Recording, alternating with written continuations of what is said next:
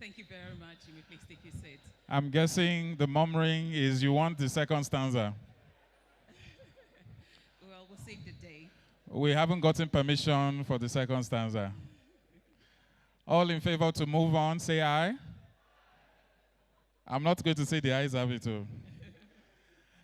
Ladies and gentlemen, like I mentioned earlier on, we are very much behind schedule and time, and it's very important we cover as much ground as we can. We'd like to formally welcome each and every one of us to the National Advertising Conference 2024, the 4th edition. And Fomebe and myself have been given the honor to be your masters of ceremony this morning. But first things first, I think we need to give a round of applause to Archon and the organizers for putting this together 4 years in a row. They deserve it. I'm sure we can do much better than that, please.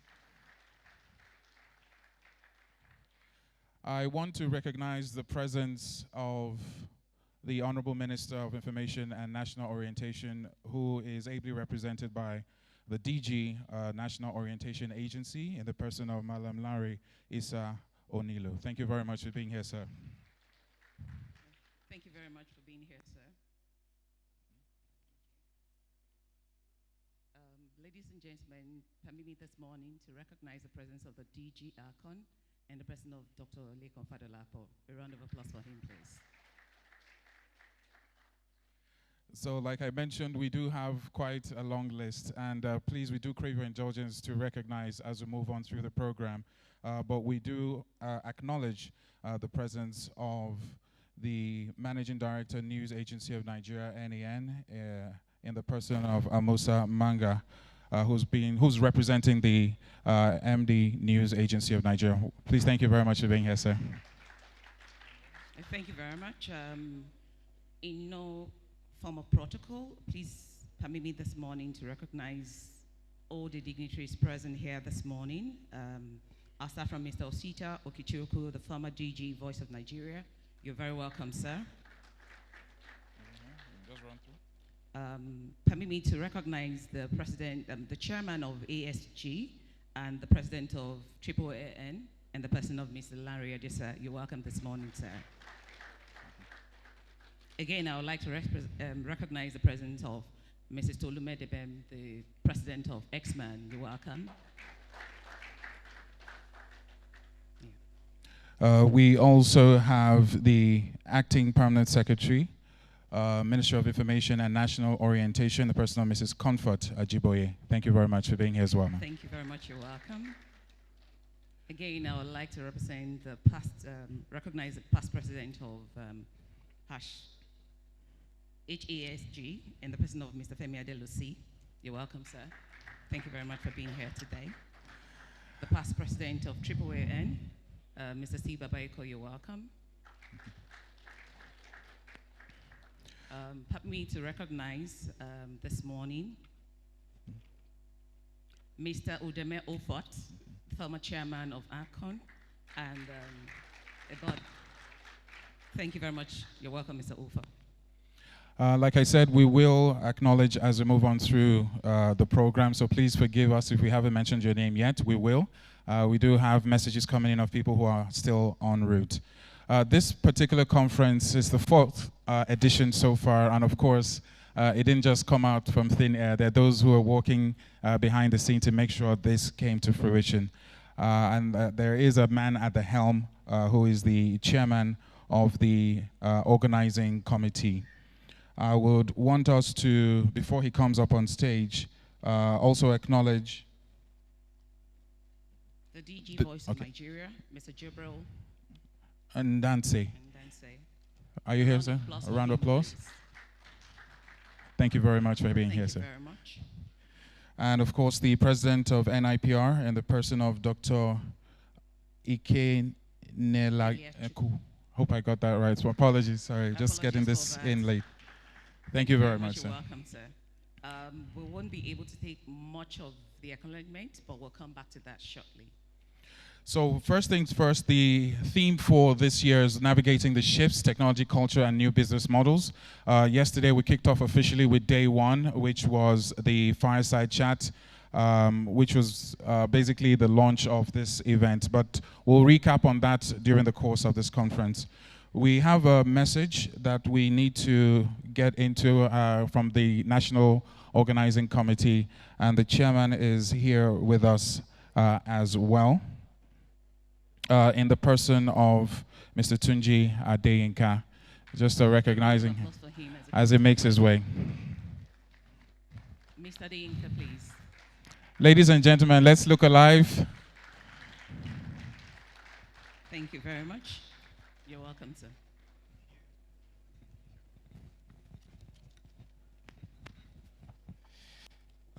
Good morning, ladies and gentlemen, and welcome to the National Advertising Conference 2024 with the theme Navigating the Shift, Technology Culture, and New Business Models. I would like to thank those who were here yesterday evening. I'm sure you already had a taste of how we're going to be navigating in the next few days.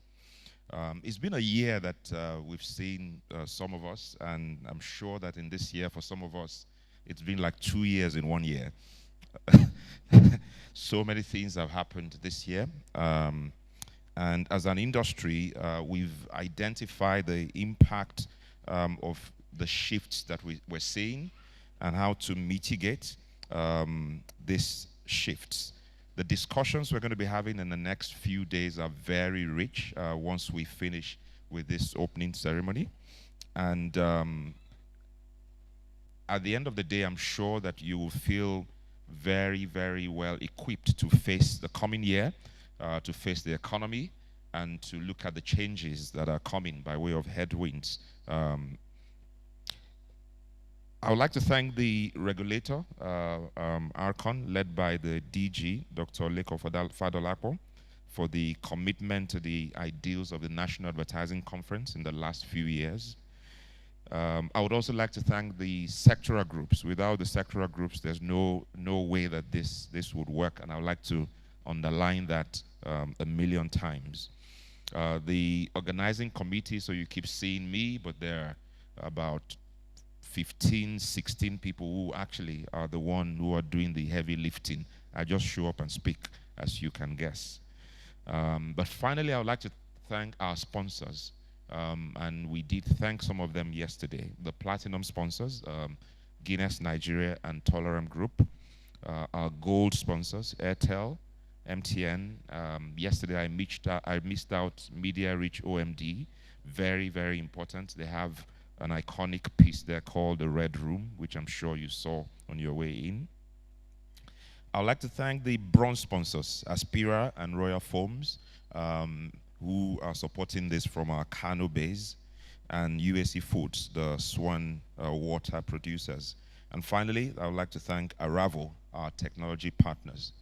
So finally, I would like to just again welcome you. Thank you for coming, and hope that you have a good time in this conference. Thank you very much.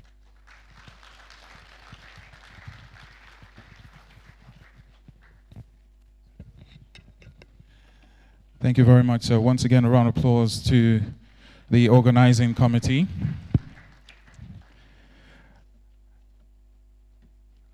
I did mention earlier on, or we did mention earlier on, that in terms of protocol, we will acknowledge as we go along. We're trying to save up on time and more importantly, get to the crux of today. So once again, we crave your indulgence. If you haven't heard your name, you will hear it very soon. But I think it's very deserving that we all give ourselves a round of applause for making it to the conference this morning. Even if you don't clap for anybody on stage, clap for yourself now, please. You deserve it.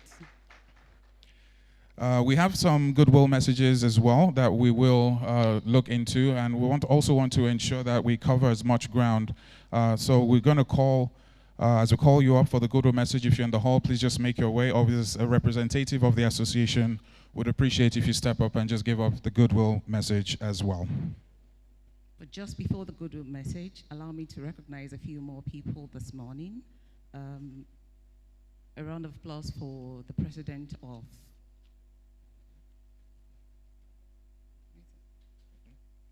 Mr. Shola Akinshiko, the president of OAN, is here with us this morning. Thank you very much, sir, for coming. Can I please recognize we have quite a number of important fellows in our midst, all fellow of ACON. Can you please stand up for recognition, please? We have quite a number. I could see Mr. Rufai, Thank you. Mr. Dewomi, quite a number of them. Thank you very much for coming. We recognize and appreciate you coming this morning.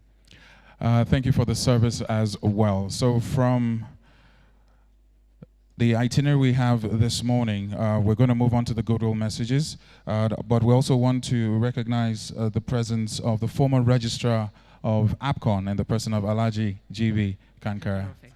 Thank you very much for Alhaji being here, GB sir. Kankara, Alhaji. you're welcome, sir. Thank you very much. First up on stage with respect to the goodwill messages, we have the president of AAAN and the person of Mr. Lanre Adisa. Please. Who also doubles as the ASG chairman. A round of applause for him as he comes to the stage, please. Please make it.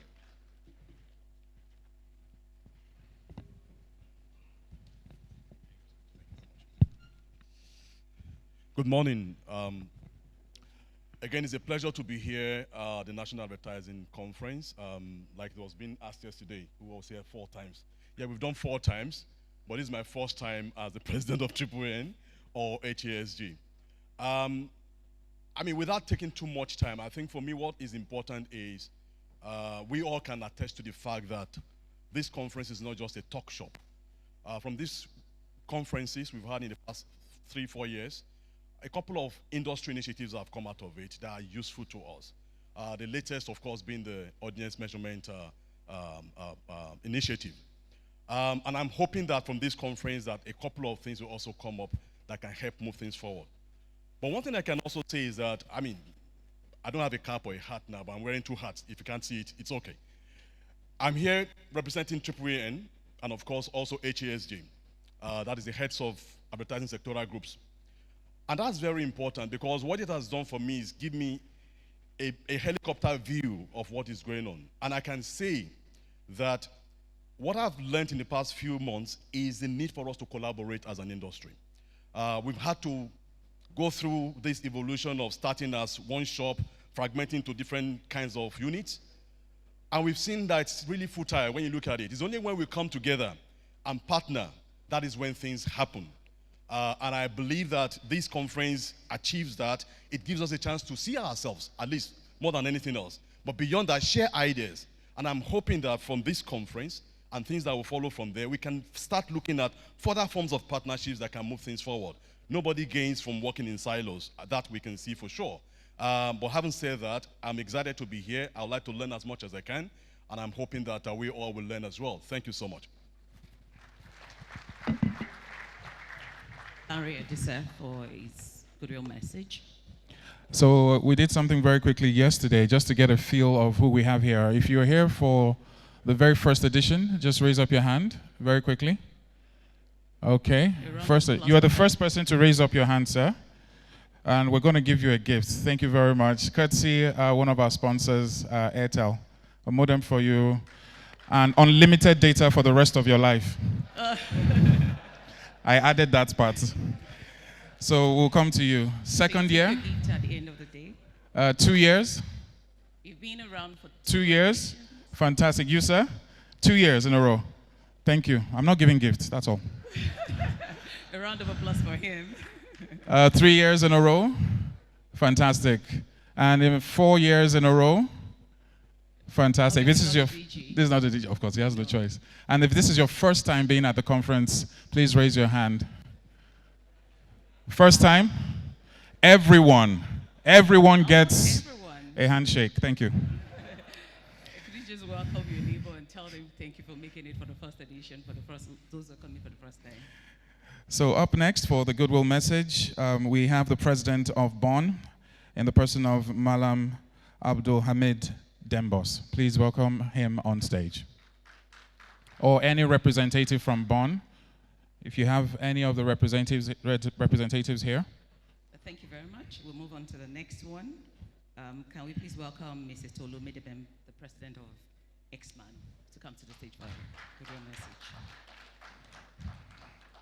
A round of applause for her, please. Please keep clapping. I might just give you a gift. You never know, you know. Thank you very much. Good morning, everyone. Good morning, everyone. I mean, I'm here on behalf of XMAN. XMAN is the Experiential Marketing Association of Nigeria. And we are currently the babies. No, I think MQuana is the baby for Archon. We used to be the babies. And it is a great honor and a delight, actually, to stand here and speak on behalf of an association that actually creates experiences for various brands. And like Mr. Adisa said, it is in collaboration, actually, that we can together build the marketing communications ecosystem. And when we come to conferences like this together, we're learning, we're sharing, and we're sharing thoughts on how we can make the ecosystem even bigger and better for all of us. We will keep collaborating, we will keep working together, and we will keep on supporting the Archon DG as well as Archon. So once more, on behalf of XMAN, I would like to say thank you very much for us being here. Thank you very much for putting together this conference, and this is us wishing that everybody has a wonderful session or wonderful sessions at the conference. Thank you very much. Thank you very much, ma'am. Did you get your gift, sir? What's your name? Christian. Please show them the gift so that they know that we mean business. Now everybody's like, I'm going to be participating now. Please. We actually have more interesting gifts, so that is just the starting point. We have, for the next goodwill message, the president of MCOAN in the person of Mr. Adeniji Omiri, or any representative from the association would be nice. All right, thank you very much. You're welcome. Once again, Applause for her, please. I should step in. once again, please turn your attention to the multimedia screen to download, as this will be a very interactive conference. So can we have the barcode on the screen? Thank you.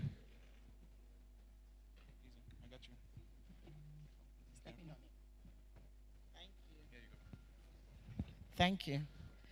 Good morning, everybody. Good morning, my DGs, and of course, the People's DG, Mr. Fadolapo, and all the DGs present, representatives of the ministers, all the CEOs, and of course, the sectorial heads. My name is Jibe Ologe. I'm the immediate past president of MCOAN.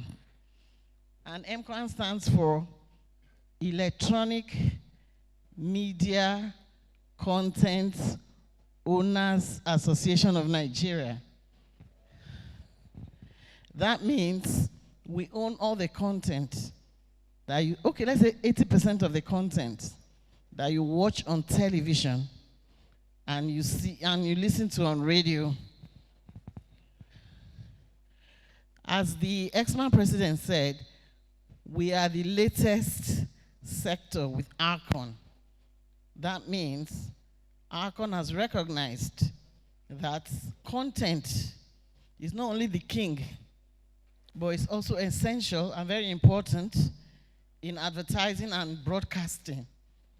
So I want to use this opportunity to thank the DG of Archon, the People's DG, for recognizing us and for knowing that content is what drives broadcasting. You do not watch equipment or mass, you watch content. And as we say, content is king. Also, I'm a member of the BOT, and I bring greetings from MCOAN.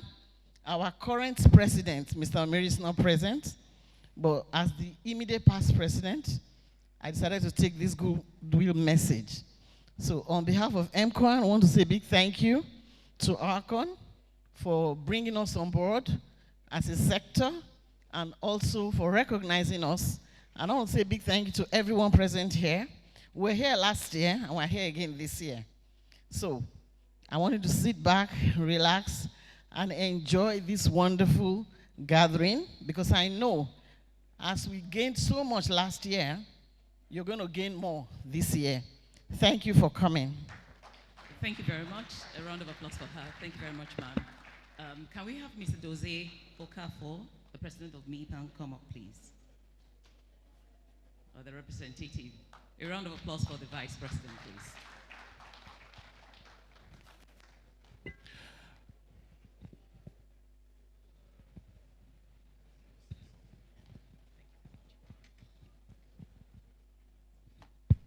Okay. Good morning, distinguished ladies and gentlemen, and my fellow practitioners. My name is Brenda Wagu. I'm the Vice President of MIPAN, which stands for Media Independent Practitioners Association of Nigeria. So I'm here to represent MIPAN. We congratulate the DG, ARCON, as well as all practitioners for this 4th edition of this event. And we particularly congratulate you for raising the bar. This event, this particular edition, you know, is hitting it, yeah? Okay. In terms of the theme, I think it's very timely. For us as media buying experts in strategy, we are at the forefront of these shifts. And as consumption, media consumption evolves, you know, we have to face those challenges and opportunities that it, you know, brings to us. And we're looking forward to share insights and ideas with everyone at this conference today. And we encourage everyone to buy in and be a part of it. And looking forward to great partnerships after this and maybe some mergers and acquisitions. Thank you very much.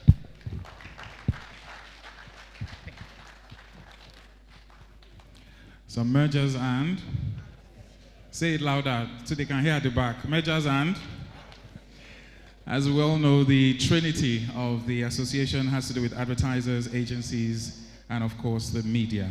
It's a pleasure to bring up on stage our last goodwill message for this morning from OAN in the person of the president of OAN, Mr. Shola Akin-Siku.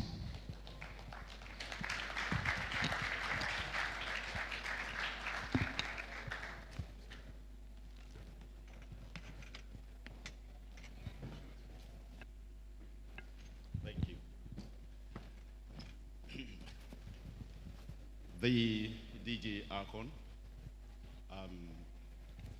fellows of the industry in the house,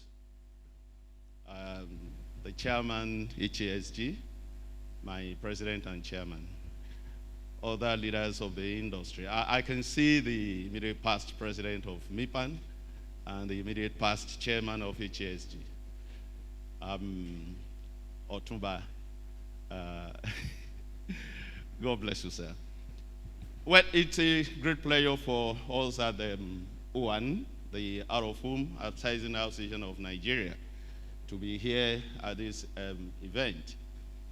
The anchorman was asking who had been at the 4 events. At one, we had been at all the events, even the events before the first one. And we have found it a gathering of practitioners, professionals, intellectuals to every year come together, put heads together on issues that affect our practice, on issues that affect the different sectors, on issues that affect the industry. We expect that this year there should be some takeaways that will further the development of professionalism in the industry. The issues we have, it will also offer us the opportunity to talk about them, have resolutions, and move on. We will always have things to talk about. 40 years ago, what was in vogue is obsolete now. And what we have in vogue today, in another 5 years, maybe 3, they will be obsolete. And so it's important to keep talking, but beyond talking, we must also do the working. And I want to commend the DG Archon and other leaders of the industry for what we are coping with at the moment. I know that at the end of it all, we will get better. I want to, on behalf of the Board of Trustees of OAN, the Executive Council, and all members of OAN, those, including those present and those out of that are not here, to wish the organizers the very best of luck. But in addition to that, to wish all of us a wonderful outing here. Thank you. Thank you very much, sir. A round of applause for him once again. A round of applause for him once again, please, as he takes his seat. Yeah, right about now, we will be navigating the sheet, and no other person will do justice to that than our convener, the one who's conceived this idea. Ladies and gentlemen, please permit me, as I welcome the Director General of ARCON to the stage, Dr. Lekon Fadolapo, for his welcome speech. Let's keep clapping, please. You're welcome, sir. The Honorable Minister of Information and National Orientation, Alhaji Mohammed Idris, represented by the DG of National Orientation Agency, my brother Negbon, Mr. Esa Onilu, the Director General Voice of Nigeria, my personal brother too, Mr. Gebrin Dache, the President of NIPR. Thank you, sir. Speaker, who made it down from Lagos here, the DG of National Economic Summit, the acting PAMSEC, Minister of Information and National Orientation, the presidents of all the sectoral groups here present, former DG of Voice of Nigeria, and my mentor. I also want to say a very big thank you to the former chairman of HSG, the former president of AAA, distinguished fellows. If I have to start reeling out all the dignitaries here, I'll probably be here for the next 30 minutes. Please permit me to stand on established protocol by the compare. Let me start by saying a very big thank you to everyone. We've been hearing that ACON put this together. ACON put this together. Let me state here that this is not an initiative of ACON. It is an industry initiative. When I became the 4th registrar, one of the things we did was to have a session with all the stakeholders in the industry. Yes, we need to agree a roadmap for our industry and how we need to go on this journey. One of the things that we agreed was the need to review the National Advertising Conference. Then we restructure and we have the industry planning it. I will say a very big thank you to the planning committee chaired by Mr. Tunji Adeyinka. For this year, we all understand that there is a significant shift in the way we do our business. In fact, if we say significant shift, we mean something that is static and already determined. But no, it's a continuous disruption. And every time we are faced with new challenges, come from regulation, come from technology, come from business model, and everything. And so our business is challenged. Truly, COVID came and COVID left. After that, the virtual business system left behind by COVID is still working. And people today, they don't look at business model the traditional way. You can't run an agency using a traditional model and expect to survive the test of time. It can't work. Even within our agency or our industry. I was telling some people sometimes ago, last year or 2 years ago, National University Commission and National Board for Technical Education came. And they said they are unbundling mass communication. So unbundling mass communication means you are bringing PR out of mass com to be a discipline on its own. Skills, you are bringing advertising. Now, for our own industry, I can tell you that in Nigeria, MIPAN was a product of unbundling. Because 30 years ago, traditional agency structure is where you have the creative, the media, as well as the account management, the brand management people, warehouse in a system which is called traditional agency. Even then, they will tell you that media people are the lesser cousin in that conversation. You will see one agency offering supermarket of services. They will do PR, they will do event management. They will go to everything and everything. Then the media came and said, no, we are not doing creative. We don't want to be part of this structure. They left, and different set of skills emanated from media. Today, we have media practitioners. Even within them, they will tell you that I'm not doing anything. I just want to tell me your budget. All I want to do is for media strategy. I want to see how I can deliver eyeball. Account planners came. There was a time in this industry that even the brand managers break away from the traditional agency and say they were brand consultants. I can list 1, 2, 3 agencies that even went that line. So there is a shift. Today, technology is changing the conversation. We have AI. We are better equipped to face these challenges and ensure that our business is positioned. What this has called for is that every minute, every hour, every day, we need to continue to review our business model. If we don't do that as an industry, one day we will find a big problem facing us. The bottom line is shrinking. Advertising industry spend is not growing. But yet, there's a shift from traditional media to the new media. Digital media is becoming more relevant. Data and statistics are becoming the order of the day. Advertising is not done on guesstimate alone. Advertising is now done purely on data. Because you know me does not mean I'm going to put my budget in your account. Even if you get the business because I know you. Sustenance has become a challenge. So there is a shift.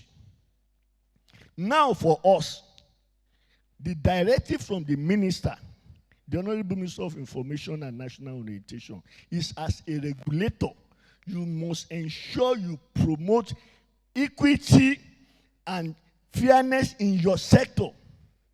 The KPI that they gave us, including ensuring we grow our industry. And how do we grow the industry? As a regulator, we don't have to play a catch-up role. We must lead the conversation. So for us, this is not a talk show. It is an event where we also come here. We are here with our bureau. The directors are here. And all the management staff of the agency are also here. We are here to take learnings. We are moving into a new year in few months or weeks. So the business outlook for next year needs to be discussed. This shift, how is it affecting our business? Before now, it was the days of e-commerce. And when we were in the period of e-commerce, little was done on the digital space. But today, we have a full digital economy. Any organization, agency, media that is not ready to fully participate in that digital economy, businesses are done more online. And so, for us, we need to challenge that protocol. We need to review that protocol. We need to understand what are the things that are a trend to us.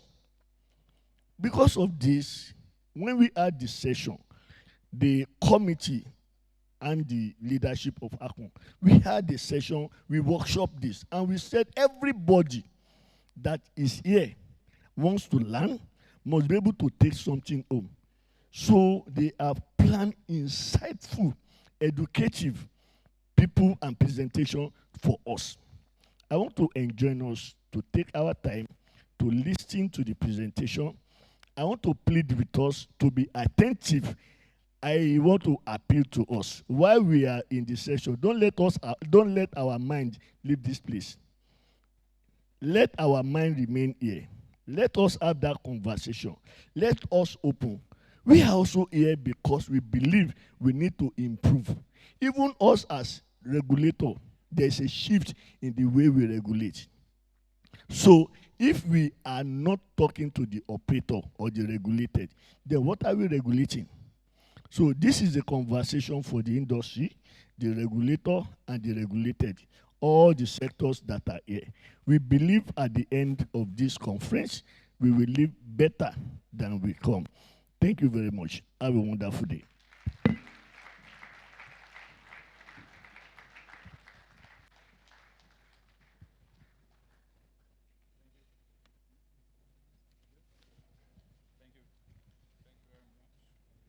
Okay, thank you very much. So once again, a round of applause. Hello. Hello. The opening remarks there by the DG of ARCON. And very well said and very well put. So one of the feedbacks we got from yesterday is, of course, this is a gathering of various practitioners, fellows, agency owners, captains of industry, clients, spenders, and the list goes on. It is very important and crucial, especially at this conference, to navigate the shifts that we're currently experiencing, to speak up, to talk, and those who are, well, I call them younger practitioners, who have a voice as well, to please, let's engage you and make this a very productive outing, not just something that will splash on the newspapers, on social media, but very impactful, because the takeaway is very crucial from this event. Without taking too much of our time this morning, we will be recognizing some other dignitaries as we proceed, but to officially kick off the National Advertising Conference 2024, it's a great pleasure and honor to welcome on stage the Honorable Minister for Information and National Orientation in the person of Alhaji Muhammad Idris, ably represented by the DG National Orientation Agency, Malam Lare Isa Onilu. Please, a round of applause.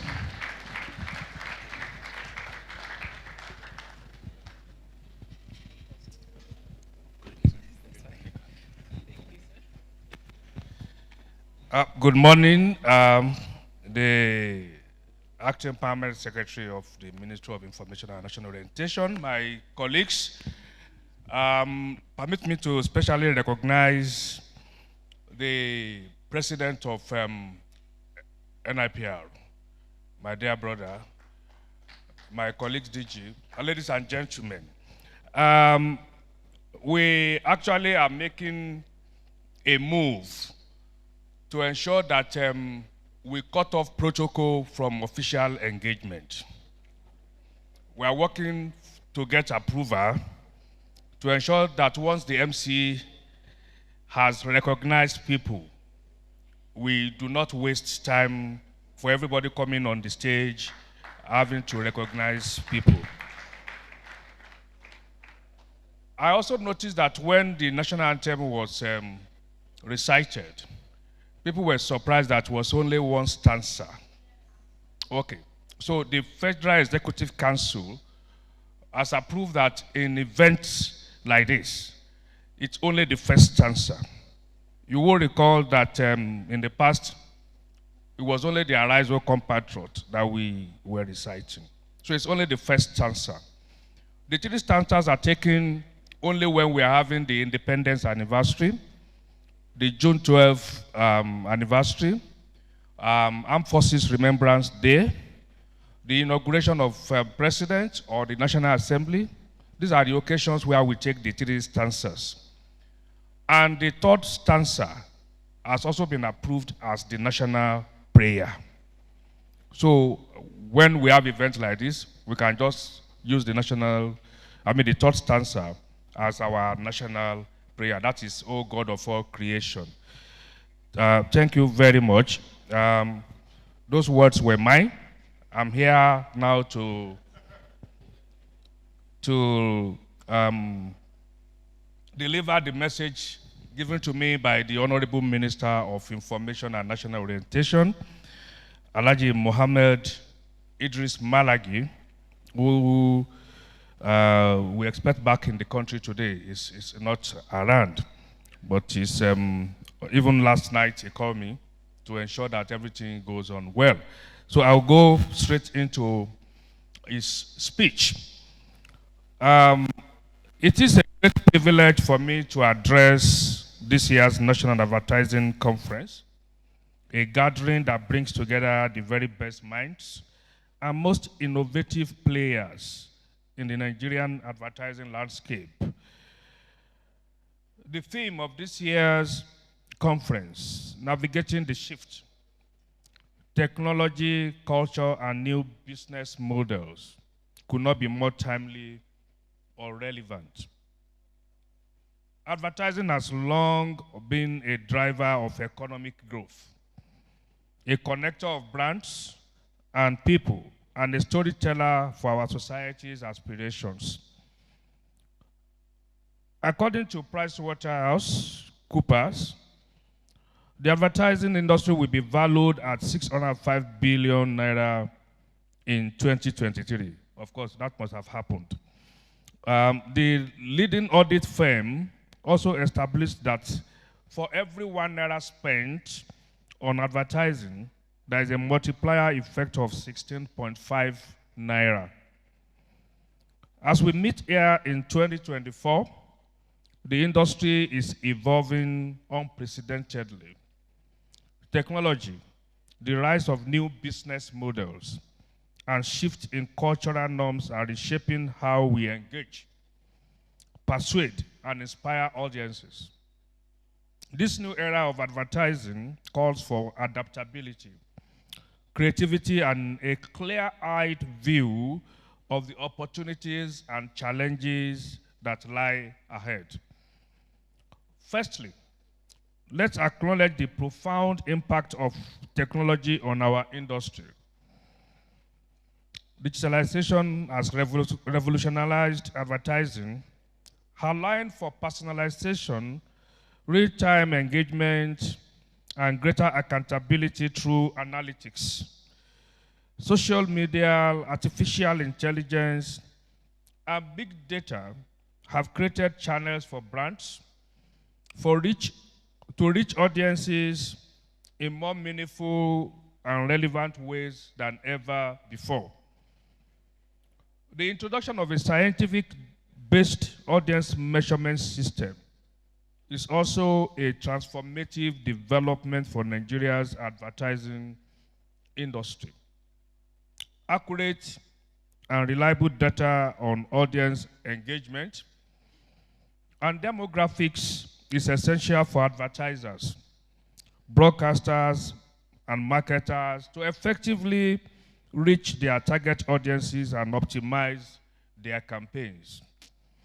However, as we navigate this technological landscape, we must remain vigilant about issues like data privacy, cybersecurity, and the spread of misinformation and fake news.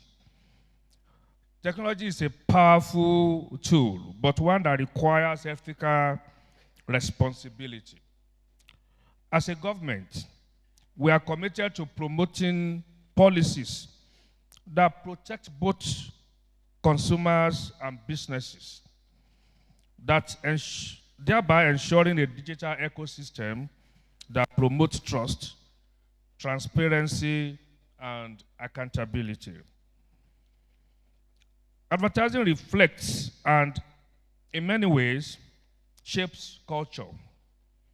As our society becomes increasingly interconnected and diverse, advertisers face the challenge of creating messages that resonate across a broad spectrum of demographics, languages, and values.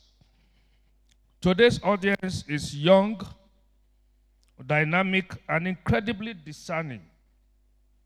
They demand representation, authenticity, and social responsibility from the brands they choose to support. This calls for a new level of sensitivity and awareness in advertising. Our industry must embrace this shift, celebrating our culture in all its diversity while setting standards for responsible communication. We must also recognize the growing impact of local content in shaping our national narrative.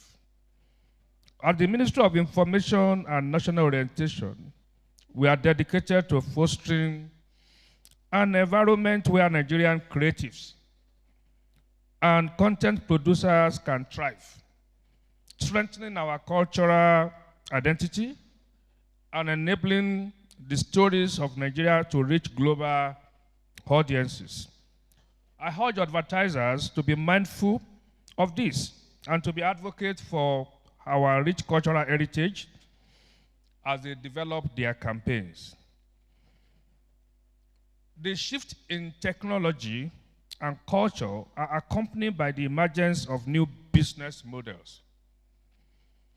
In an area where consumers have greater power and control, advertising must evolve to be more collaborative, transparent, and value-driven. We are witnessing the rise of influencer marketing, subscription models, direct-to-consumer brands that prioritize authentic engagement over traditional promotional tactics. To remain competitive, advertising agencies and media companies need to be agile and open to experimentation. This means embracing partnerships, investing in continuous learning, and adapting strategies to stay relevant in a changing marketplace. The government, for our part, is committed to supporting a regulatory framework that encourages innovation, protects intellectual property, and provides an enabling environment for all players in this sector. As we stand at the intersection of this shift, the government's role is clear. We must work in partnership with industry stakeholders to create policies that support innovation, safeguard consumer interests, and encourage the growth of a robust advertising sector that contributes meaningfully to our national economy. The Advertising Regulatory Council of Nigeria, HARCON, National Broadcasting Commission, NBC, and other regulators or regulatory bodies have been actively engaged in setting standards that ensure fairness, transparency, and ethical practices in the industry. These policies are designed not to stifle creativity, but to provide a framework where businesses can innovate responsibly. We are also actively promoting initiatives that encourage local content development, skill acquisition, and digital literacy within the advertising and creative industries. By building capacity and fostering an ecosystem where talent can flourish, we aim to position Nigeria as a leading hub for advertising and media in Africa and beyond. On the economy, the President Bola Ahmed Tinubu administration has introduced crucial reforms aimed at improving the business environment, fostering innovation, and creating opportunities for industries to thrive. These reforms represent a vital step forward for Nigeria, and they seek to address challenges in infrastructure, financial inclusion, regulatory transparency, and economic diversification. I'm pleased to inform you that through these reforms, we are witnessing the gradual recovery of our economy on the most important foundational level. Today, our debt service to revenue ratio has come down drastically from almost 100% to just about 65%. Similarly, the revenues accruing to the three tiers of government, namely the federal, state, and local governments, have grown exponentially due to the removal of fuel subsidies, with more funds going into the provision of social services and investment, as well as the provision of infrastructure and social security. The local government autonomy granted by the Supreme Court, based on the suit filed by the federal government, was aimed at strengthening the governance structure at the local level, as well as promoting grassroots development. A new minimum wage of 70,000 naira has taken off across all federal government establishments, with many of the state governments committing to implementing the same. Over 46,000 students are benefiting from the Nigerian Educational Loan Fund across 59 tertiary institutions, with a disbursement so far of over 5 billion naira. The first batch of 500,000 civil servants is set to become beneficiaries of the Consumer Credit Scheme with the release of 100 billion naira. The launch of the presidential initiative on CNG is also a deliberate strategy to harness our abundant gas resources to bring down the high cost of transportation by about 60%, and also foster a clean and healthy environment for our citizens. This initiative has unlocked close to $200 million in private sector investment in the last year.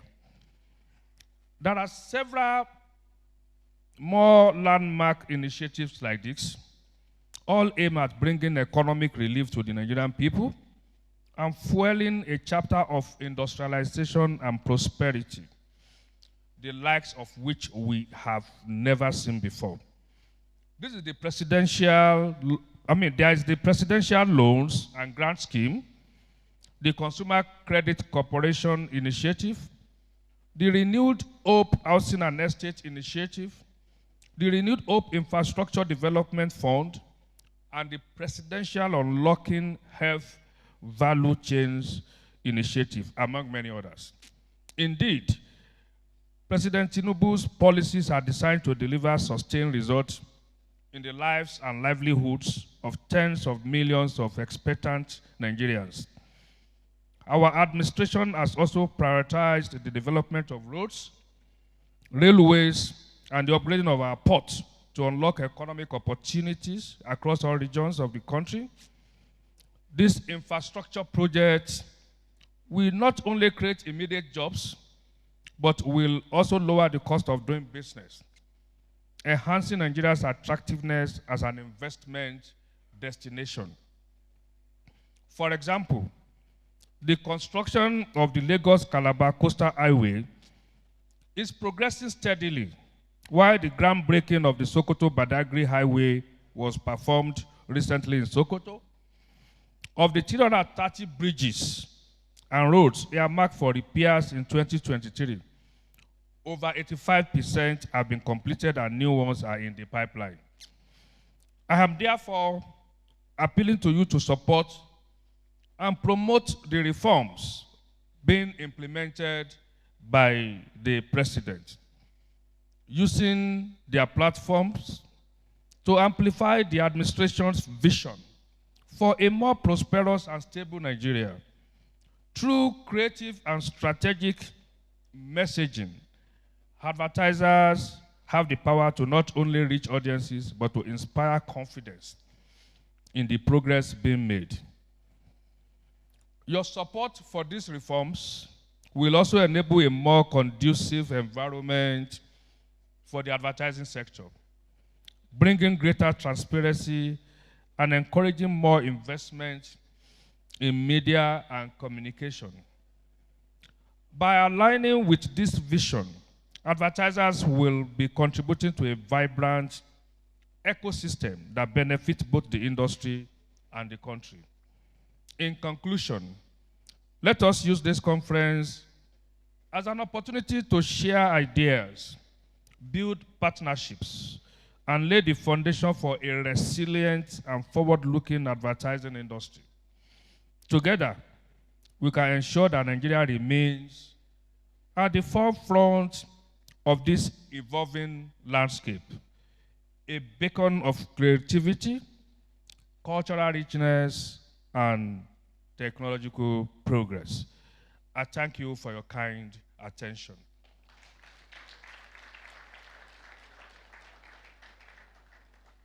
Yeah, thank you for listening. That's the minister's speech. And for more of what this government has done, anything you want to know about the government, write with your phone or whatever device you use.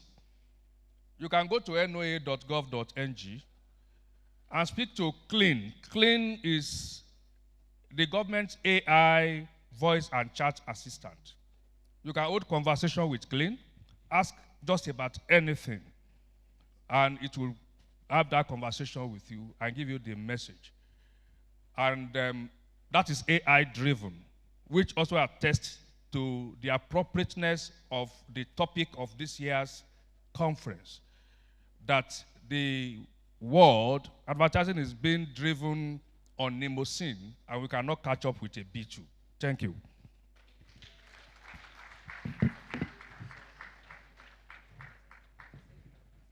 Thank you very much. Please, a round of applause to the Honorable Minister, AB represented by Malam Larry Issa Onilo, DG, National Orientation Agency. It's good to see you again, sir, in a more formal setting. You said the move to cancel recognition, the bill will be passed today?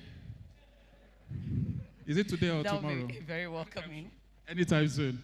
Thank you very much for that. As an MC, and for those who understand this business, that is a weight off our shoulders. I know. I can speak to that as well.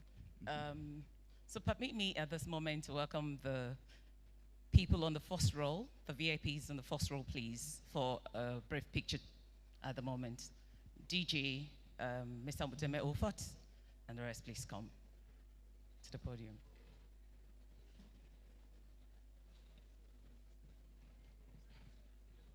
Cameraman.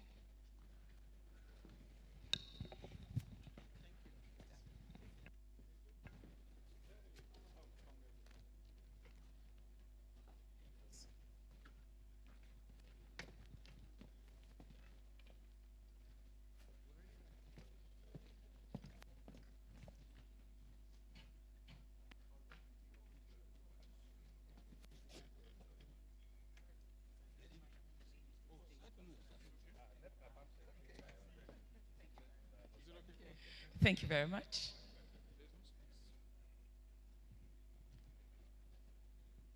Can we have the head of the sectorial group and the president of Mr. Larry Adisa join, please? Thank you.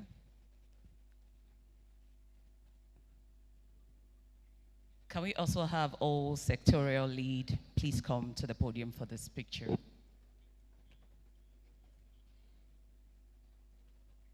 All sectorial lead, please. So camera, take this shot, and then we have all the sectorial lead for the next one.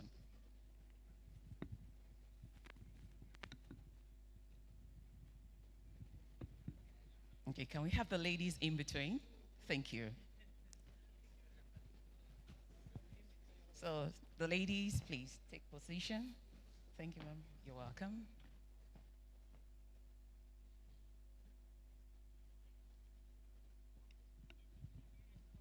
So as the pictures are going on, don't forget we have a quiz, a trivia that will be coming up. Please, can we have the barcodes on the screen for those who just joined? And of course, those of you at home, if you can get the barcode, that would be quite interesting to have you participate as well. We're streaming live on several platforms on YouTube. And of course, to the gentlemen of the press, thank you very much for sharing this event with Cameras, the world. are you good? Thank you very much, sirs. You may please take your seat.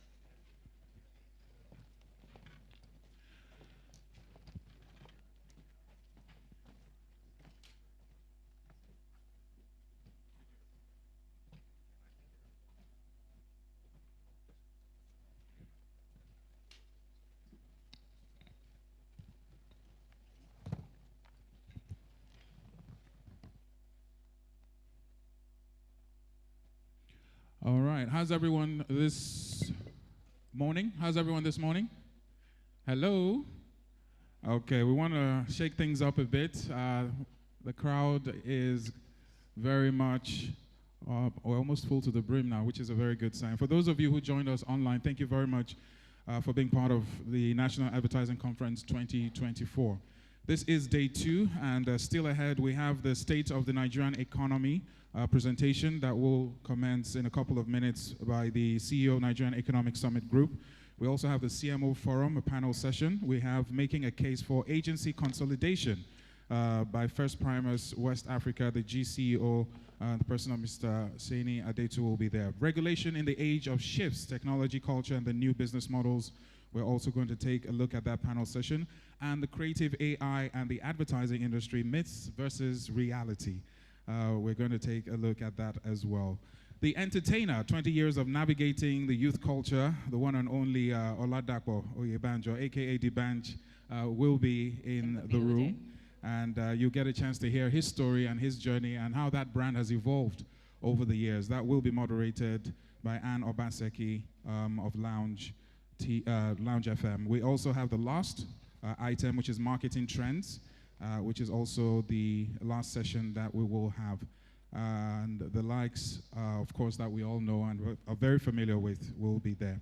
And that will round up our day 2. We crave your indulgence to please, if you still want to join and be part of the conference, you can still come over. Of course, we will gladly take you in as you complete your registration as well. Thank you very much. This time, can I please welcome the representative of NIPR to the podium?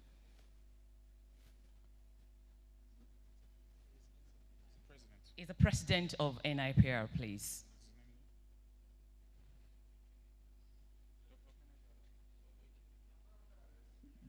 Dr. Kennedy, you are not under arrest, sir. Just a goodwill message, sir. Just a goodwill message, Then sir. we'll arrest you after. Please, a round of applause to the president of NIPR.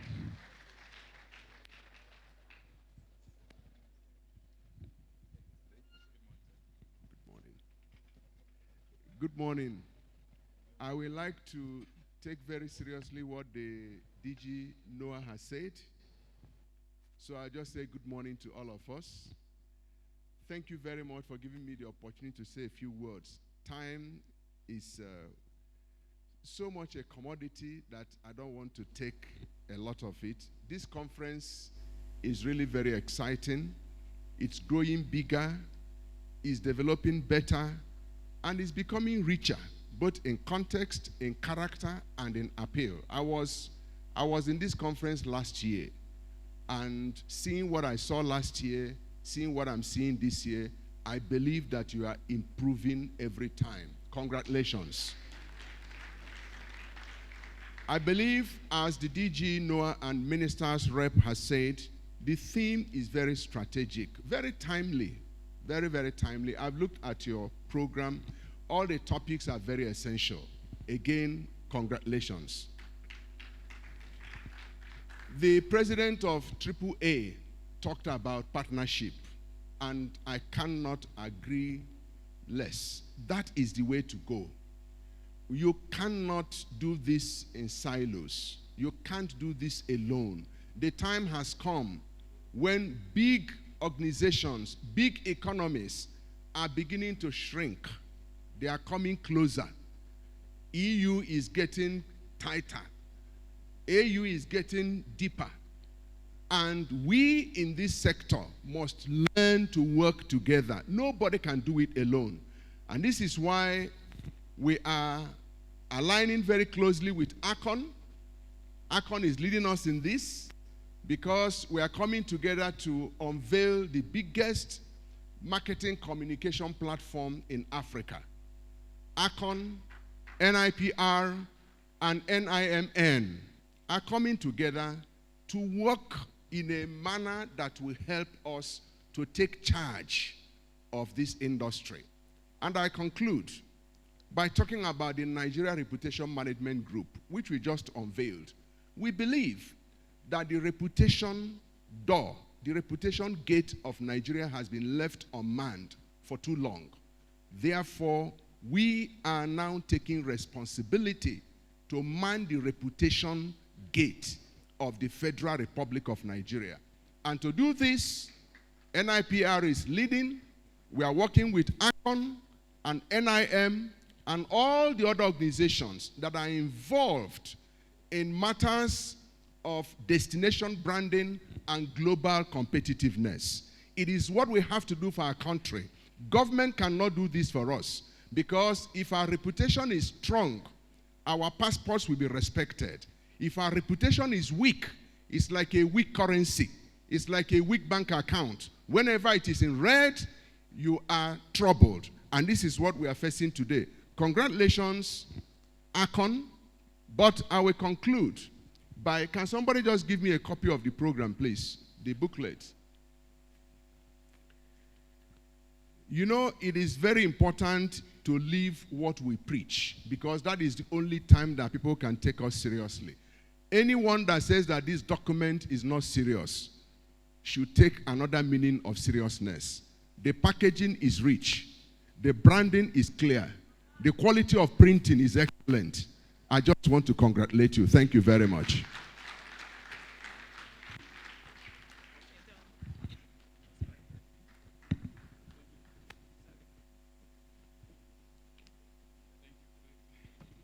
Thank you very much, sir. Once again, ladies and gentlemen, the NIPR president, Dr. Ike Nielako, aka salesman. He just sold it in less than 2 minutes.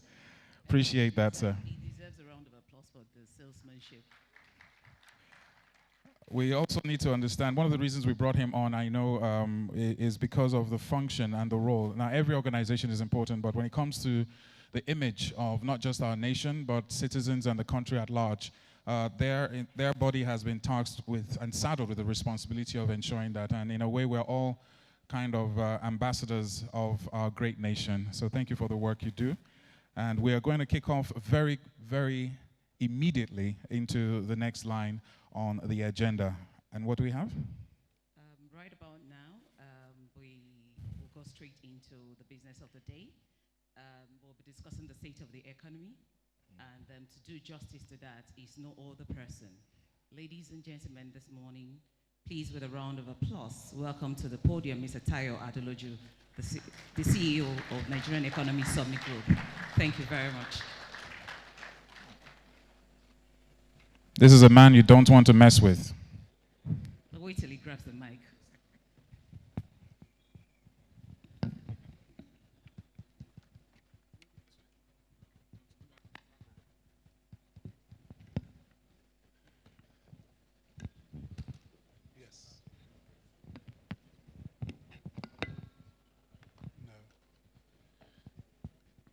Can I have my slides, please? Honorable Minister,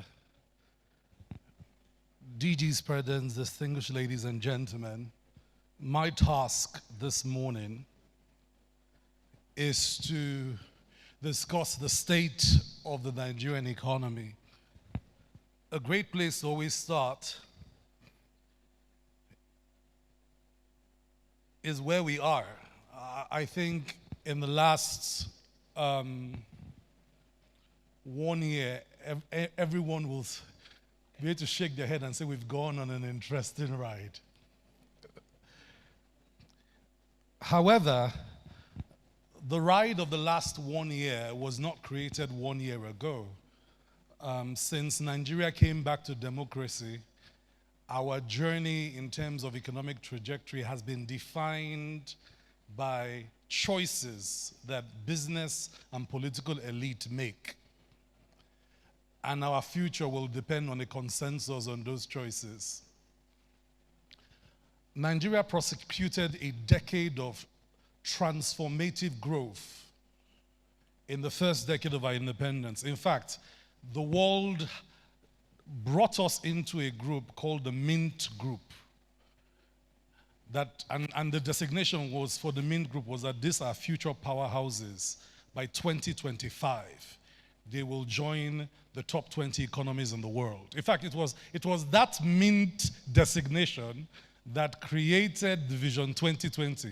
Because President Obasanjo at that time then said, well, if we can do it by 2025, we might as well aim to do it by 2020. However, that decade of growth was then prosecuted by another decade of decline. In 2023, we basically began the year with a fiscal, unsustainable country. January 1st, we were dealing with, actually debt servicing to revenue in December 2022 was 123%. 123%, which tells you that we have passed the limits of fiscal unsustainability. Something had to give. And I think that where we've gone since then requires some interrogation, so that's where we want to begin today.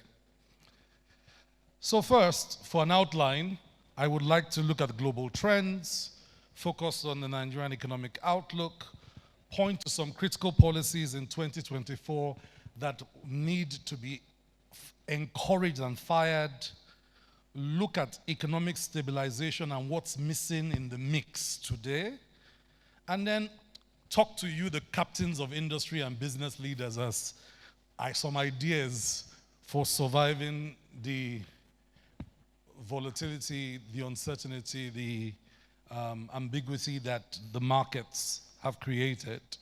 And then I have some closing thoughts for Nigerians to reflect and think about. Next slide. So the past 4 years have been 4 years of resilience in the global economy. We're coming out of a once-in-a-century pandemic. It disrupted everything around the world. And back home here, that disruption meant we went into our second recession in a decade. Remember that we had a recession in 2015, driven by overproduction of crude oil. And shale oil production in the US, Iran overproduction, took us into recession in 2016, and we think we came out sometime in 2017. COVID took us into our second recession. So between two recessions and one pandemic, Nigeria borrowed its way out of two deep holes. That borrowing is what accelerated the fiscal deficits we finally saw. Next slide. Next slide.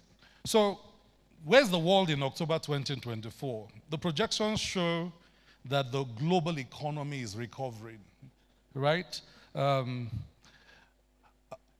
Or has recovered. However, due to matters beyond the economy, the projections going forward show that that recovery will now struggle. The world is at war in many theaters, Ukraine, Russia. We are dealing with the Israel conflict that was Israel-Gaza, now Israel-Lebanon, now potential, Israel-Iran or not. And of course, in Africa here, we are dealing with our own drivers. The continent of Africa is dealing with a trilemma of finance, fuel, and food crisis. And this is a Pan-African challenge. There is very few countries in Africa that are not dealing with a fiscal deficit problem that came from the unsustainable financing of moving themselves out of COVID. So there's a mixed signal globally. The good news is that growth is strengthened, inflation has moderated, but if we don't end these wars all over the place, the good news might be bad news very quickly. Please move on with my slides. Okay, here I'm supposed to be able to do something with this from here. Is that going? Okay, great. So let's get to Nigeria. Now, Nigeria is back growing. That's what the data shows. But the data it also shows that that growth is very sluggish. And the growth is behind the targets we have set for ourselves. That's the first big message on the state of the economy. The second big message is that the growth is not just lagging behind the targets. The growth is hindering our capacity to pull enough people out of poverty at the pace that is required for Nigerians to feel some of the strong macroeconomic policy reforms that the Honorable Minister has mentioned. So, when you look at the performance of the key sectors of the economy, here's the problem. Whilst we are recovering, 68% of economic activities are stagnating. That means that the sectors that should create more jobs, lift more people out of poverty, are struggling. And why are they struggling? They're struggling because macroeconomic reforms, whilst they are now yielding their headline macro improvements, have not started to transmit to shifts in the cost of doing business and in the cost of living. So, Honorable Minister, we still have a cost of business crisis and a cost of living crisis. This is an important balance in the message. Is the macro conditions improving? Yes. Are firms and households feeling it? Not yet. And because of that, we have to regulate both the expectation of and the excitement of the message. On the macro side, those of us that are macroeconomists can see that the reserves have been buffered up by the savings that have come from removing the arbitrage in multiple exchange rates. We can see it. It's there. It shows. Which means the 60% of premium that was freighted away by individuals in hidden FX subsidies is now going to where it needs to go, our reserves. Okay? But that also means that the dynamics in the market, without massive growth, liquidity remains tepid, which shows in the supply and therefore in the exchange rate. If we want to shift the system, we must expand liquidity, and liquidity expands when investments come, right? And you need that investment for external liquidity, and you need that expansion in liquidity that comes from export revenues, and you need that liquidity that comes also from the growth internally in businesses, because you can't tax a failed business, you tax the growth of business. So restrictive monetary policies have continued. So what I spoke about, the exchange rate premium, you can see it right there. So the improvements show, but the improvements have not abated inflation. Okay? So while inflation has started to slow down, again, that's a good news. It's slowing down. It's not slowing down at a rate to allow individuals, firms, and households to recover. Our external position has also moved, and I think the Honorable Minister noted this in his speech about the trade surplus. We've moved for the first time in years from a trade deficit to a trade surplus. This is good news. And this good news then translates, of course, into being able to deliver more cash and resources to citizens. Now, revenue has grown, but the revenue is motivated by these subsidy savings on one hand and growing FAC. However, when you look at the deficit in terms of the balance of payments, that's something we need to watch because it's growing again. So, what are the challenges to think about going forward? The managed floating of the exchange rate from a supply side and the hawkish monetary policy stance has to now be tempered with two important imperatives. Not all inflation is driven by monetary policy dynamics. For example, the headline inflation on food requires a different intervention because the food system is contributing to a big component of inflation rate. Without bringing down some of those structural dynamics that are driving inflation on the demand side, we will not be able to make progress. So we encourage the tax reforms, especially tax reforms that suspend taxes on minimum wage and those at the bottom of the pyramid and tax the rich more. This we support, and we think everyone should support it. If you're making a large amount of premium from the Nigerian economy, you should pay a little bit more than others, we think. Now, to stabilize the Nigerian economy going forward, we think that, at least this is the view of the NESG economists, that you need a triple helix approach in addition to the existing reforms. The first is an aggressive approach to tackling food security. The food systems remain vulnerable because across the country, high-yield seeds are not yet pervasive. High-yield seed penetration is still under 15%. We need to make sure all the foods we eat, we can supply high-yield seeds to market. The second is fertilization rate. The rate of fertilization remains very low, below 16%. And most of Nigerian soil without fertilization will not deliver high yield. Now, even if you have soil security and seed security, you must get to the farm. Many of our farming communities still complain about this large amount of intrusion by unknown gunmen and non-state actors that have asserted franchises of violence on our people, and this needs to be addressed. We did a survey earlier on in the year. 30% of cultivated land in Nigeria is not accessible because of these threats to our sovereignty and human security. And it's about time we treat these actors as enemies of the state and deal with them decisively and accordingly.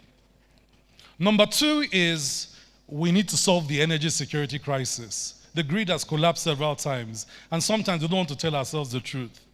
The current business model has created liquidity problems in electricity, and it's no longer sustainable.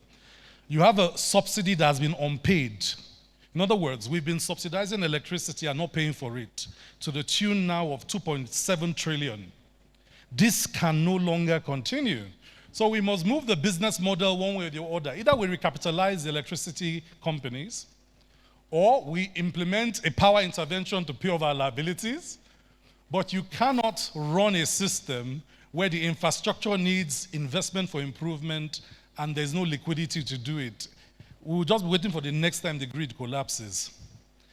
So the way forward is solve the liquidity problems and then the investment to create the space required for energy security challenges to be tackled, whilst acknowledging the president's massive push on CNG. That also requires that we free up quickly deep water fiscals for more investment to come into the gas exploration offshore and also free up on-land resources. We thank the president for the movement to improve oil production in Nigeria, and we've seen the improvement plan. We hope that we can hit the 2.2 million barrels a day in the improvement plan. Ladies and gentlemen, the day of oil is over. Non-oil export trade, trade in goods, trade in services, including trade in advertising services, that day has come. So we must regear the business model and the system of Nigeria to be able to pursue this approach. I have argued that there's no state in Nigeria that does not have something to export worth $1 billion a year. That's 36 billion non-oil. That changes the dynamics of the country, balance of trade and balance of payments. We need to start to move in that direction. And if you are running a currency that is depreciated like ours, you're in a perfect opportunity to export. But here's the challenge. Only companies that can afford to export will do so. So if you take a look at the macro pass-through risk on the cost of doing business, raw material, inventory, overhead distribution, you will see that most of businesses are dealing with this high cost of doing business and therefore unable to drive the kind of productivity to get us to export at scale. We need refinancing of key sectors of the economy, and the development finance institutions, Bank of Industry, Bank of Agriculture need to be recapitalized to provide single-digit longer-term credit to get businesses back to work. Please, this is an imperative if we are going to exploit a depreciated currency for export growth. And we can do it. Countries around the world have done it. China did this for years. Uses depreciated currency driven by heavy trade finance backing their businesses to become the biggest exporter in the world. And it can be done by us here at home. Okay, so just because of time, let me answer the question about the topic of today. Sorry, where's that? So what type of shifts are businesses navigating? We did a survey of businesses in Nigeria. We asked them, what changes are you making seeing that all these things is happening to you? And the top 8 shifts businesses are making is they're going into product diversification, they're going into technology for innovative marketing, they're going into market research and consumer dynamics, they're doing cost optimization, supply chain diversification, they are becoming better at regulatory compliance to reduce the cost of regulation, contingency planning, and hedging exchange rate risk. Now, you will notice that some of these shifts sit perfectly within the scope of the community of practice represented by the advertising industry.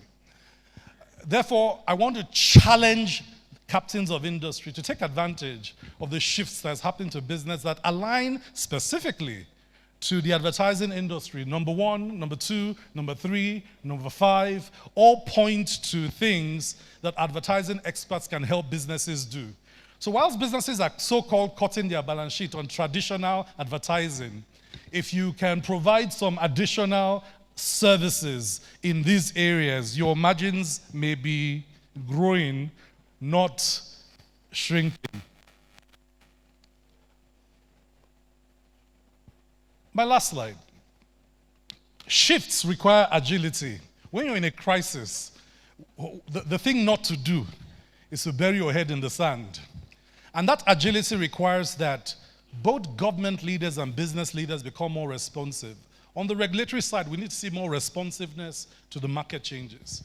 And on the private sector side, we need to see more resourcefulness in terms of how else to do business. Some big changes in the African Continental Free Trade Area provides opportunities for trading in advertising services. We should exploit that. The 4th Industrial Revolution is here. It's not going to come, it's now here. And now that it's here, the blending of deep AI tools, deep tools for deeper learning, the intelligent Internet of Things, provides a useful opportunity for resourcefulness. What we used to require, large agencies to do, apps and AI now support us to do it. So you can move people to other productive work and use AI capacity to optimize. We also need to be more reflective as a people. The standard models don't work, okay, without country reflection. Nigeria needs its own homegrown model. A homegrown model to move Nigeria forward must have this export orientation, must have a jobs plan. We must put Nigerians back to work. We must create a national financial architecture that refinances our businesses who have gone through this macro pass-through risk and suffered to move back to the path of growth, productivity, and competitiveness. Let me close by encouraging leaders and the country and citizens. What we are going looks strange, sometimes going through looks strange and painful, but countries have passed through here. And like I said at the last conference, to win at these things, we simply need to win at the fundamentals, what I called the elements of reform dynamics. Number 1, reforms must have ethos. The character the credibility of the institutions, the transparency of the institutions matter. As Nigeria goes through a tough time, I want to encourage the public leaders to make the balance sheet of the country increasingly transparent. Nigeria has many assets that underperform because they are opaque. We must let those assets become not only transparent, but open. And then we as advertisers can help promote these assets around the world. 2, Nigeria needs transparency in its revenues. I had advocated for months that fuel subsidy removal should have had a subsidy savings account where we accounted for all the money we saved and how we used it. That alone will have created more trust. And at a time where the trust deficit between citizens and government is wide, transparency in expenditure matters. When the government says it has put 500 billion in palliatives, citizens want to see where it goes. And this is another area, DG, where your agency can help. Sometimes the work has been done, but the cameras are not on. When you say you've disbursed money to 12 million households, Nigerians wonder where are the 12? Because you know we're a big country, we're 200 million people. So the cameras, the agency should help create visibility, transparency on these big initiatives because it allows us, the citizens, to trust better in what's going on, and it allows all of us to win.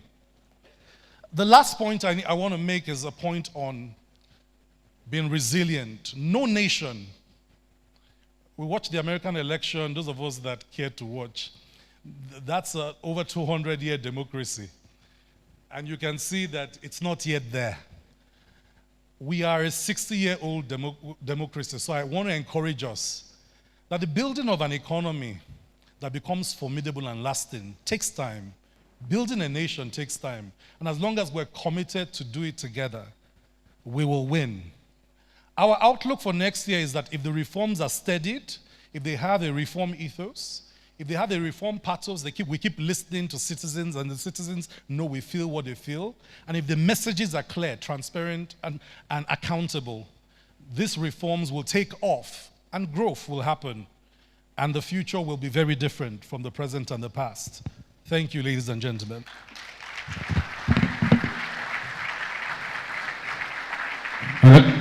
Doctor, a round of applause to Dr. Tayo Adeloju, CEO, Nigerian Economic Summit Group. We need you on stage for one more second. Doctor, we need you on stage. You may please take your seat on stage, sir. For me, let's take 2 questions, one from your side, one from here. If you have a question, please just signify by raising up your hand, and we will come to you. Okay, there's a lady behind you. Let's take her question. Please let us know who you are, your organization or the company you have, and what your question is. Just one question, please. Thank you. Yeah, good morning. My name is Amina Muhammad. I'm the MD of Ames Media Company Limited, and I also a member of MQuan. Thank you very much for your very illuminating lecture. My question has to do with what you talked about the power, even though you are not the power minister. But lately, we have experienced a shift. Let me use the language of the conference. A shift of navigating people to whatever band A, band B, band C. And we are told because of that we are assured of constant power supply. You also talked about the collapse of the national grid. But my question to you is in the area of, say they are having challenges because of funds. This band that we have been moved to, where they are generating more money in terms of the tariff, because what gives you 300 units before now gives you about 80 units. Aren't we generating enough money there to provide the succor of the funds they require? That's my question. Thank you. Should I take that one, or you want to take a couple of questions? And, I think you should just respond to that question. Okay. We will only be taking few questions. Okay, thank you very much for that question. Look, a power system is not easily segmentable in practice into A, B, or C, especially when you look at a grid. Here's the truth. The grid requires an upgrade. The upgrade requires money. The money you're generating from Band A is not enough. You know, that's the honest truth. And you need a whole different model. So here's what we've done for years. We've created a subsidy upstream in gas. None of us in the power sector is paying the actual price of gas. So we created a subsidy upstream in gas. Then you created a subsidy downstream where no band in Nigeria is paying the cost of running a distribution company. And so what has happened over the years is that to cover that gap, you use an intervention fund. And so we've had several intervention funds over the years. We call them Power Intervention Fund or something. A bankable model, and that's why you've not seen any external investment come into power, because it's not an attractive sector to investment. Because here's the challenge. Whenever you have pervasive subsidies without close accountability, you have arbitrage. Arbitrage creates the basis for corrupt practices and abuse. Abuse ultimately undermines the service, right, that you are supposed to be providing subsidy for. We saw it in PMS, we see it in fertilizer. Anywhere you have pervasive subsidies, where the arbitrage has been created, the corruption will follow very quickly. So you have to solve, one, for the true cost of generating power. Then if Nigeria wants to give a subsidy to Nigerians, then Nigeria must budget for the subsidy. So you should have a line item in the federal budget where that you actually call an electricity subsidy, so that subsidy is paid for by Nigeria. Now what we have done is that we have not budgeted for subsidy, but we have subsidized it, which means no one is paying for the difference, and that's what's creating the problem. It just requires some accountable mechanisms for first asking what's the cost of power, what's the cost of transmitting and distributing it, what is the gap between what we have asked the citizens to pay, and who will pay the difference. That's a conversation you have to have. The second conversation to have is, if generally those that run the electricity companies do not have the capital for it, you either create an entity that has the capital where they go borrow money to run it, or you recapitalize those businesses. So we must come back to the overhauling of the electricity supply industry to win. And just moving Band A alone improves the liquidity for the discos to be able to pay some bills and continue to run, but it's not enough to transform the system. Haji, I hope I have Thank you very much, explained. Doctor. We have one more question for you. We have one more question. Fantastic. Yes. My name is Jimon Isaka Olanrewaju. I work with May and Baker Nigeria PLC. My question goes thus. As part of what you presented on this slide on the strategies which the business will adopt for them to grow, if you look at all those factors, today, I only heard that the media could also seek for loans, especially from the BOI. The advertising industry are not part of the people that I mentioned. So I want to know the position, because the reason why we're here is for us to grow.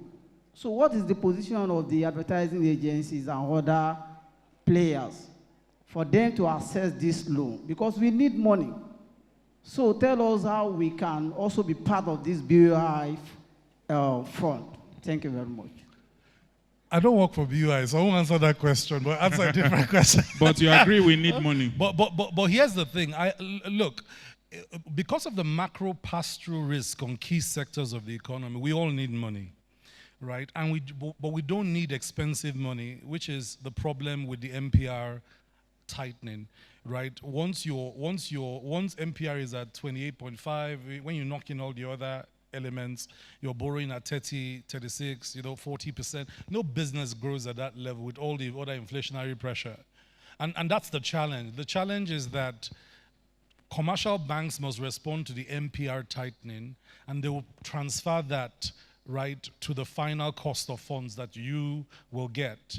So we need to repurpose the development finance institutions, including Bank of Industry, to better serve growth segments, right, that require particular type of financing.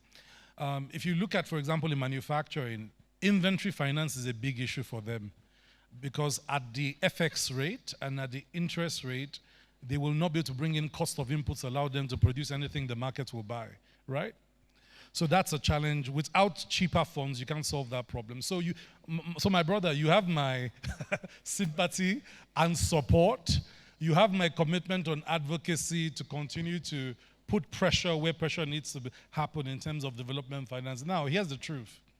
Not all sectors will be able to access development finance because of the very nature of development finance. But this is what will happen.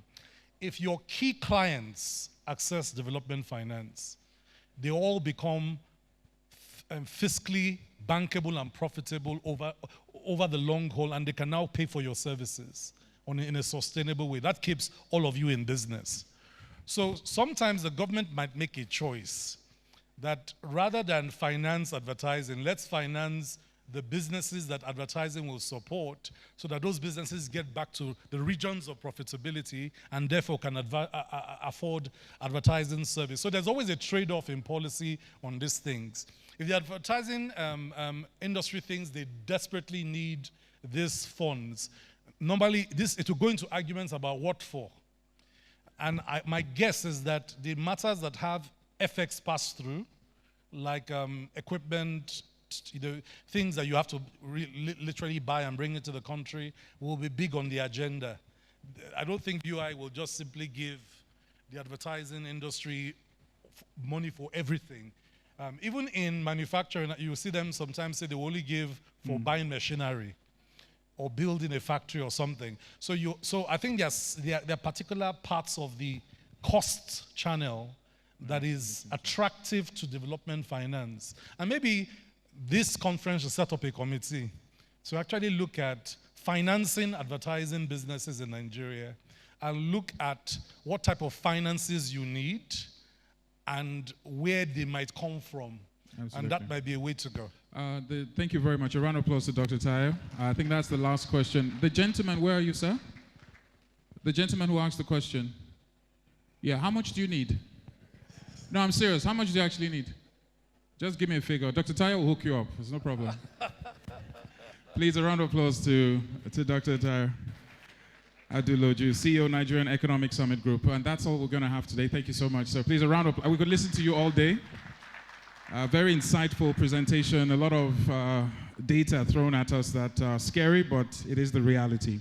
We're moving very quickly into our first panel discussion this morning, about 5 minutes away from noon. And it's very befitting to welcome the moderator for this particular session. It's fair to say that he was born for this.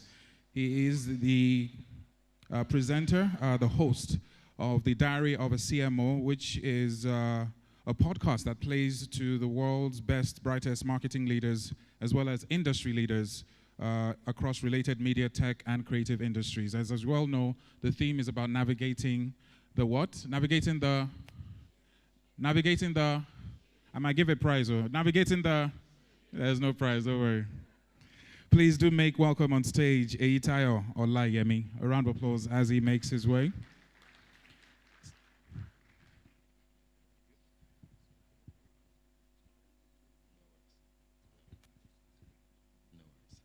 Good morning, everyone. It's a real privilege, honor to be here this morning. My name is Eyitayo Olayemi, as has been introduced. I am the host of the Diary of a CMO. It's marketing leaders, CMOs, business leaders across the continent of Africa, where we have meaningful conversations that can drive real economic impact. I've had the pleasure of hosting Mr. Langpe. Thank you very much for joining on the pod. Mr. Larry, thank you very much for joining on the pod. Real opportunity, real pleasure to be here. So I'm going to very quickly introduce the amazing women that would be joining me on the podcast today. And I will tell you why, at some point, why we went for an all-women cast. If you don't like it, deal with it. Anyway, I will very quickly introduce my first panelists.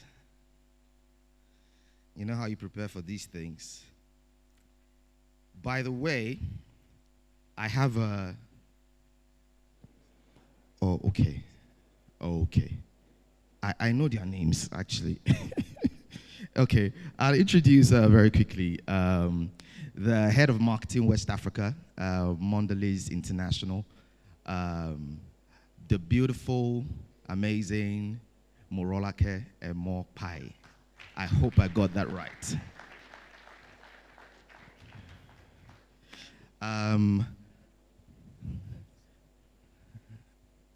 I was coming to just help you up. Okay. All right. No worries. Please sit here. That's fine. I'd also very quickly introduce, to join us as well, another amazing woman in the industry, Kemi Longe. Kemi is the portfolio director, South, Central, and West Africa for Diageo. Please keep clapping for her.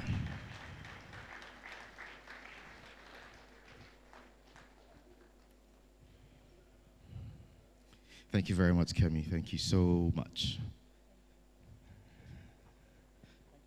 I wanted to cue a sound effect, but the guys in production did it. No, let's not get into it, Oscar. Anyway, so, and finally, I would introduce Dr. Tola Bamigbaye Elatuyi.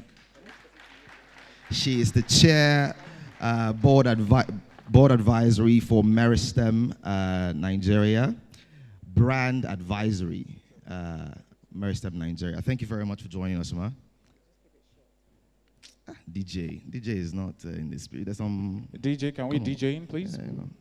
Shift the table. Thank you very much. Thank you. Okay. We're pressed for time, so we'll just dive straight into it. I had a whole profile written for the three of you. I couldn't get through it. I mean, I would have washed you, like they say. But very quickly, I feel like I should give each one of you a hug.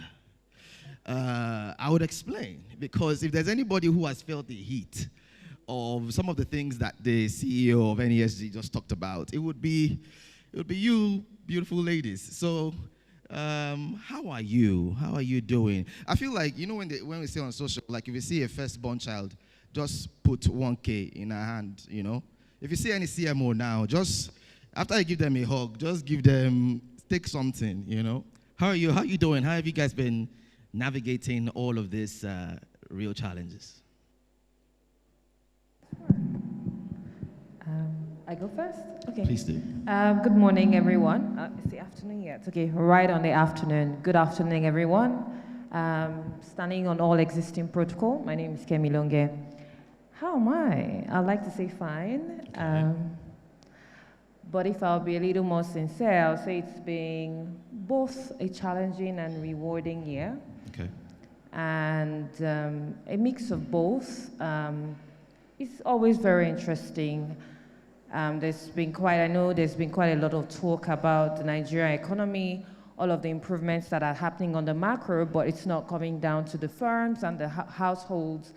And because ultimately we serve consumers, and the households are what encapsulates the consumers, they struggle to then either pay for what we offer or the brands that we put out there as marketing people. So on that front, it's been a challenging year, but it's been quite rewarding because then you then get very innovative. And when you see those innovative things coming to life and moving the needle, you're like, okay, it gives you the chance to think differently in a challenging situation. So yes, I'm fine, but it's been challenging and rewarding.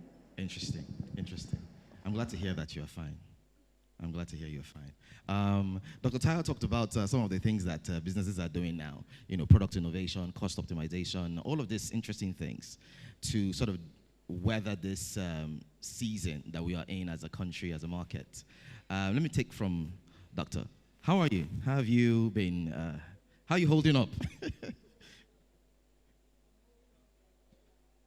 Can we? Thank you. I think you can hear me. It's good. Yes.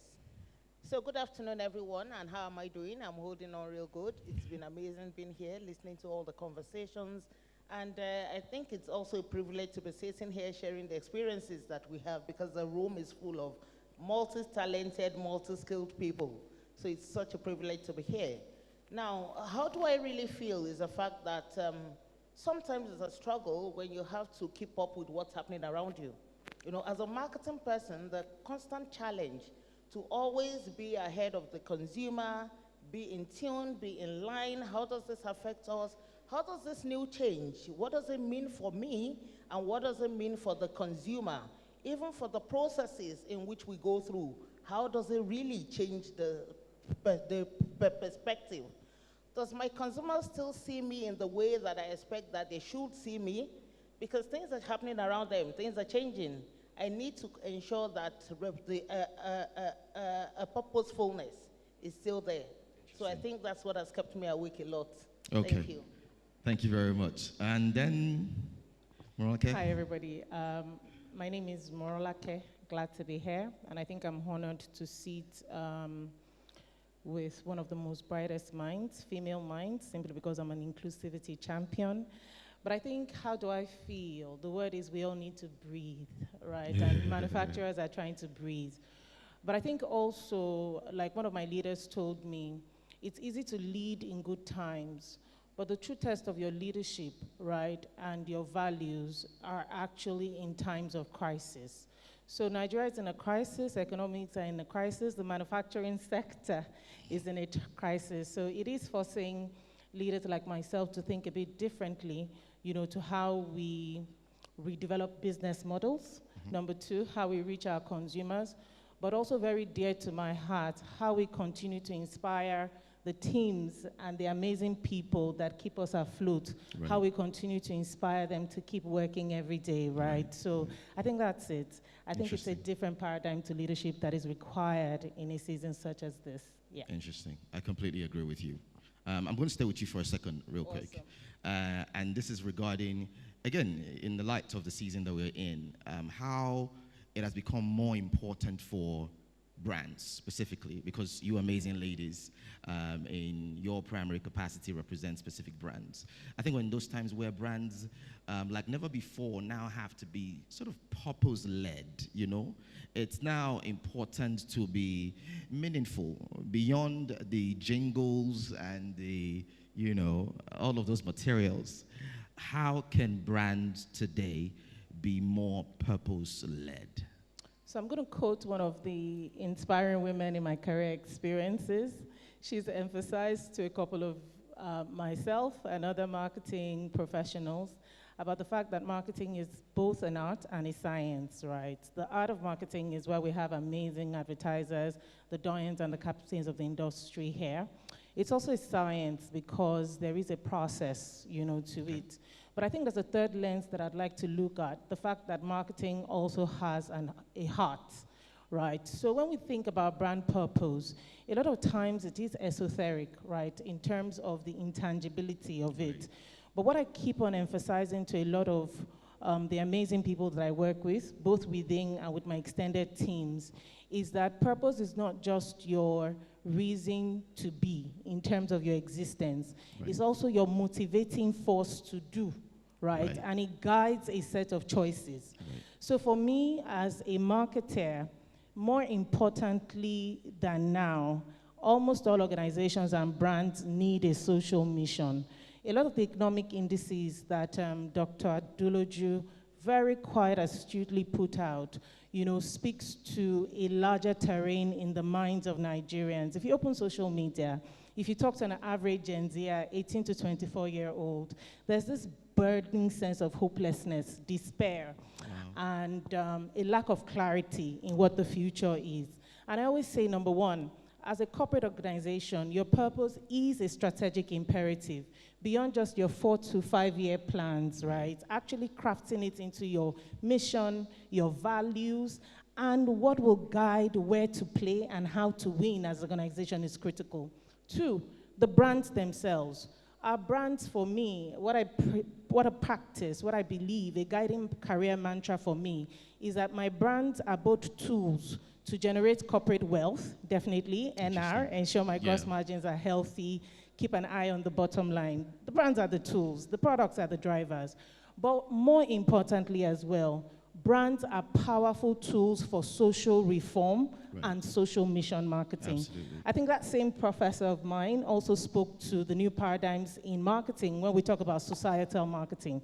So I would ask a lot of advertisers, either from the agency teams or the client teams, to gauge honestly the assessment of the social impacts that their brands and their campaigns are driving. Right. We speak in different lenses now as we assess organizations. We talk about the triple bottom line, the ESG. We talk about for people, we talk about for planet, we talk about for profits. Right. You know, and I think the second part of the question is, how then do we create tangible strides in making our brands more purposeful? I've spoken about incorporating it in your corporate strategy. Two, as you design your brand fundamentals, right, you need to build it into your architecture. A lot of us have different things. We call it the brand DNA. We talk about the brand platforms, right? What is your social mission? Some brands under my portfolio say we help the world breathe better. I've seen other people say for the good of mankind. I've seen for beauty, a lot of social leaning. So we need to check as we craft our messaging, how socially purposeful are a lot of our pillars. Number two, as you build your activation platforms, right, and your campaigns, it is also important to dedicate some distinct pillars to actually drive social purposes. And I've seen amazing brands do it, even from competition, Promasidol and the Cowbellpedia, TomTom and the Breathe Academy. I've also seen amazing platforms from Nestle, for example. And I think as we drive awareness, as we drive consideration, as we move consumers through the experience funnel, I think it's also important that we're leaving a piece of our hearts, a piece of hope, a piece of inspiration, you know, in those consumers. For every naira giving, some hope, some inspiration, and some thinking that someday it will all be all right. Interesting. Thank you very much. That's a masterclass when it comes to purpose-led marketing. Quick question. This professor you keep referring to, is that professor somewhere in this room? I think she's somewhere on this, I'm she's just somewhere curious. around. I'm kind of curious. Yeah, I think I can feel it. Dr. Latu is actually, she's actually an academician as a practitioner, and I dare say I'm honored to be on the same stage as herself. A big round of applause for the doctor, please. So, Dr. Tola, real quick, I could see that you were itching to speak on this, you know, conversation about brands and purpose. Yes, thank you, Morolake. I really do appreciate that. I think from the point of view, you know, you've given a lot of insight into that. I just want to add that when we say what our brand will do, what does it really mean to the consumer when we say we leave the brand essence? You know, let's take the example of maybe a malaria initiative. I produce a product that helps you to kill the mosquitoes. But when I come behind the malaria initiative of, you know, what causes malaria, how can we reduce or eliminate the malaria subject itself? Then you are driving your marketing from a purpose-led point of view, because you have not only sold to me what can stop the how do we call it? The illness. Yes.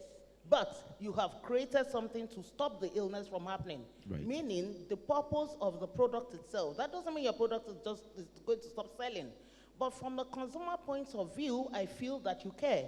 She talked about the soul. That is when your brand really then does have a soul. That is when you care about me. That is when I feel that you are concerned about the causes of malaria itself. That won't stop me from buying the product. It just shows that you are in the forefront fighting the malaria issue itself. Then you are advocating, you are conscious, you know, and I mean, yeah, we I think Morolake has done a good job. No problem, doctor. I know that if we allow you now, you will just start throwing down here. By the way, she's got a PhD. She's got a PhD in marketing. Amazing. Kemi, don't worry now. I was coming to you. So tell us. I see that you do, and again, I wanted to make sure that the conversations we had on this stage today were conversations that were meaningful. It's not so much about what is the marketing strategy. No, we're not here to discuss that. still on this conversation about purpose, one of the things I think about is I see that you do some mentoring within the industry. There's a lot of young people who you get the opportunity to speak with and lead. How would you say that representation, specifically now, is in the industry? There's a bigger conversation about representation, whether in public service at the highest level and so on and so forth. How do you think we're doing as an industry? Thank you for that question. So yes, I take a good part of my time to try to mentor. I'm quite careful with the word mentor, but coach people in terms of not just in marketing, but in just personal growth and clarity. And if you remember something that Moralake said, if you speak to some people at a certain age group, there's quite a feeling of despair and hopelessness. And sometimes the higher you have gone in your career, the more it looks like you're immune to that hopelessness and despair. So in terms of representation, I think clearly across industries, there's quite a gap, right? However, I think if you look across organizations, there are very many women networks, there are networks for people that live with disabilities and all of that. So there are efforts everywhere for it to happen. I think the imperative is on people who are ahead as leaders and to also put in their quota into just picking one person, two people, or a platform to say, hey, this is how I want to give clarity back to people who don't have it. Right. This is how I want to help people who maybe look up to me. And sometimes you need to help them understand that even you don't have it figured out. Right. And just that conversation of, look, like I tell people that I coach, we are all just losing it. Well, stop putting yourself under too much pressure. It's okay to have a plan. Right. So yes, there's underrepresentation, but for everybody in the room who has, and if it's 2 years, then you can speak to someone that has done 3 months. Right. It doesn't have to be 20 years. Right. And of course, for the people who have privilege of 20, 35 years, I think the imperative is upon us to give back and just coach, mentor, help. Just one person, you don't have to do 50. Yeah. Just help one person get more clarity with their journey. Interesting. And we don't have to go too far to see an example here on stage, right? You know, there's an example right in the front of everybody. I wanted to talk to Dr. Tola now. In terms of the CMO role, how much do you think that role has evolved over time, especially in the area of driving real business results? How much do you think that role has evolved? So thank you. And if I say I wasn't expecting that question, I'll be lying.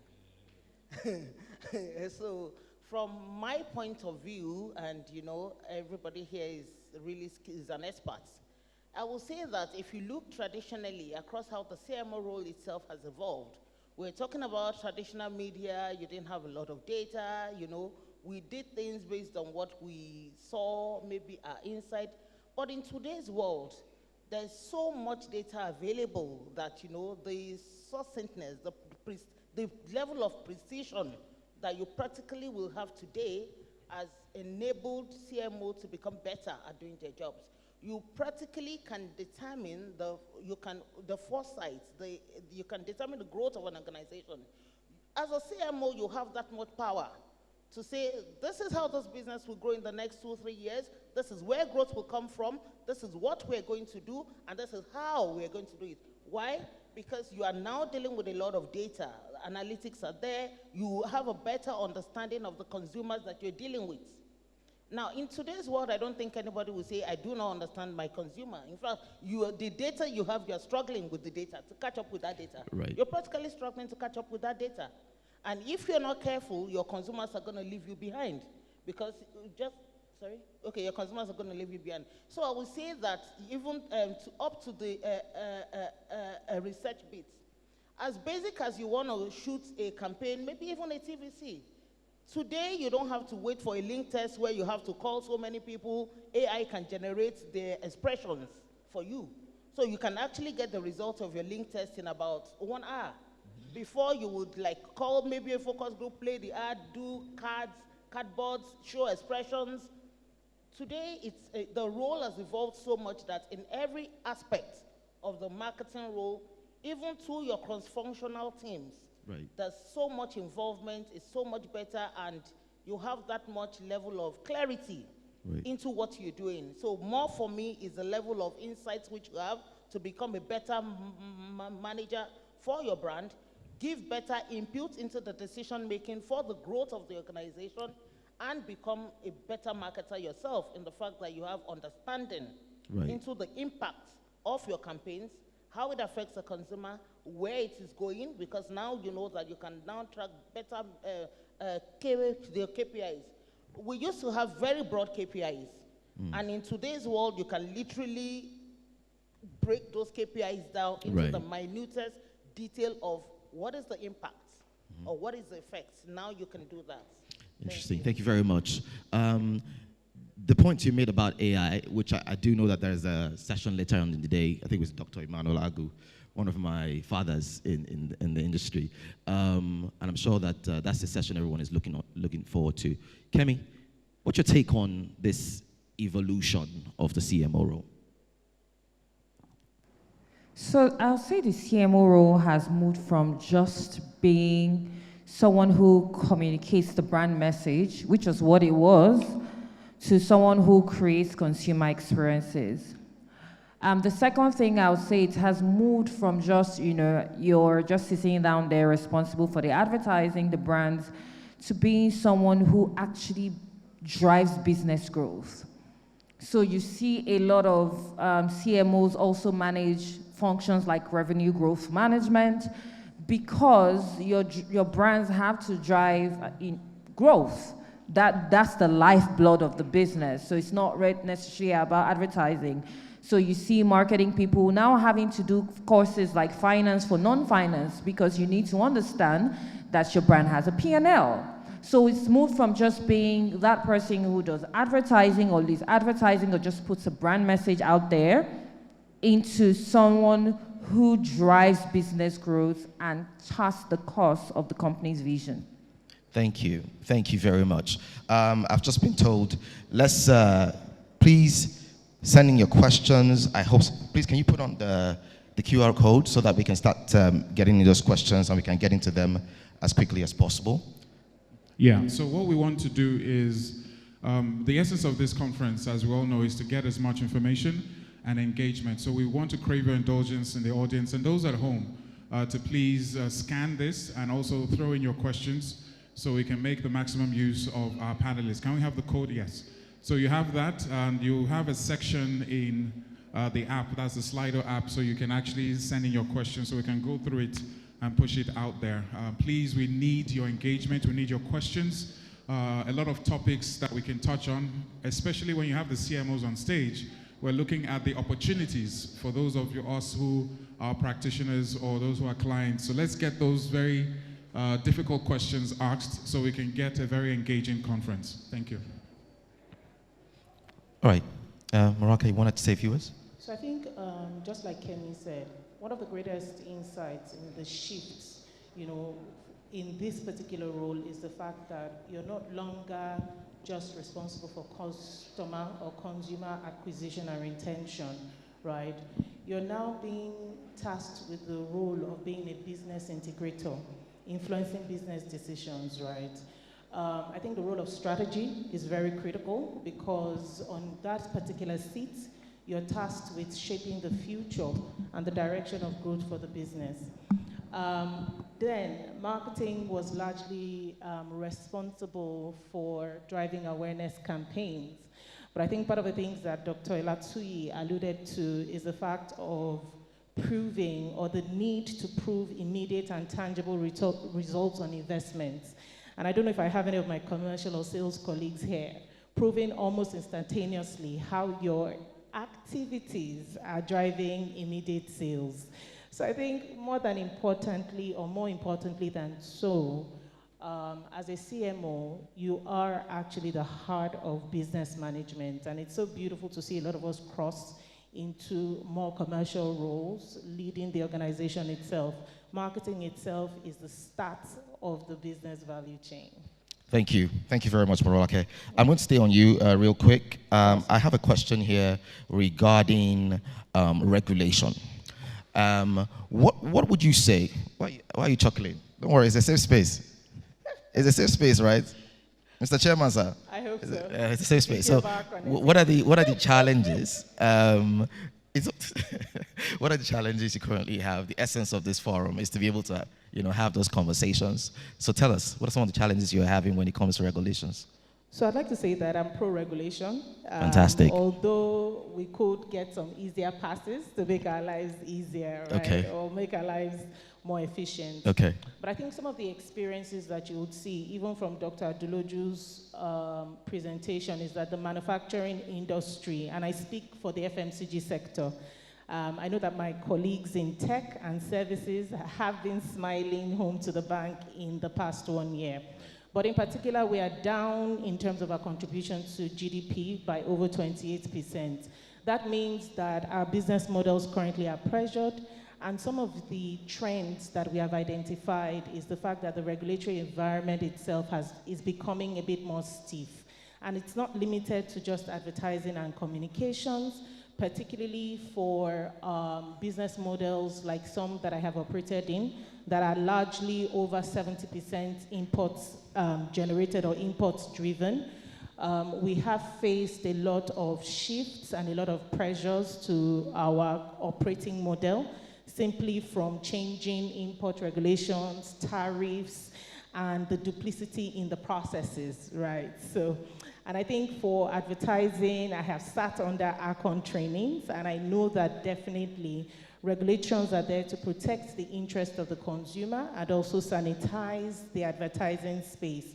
But generally, as marketers, it does place you in a box in terms of how extensively you can make product claims.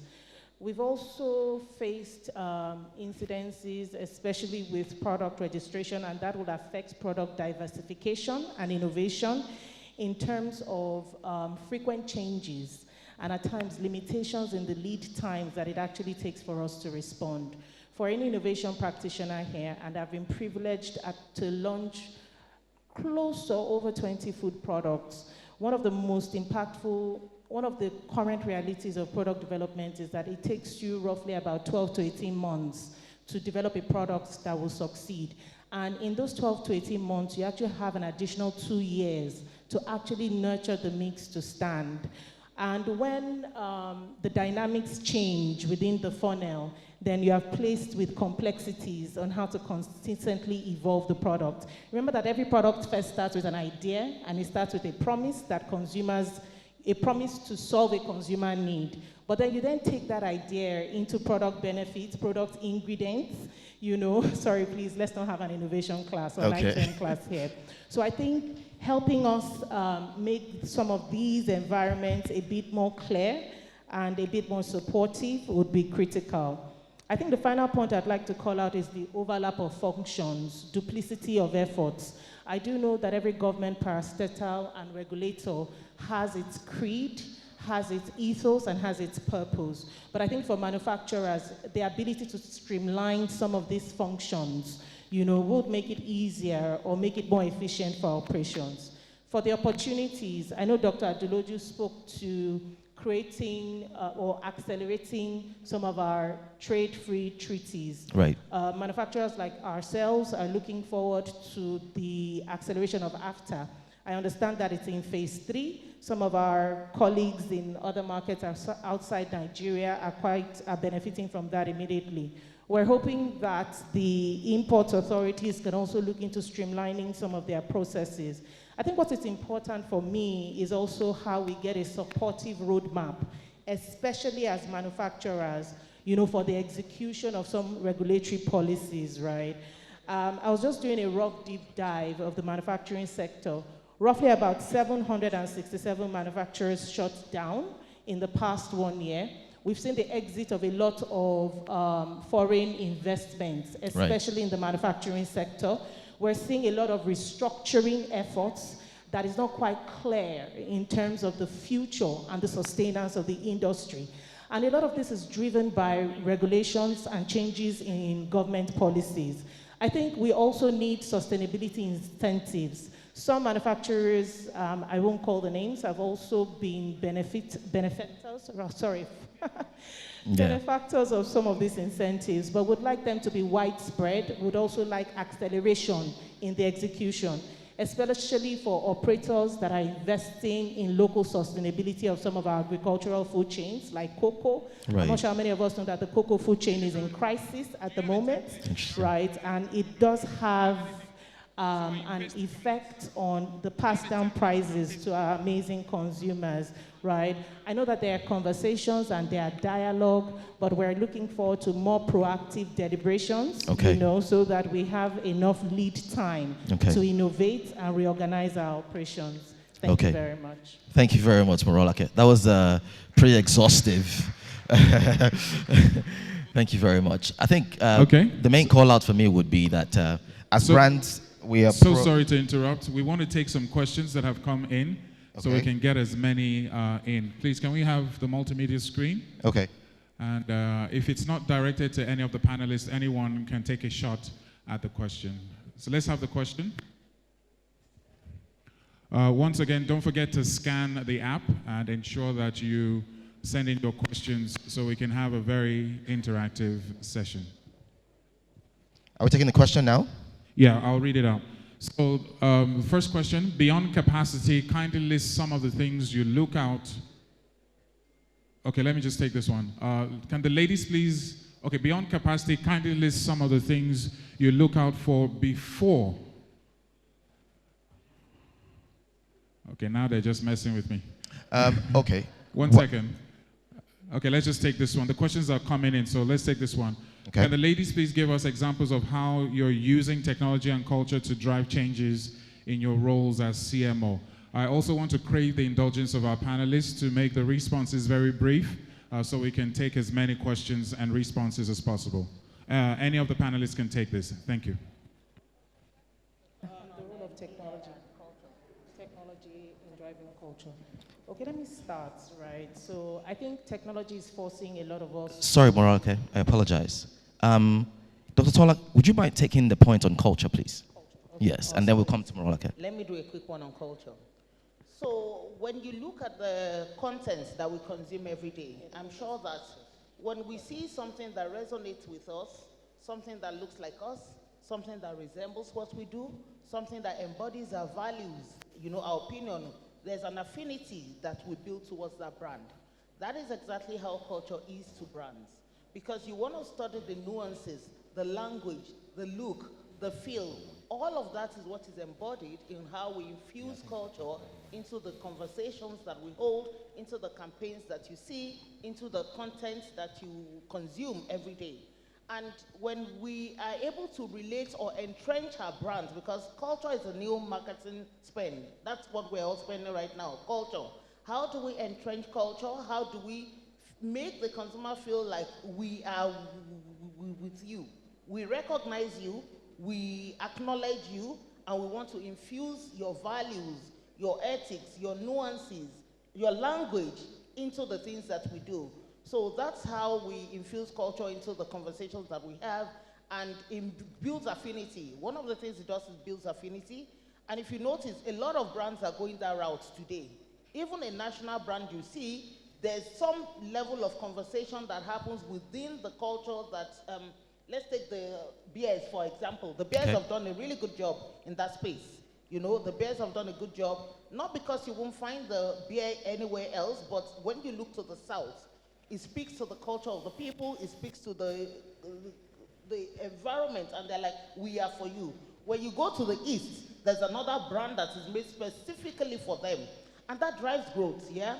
That drives the affinity towards the brand, and that drives the acceptability of the brand. Thank you very much, Doctor. Kemi, would you take on the tech question? and how that has affected how you approach marketing. Right. The question is around how AI has affected how we approach brand management. So what that AI does and because I think we're still learning it and it will still continue to grow. I'm just taking you if I say about 18 months, 24 months back, I was almost like, no, this thing is just a fluke, it's not going to happen. So one of the first things I'd advise everybody to do, and for the person that asked in brand management, you have to embrace that it's a real thing. The second thing is, I was somewhere and someone said that your job is not going to be taken by AI. Your job is going to be taken by the person who learns how to use it properly. Right. Right? So beyond brand management, you need to understand that you need to learn how to use AI. I have watched TVCs or listened to radio, and I'm like, no, ChatGPT wrote the scripts. Don't do that. I can tell. And somebody else will prompt the same ChatGPT, and I cannot sniff it. Right. Right? So how we've used it, and I'm not saying how I've used presently because everybody will use differently, but my charge would be, you cannot allow it to take over the place of critical thinking as a human being, as a marketeer, as a brand owner, as an advertiser. It is important that you still allow yourself do the critical thinking. I use ChatGPT a lot. I use Gemini. I use Meta AI. I use quite a lot. I heard Snapchat has AI. I'm like, okay, I'm not sure I want to go that far. But I ensure that I've done my critical thinking, because one of the things AI does for me, even without brand management, is it helps me improve my productivity. I want to have visitors in my market. I need 4 of them to go to 4 different places. I don't want their cars to clash. I don't want them to be in the same outlet. I prompt the chat, it gives me my series. I send it to the logistics person. I don't have to think.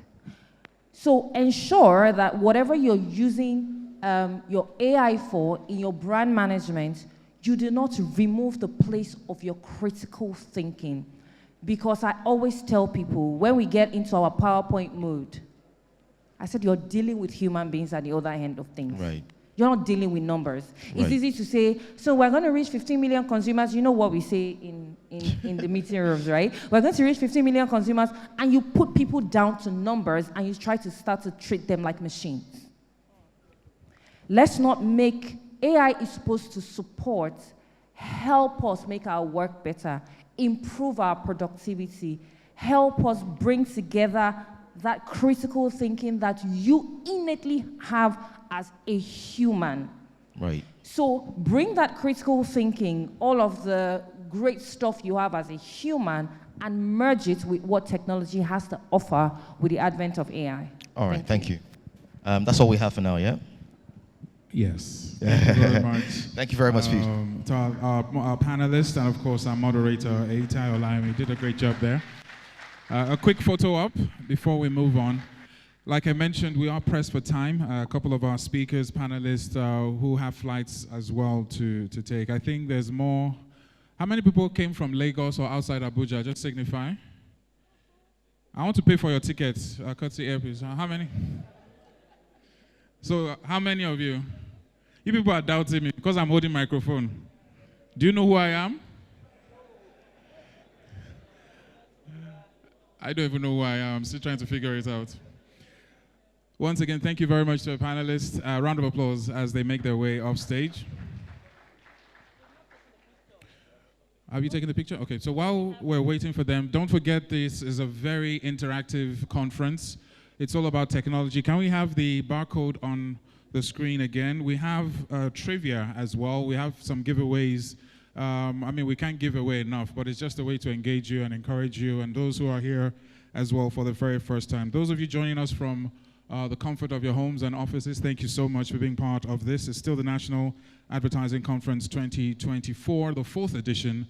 as we navigate the shifts, which is the theme for this year. We've had the pleasure of opening up this event. Yesterday was, of course, the fireside chat with Dr. John Momo, the Chairman Channels Group, and we've had the opening ceremony. The Honorable Minister as well has spoken. But up next, we are making a case for agency consolidation. As we well know, this happened in the banking sector, and there's even the talks of consolidating further in 2025. But can this work for advertising agencies? Can it work for media organizations where you have maybe 3 or 4 radio stations coming together to form a superstation, or 3 or 4 television stations coming together to consolidate? These are questions that we need to ask. These are possible and very possible things that could happen. So it's with great pleasure that I call up on stage to give his presentation the GCEO, First Premiers West Africa, who will be talking about making a case for agency consolidation in the person of Mr. Sheni Adetu. A round of applause as he makes his way. So I know we attend a lot of events and conferences, but this is one of those conferences where we actually need you to voice what is on your mind, whether it's in the poll or the questions or the Q&As or right here in the hall, so we can have a very productive one. So here is a quick poll. Do you believe in agency consolidation? Just to get a quick idea while our speaker sets up, just to give us a real-time idea. So we have about 90% of you that are saying, 93% saying yes, no. Okay, we'll just run this poll for the next 30 seconds, and that will definitely set the tone for your presentation, sir. Once again, a round of applause to Mr. Sheni Adetu. If you don't clap for me, I won't present you. I'm not getting paid for this. I'm a businessman. I'm not getting paid for this. You don't clap, I go back and sit down. Thank you for that. Sorry if I feel underdressed. All of my life working with on the client side, I was in suit and tie and all of that. And I thought coming to this industry, I could sort of, soften that. But I see my brother here with the men now suiting up, and I'm wondering, am I doing the right thing, or do I need to come for some tutorial on that? But it's good to be here. Can I have the presentation up, please? Can I have the presentation? So we want to make a case for agency consolidation. And somehow, I think that this is coming on the back of the conversation we had last year, where I very passionately suggested to the industry that there was so much fragmentation happening. And as a result of that, we were leaking, if not destroying value. So today is just to explain to you a little more about why we need to think about this. I'm not prescribing anything to the industry. And by the way, this is not about talking about the big eating the small. So it's not about a case for Sibabeko to buy every advertising agency in Nigeria, or for Sheni Adetu to buy anything. It's not at all. We don't even have to do anything. But at least hear from me. I say to people, I'm so privileged, blessed to have done 30 years on the client side, and I've done 7 years on the, should I say, agency side. Even if I'm the dullest of human beings that God created, I will know a thing about or two about both. Don't you agree? So that's what I want to share with you. And like I said, it's up to you. It's up to the industry. But I'm really, really convinced that that's the next big thing that must happen in this industry, without an iota of that in my mouth, in my mind. I hope this can control that. Is it changing at all? If I point to the back, I'm doing that. Is it changing? It's not changing, no. Is it changing? Excellent. Okay? When anybody asks you about business, why are we in business? Please don't talk any grammar. We're in business to deliver superior shareholder value. Full stop. We're in business to drive profitable growth. Business is about making money. And for me, I have no doubts. If I'm not doing business, I'm not making money, let me sleep and enjoy my life at home. Some of you don't even know. Some multinational companies deceive you. Every time I'm going to say a lot of stories that are personal. Oh, by the way, some of my clients are in the room. If I talk about the things that clients are not doing well, I'm not reporting you. So that I don't go back on Monday and you said this, that it's not you. But let's just talk. Let's be honest with ourselves. You see, if you see even multinational companies that tell you that they are doing some CSR, so they decide to repair a road in a community, you would think that it's not about business. You celebrate them, but then you just find out down that same road, they have a depot. They need their trucks to be able to move smoothly, I would imagine, on the road. The same thing, somebody says they're drilling borehole. When you inspect and really, try to validate what they're doing, you find that they're making that either soft drinks or beer. So even doing good in the community is good business. That's the bottom line about this. And I wanted to say that for me, what will qualify as a good business? What will qualify as a good business? Number one, that business has to be built to last. So every time people say, oh, RTB school was a good business, I ask them, where is it today? About 4 years ago, I was in the hall at Eco Hotel when Coca-Cola, as in NBC, celebrated their 70th birthday, 70. So they're probably about 73, 74 years. That is a good business. You know what I'm talking? 74 years of doing business in Nigeria. That's a good business. A business that is built to last.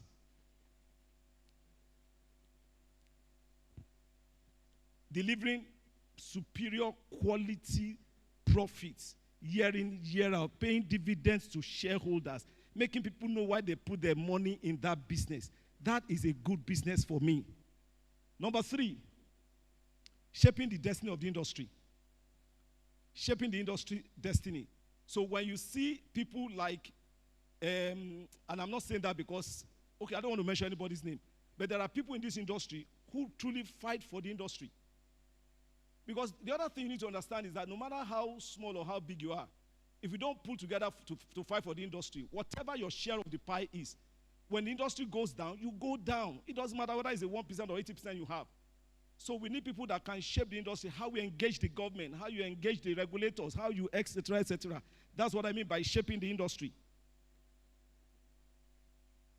Talent for the economy. I know some companies, even on the side of the clients, that will say, I don't train people, because at times I train them on Monday, I train them on Friday, on Monday they come back and resign. So what? So what? Look, you get to know that you're a good business when you can close your eyes to the fact that for every 10 people you train, 2 or 3 are going to leave you. So what? That's how you show that you're a big player in the industry, any industry you are in. Finally, strong governance. Strong governance. By the way, there's no substitute, no technology in the world. We're talking about technology and culture. No technology in the world can substitute for a structure in an organization. In fact, your technology is meant to enhance the quality of the structure that you have to ensure that certain things give you the sort of efficiency that otherwise without technology you will not have. Is that making sense? But some people are just in this technology. If you tell them, what is the hiring process in the organization? We don't have one. How do you, decide? Some companies don't even have the company manual, employee manual, but they're talking technology. So I repeat, technology has its place, no doubt. But without one of the things that I really enjoy is even when somebody has to leave my company, and they come to me and say, you know what, I'm leaving for Canada, whatever. But, okay, I have to tell you that one of the things I love in this company is structure. I hate to say that there are 6, 7 of my people in this room today. And that is the truth. Just try it. Get structure into your organization and see where that helps. So let's see where we are in this country in terms of making a case for agency consolidation. I'm not a politician. Everything we're saying this morning was too politically inclined for me. Even the man, good friend from NESG, I think maybe there was a minister representative in the room. He was too glossy. I hope he's hearing me. Too colorful for my liking. I'm a direct speaker. It doesn't matter what side of the political divide you belong. The company, I talk company a lot. The country is sick economically. You say why? Well, before I started doing marketing and CEO roles, I was trained by not less a university than Unilag as a chemical engineer. So I'm wired to think numbers. Numbers don't lie. Look at the numbers. Anything and everything that you talk about in terms of an economic index is just going the wrong way. Everything you can think about. I'm not a politician. I don't have any political inclination. I've never contested anything, and I've never collected any contract from anybody in government. So I don't have any bias towards or against anybody. But the truth of the matter is that numbers do not lie. Now, do you know the implication for agencies? You are suffering very serious operational and resource issues that will make it extremely difficult to achieve that first thing I put in my first slide about the need to grow profit. It's tough. I haven't even touched any. There's none of these things that you see here that if you Google now, that you won't find. So what I did personally, well, one of my guys gave me this slide, and yesterday before I come and show it, I Googled, I said, what was the average inflation in 2022? He gave me the number. What's the average inflation so far? He gave me the number. Any of you can Google that. And then we come in here and just talking. The economy is in, and by the way, the moment we recognize that, then we take the first step to understanding what we need to do. We're a bit too fluffy around how we're describing the economy. And I don't know whether some of you would agree or not, but it's a different conversation. So where do we go from now? Unfortunately, we have to, face the fact that in spite of the challenges of the economy, the issues we are facing as agencies, clients are demanding for more. And sometimes they're giving you a take it or leave it, position. In fact, 2 days ago, while I was flying, was it 2 days ago? I got a text from one of my guys who forwarded the text from a client to me. We have been negotiating for something, and just sent it casually by WhatsApp. It's this or you leave it. I'm telling you. So, and of course, the reality is that you don't take it, they're going to go to the next door. There's somebody there who, like I said last year, who probably hasn't had a job as an agency for 6 months. And what you are thinking is not profitable from your perspective, he's ready to take on. We're just shooting ourselves in the foot. Is this making sense? I'm just trying to make a case for why we need to. Somebody was talking about critical thinking in terms of brand management and all that. But even in terms of our business operations, we need to really challenge ourselves. So let me create this bit of provocation in the room. So it's just very, very difficult for agencies to operate. And believe me, I'm not talking for myself.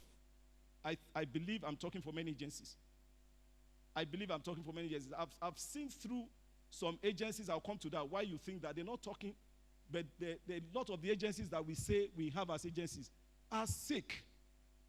And I'm talking financially. I'm telling you the truth. I've interviewed people before where you tell them, why do you want to join us? I've not been paid for 6 years. I beg your pardon. I take that back. I meant 6 months. I take back 6 months. Now, the problem with that is that the person who's not been paid for 6 months, okay, is working in an agency that we all see and say, what a great agency. Sometimes, the mirror that you are looking at is not really a good mirror. You don't see everything until you are within a particular home. So we need to fight for ourselves for everybody to be profitable. If you say, what's the one thing that this guy is trying to put on in this room, is that we must have agencies, if there are 5, 10, whatever, that are strong enough to protect the industry in a way that all the 10 are profitable. That's all I'm trying to do. Let me give you some context to help you really come on my side. If you were one of the people in the 10% that said no, 90% said yes, that's a good place to start from. Look at it. 16 of the top 20 advertisers haven't changed. In fact, the only ones that came in the last 5 years are the betting companies. So a couple of betting companies came in. But other than that is what? Telco, FMCG, breweries, and so on and so forth. Those are what you have. So it's not that the pie is materially expanding. That's the point there. But every day, and I go to AAM meetings, and well, I don't go often, but my guys go. AAM induction and all of that. Nothing wrong with that. MIPAN. We've just inducted 10 new agencies. We've just inducted 20 new agencies. But actually, the pie, as this is showing, has not changed. So it doesn't matter if you bring in 30 agencies, they're going to share. Look, I tell people, if you earn 1 million naira and you have 10 children, you cannot blame the man who earns the same 1 million naira that has 2 children, that's always going to Kingsway to buy shoes for his children every day. Because the same 1 million you and your 10 children will share. And that's what is happening in our industry. I'm telling you the truth. That's what is happening in our industry. If you look at it, on the advertiser side, there's a bit of concentration that is happening. So the top 20 are growing in terms of the concentration of what they can determine. So if before they were doing 44% of all the spend, now they're almost 50%. Sometimes they will get to 60%. So concentration is happening on the client side in terms of their advertising spend and the power to influence things, whereas on our side, we're just getting more and more expanded. Ridiculous things happening. I didn't know I was such a good client because I never used to ask my agencies for this. You were my client for agency for many years. You're a lucky man. I didn't know that this was the same thing that is happening now. Agencies, clients will come to you, media side. They're going to buy media today. They tell you they're going to pay you 180 days after you submitted all your invoices. Well, you're going to submit invoice only after the campaign is over. The campaign is going to be over after 30 days, and there's going to be compliance. So 180 days probably means what? I don't want to fail in maths here. It's crazy. 200 or whatever, somebody said 200 something. It's just not. Meanwhile, cost of capital, you go to any bank. In any case, when MPR is 27.25, as I showed you, no bank is going to give you money for less than, I don't know, 30% if you are lucky. And at the end of the day, they're talking to pay you in 120 days. And there are agencies in this room that are accepting that. We told off, my guys are here, we told off a client. A big client was going to offer us 180 days. And we said, no, we don't want to do business that way. Because I've realized that doing business is not how many clients I have, it's not how many staff I have, it's how much profit I make. Because that's what I take to the bank. That's what I take to the bank. I don't take number of clients to the bank. Sorry, all the CMOs that are here. It might be more efficient having 3, 4 really quality clients. And you are profitable. And by the way, when you get so profitable, 2 things happen, amongst many things. You can approach a bank and you have a lot more mouth, in quotes, than the agency that is not profitable. With the result that you can get money at a lower interest rate, and someday you grow enough to even buy that big agency that continues to make loss year in, year out because they want to say they're a big agency. I just want you to think about some of these things this way. On the creative side, I always fight Henry. They will be talking about, why have you not got money for this? They said we should change this. You do 3, 4, 5, 6 reverts. I say, are they paying for this? Oh, they say they can't pay for that. I'm new to some of these things because they don't make sense, honestly, economically. Maybe I shouldn't try to change the agency. Maybe it's me that should adapt and get to realize that, no, it's not that way. But it just doesn't make sense. The agency, the industry has to sit up. You know? Now I understand they were not paying pitch fee before. They are paying 1 million now. Everybody's happy. 1 million naira. I don't know about you. When they're running for pitches at Ogilvy, Nigeria, it's as if the world is going to collapse. Many hours, sleepless nights. Sometimes they tell me, we live on the mainland. We can't stay because we're on the island. I pay for a hotel. Okay, we don't get it. They say, but don't worry, they're going to pay us pitch fee. I say, how much? 1 million naira. Well, if only one night to stay in the hotel, 10 of you, is 1 million anyway. Doesn't make sense. I could go on and on. If you look at the top 12 creative agencies, top 12. By the way, we did this analysis thoroughly. It's not even a Nigerian that did it for me. We're looking at Nigerian space. So top 12 creative agencies in Nigeria only control 20% of the brands that are available to be controlled, to be managed.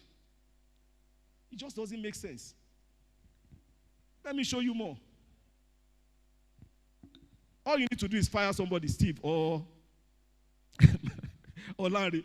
The next day they say they started an agency. Thank God I worked for Coca-Cola for 15 years. If they fire you, go and start your own cola industry. If they burn you well. My 10 years with Guinness. If Guinness fires you, say, I'm going to show them. I'm going to start my brewery. Good luck to you. But here, whatever the person has done is left. Next day, he's gone to the agency. The next day, you see him. This was the person they say, oh, yeah, I've been inducted by MIPAN. See, it's not about you. So, I can go on and on. I'm just giving context, and I'm going to go to, what we need to do. Content. Some people tell you, what I even hate the most, there's so many things I dislike. I'm trying to get used to it. Sometimes you sign a scope of work with a client, and you agree this is what you're going to do. In the course of signing the contract and getting to bed, that scope keeps expanding and expanding and expanding. And somebody has signed a contract that says you're going to post 3 content in a week. 3 content in a week can turn to 10 content, and it's saying our contract is our contract. Sometimes they blame it on your own efficiency. It's not because of me that you are having to go back and forth. It's because you guys don't know what to do. And meanwhile, a lot of what we do as an agency, let's be honest, well, some is absolutely clean and clear cut, but a lot of that is subjective as well. So they come back and say it's because you haven't delivered. That's why you are doing all these reverts. You know, so it's just not working. Now I'm hearing that some so-called consultants or consulting companies are now trying to even form their own agencies. So it's going to get really, really, really bad. So what's the summary of all of this before I tell you what I think? Okay? Believe it or not, there's commoditization happening in the industry. Okay? Commoditization happening. You know, you don't accept, I take it to somebody else. Yeah. That's what we're doing. Talent recycling. There's a new thing that I've known in the industry now. Less so on the client side. Again, so many things. That's why I said, I can see all the differences. And by the way, I said it last year, I still believe strongly, even after 30 years with the multinational companies and 7 years here, I think the best talent actually resides in the agencies. I'm telling you. I will tell you why. The best talent resides. Look, if you're a brand manager for Coke, with due respect, every day, what you see, what you live, what you eat is what? It's Coke. Even with my experience, one client came to us with a brief. Where's Henry? About a week ago, all of us were going about trying to learn about that industry. That's how much you see the quality of talent and learning that is available as an opportunity in this industry. It's amazing. And yet, people are paid the worst. And that's also going to speak to the consolidation I'm talking about. Pay the worst relative to what the clients pay. So you can't have good talent, and it's the reason why you say that, you know, we can't hire this person because, and it's a vicious cycle. It just goes anti-clockwise. You can't hire because of this, and because of that, quality is not what you want, because of that, client is not happy, because of that, We just need to break that vicious cycle somewhere. You know? I talked about disrespect. My guys know that I don't take that from clients at all. I don't take it from any client to disrespect my staff. They are here. I've had to walk out of a deal because of that, because repeatedly we couldn't get the client to understand that there's a better way you can communicate to, you know, human beings, Nigerians, well-educated people like you, without shutting down their throat for the fact that I wanted a pink color, you put a blue color. You know, so I don't tolerate that as a person. That's my own personal thing. And it's not because I'm so comfortable. It's just that, again, I talked about shaping the industry. 1, 2, 3 people have to stand for something good in the industry. And that's what I'm trying to do.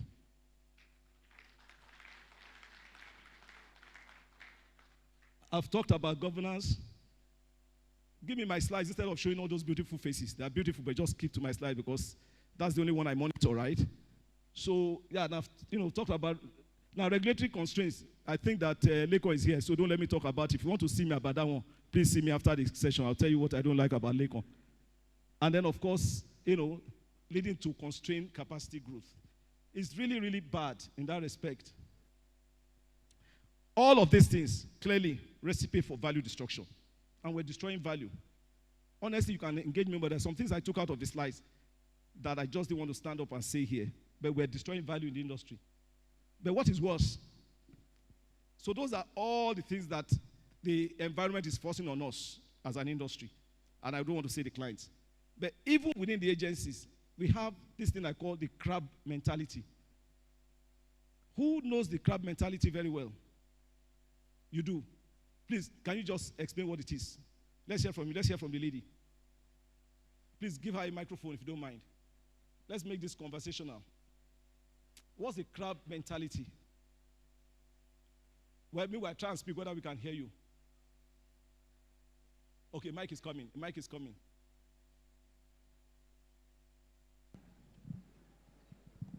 Okay, I guess it's the same thing with craft technology. It's a situation where everyone that wants to rise, the other wants to bring them down to rise, and Brilliant. Nobody is rising. Brilliant. Don't need to say anymore. Please clap for her.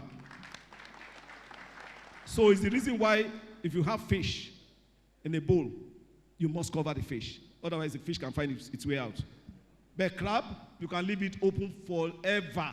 Because once one is climbing, it's one of the other ones at the bottom that is going to use its, should I call them fingers, to pull it back. It's called the crab mentality. That's happening a lot in our industry. Let me show you what is happening. And I'm going to summarize the aha of this with this. I did a comparison. By the way, these are actual numbers. In fact, this is what Tunji sent for Nigeria last year. You know, they reported about the 605 billion naira in terms of advertising spent for Nigeria. I was in South Africa all of last week for a conference, so I know the numbers. We have colleagues in Kenya. See how much is in South Africa. 300 and so that's 3 billion, right? That's $3 billion. That's 302. I'm talking about South Africa. Look at how many agencies. 27. So we are about 10 times their size in terms of number of agencies. But look at the size of the pie, 420, about 1/10. 10 times the number of agencies, 1/10 the value. Does that make sense?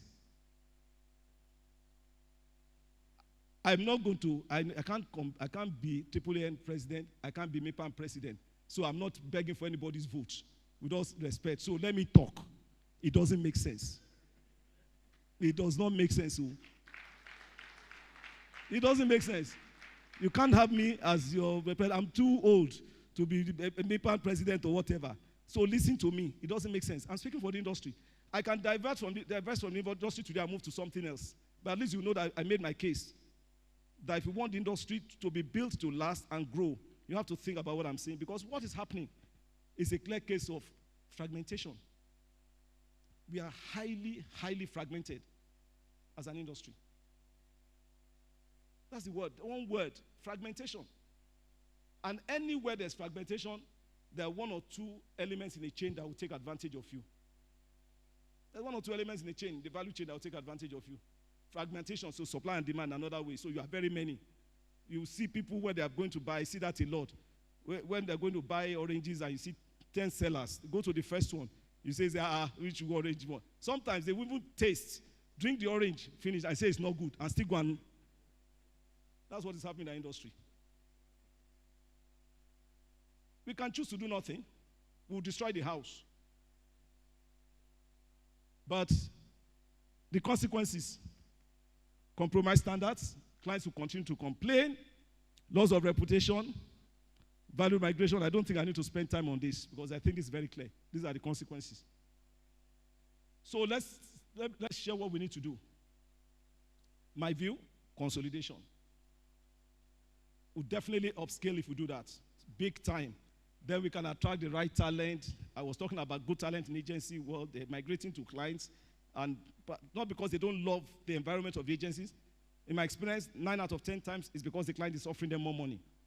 My experience. You may have a different experience. And so how do we keep quality talent with us?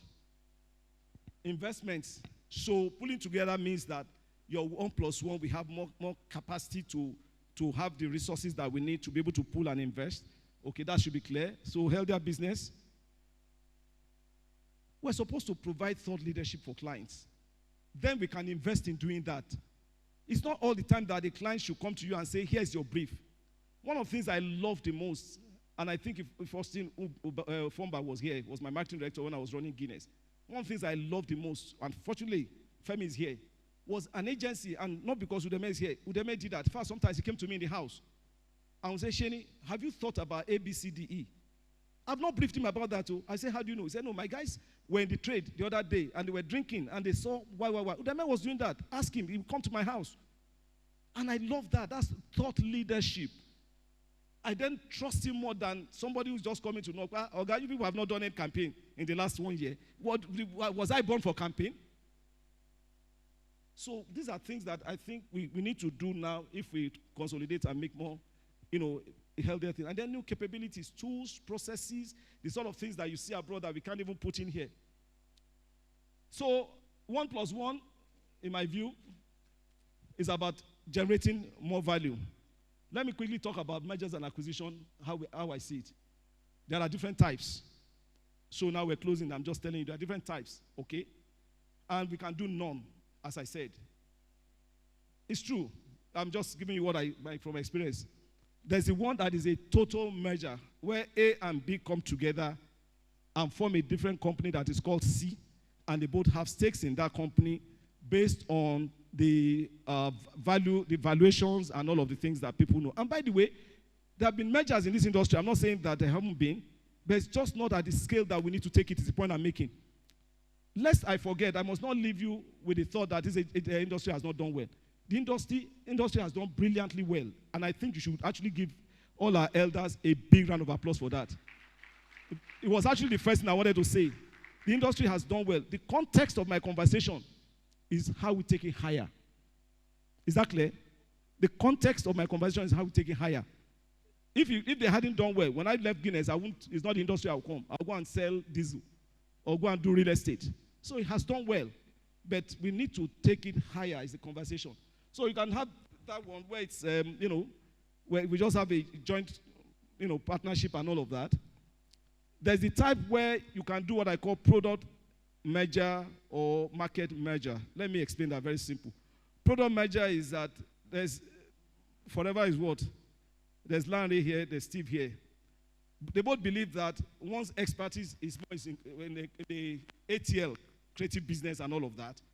And another one's expertise is in, I'm saying it for whatever, it's BTL. Let's pack all our BTL into you, and you pack all your creative into me. Loads of efficiency gains in that. Loads of efficiency gains in that. And by the way, there have been one or two people that have approached me for conversations around that. I have to acknowledge there are constraints that I can't put in this room, but which are not constraints that cannot be overcome. But it doesn't change the principle that this is the right thing for the industry.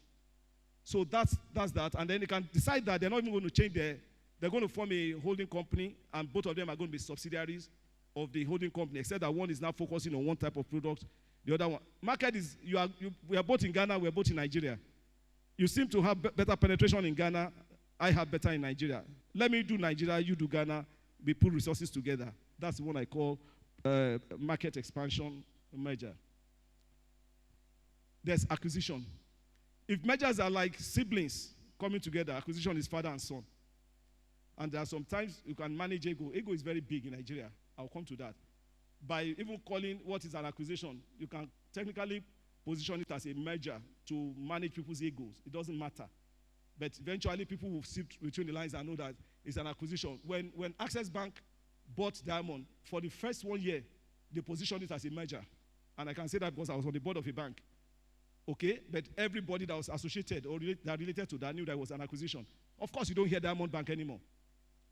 Carefully, they took it out, and what you hear is Access Bank. For a long time, the Diamond people were feeling good. We merged with Access, but everybody knew that it was an acquisition. So an acquisition can be total, as in buy everything. So everything means assets, clients, people, and so on and so forth. Or can be partial, where you're saying that, all I'm interested in is to acquire your clients and your people. I don't need your building. I don't need your whatever. I don't need your whatever. You can structure these things you can cut in as many places as you want.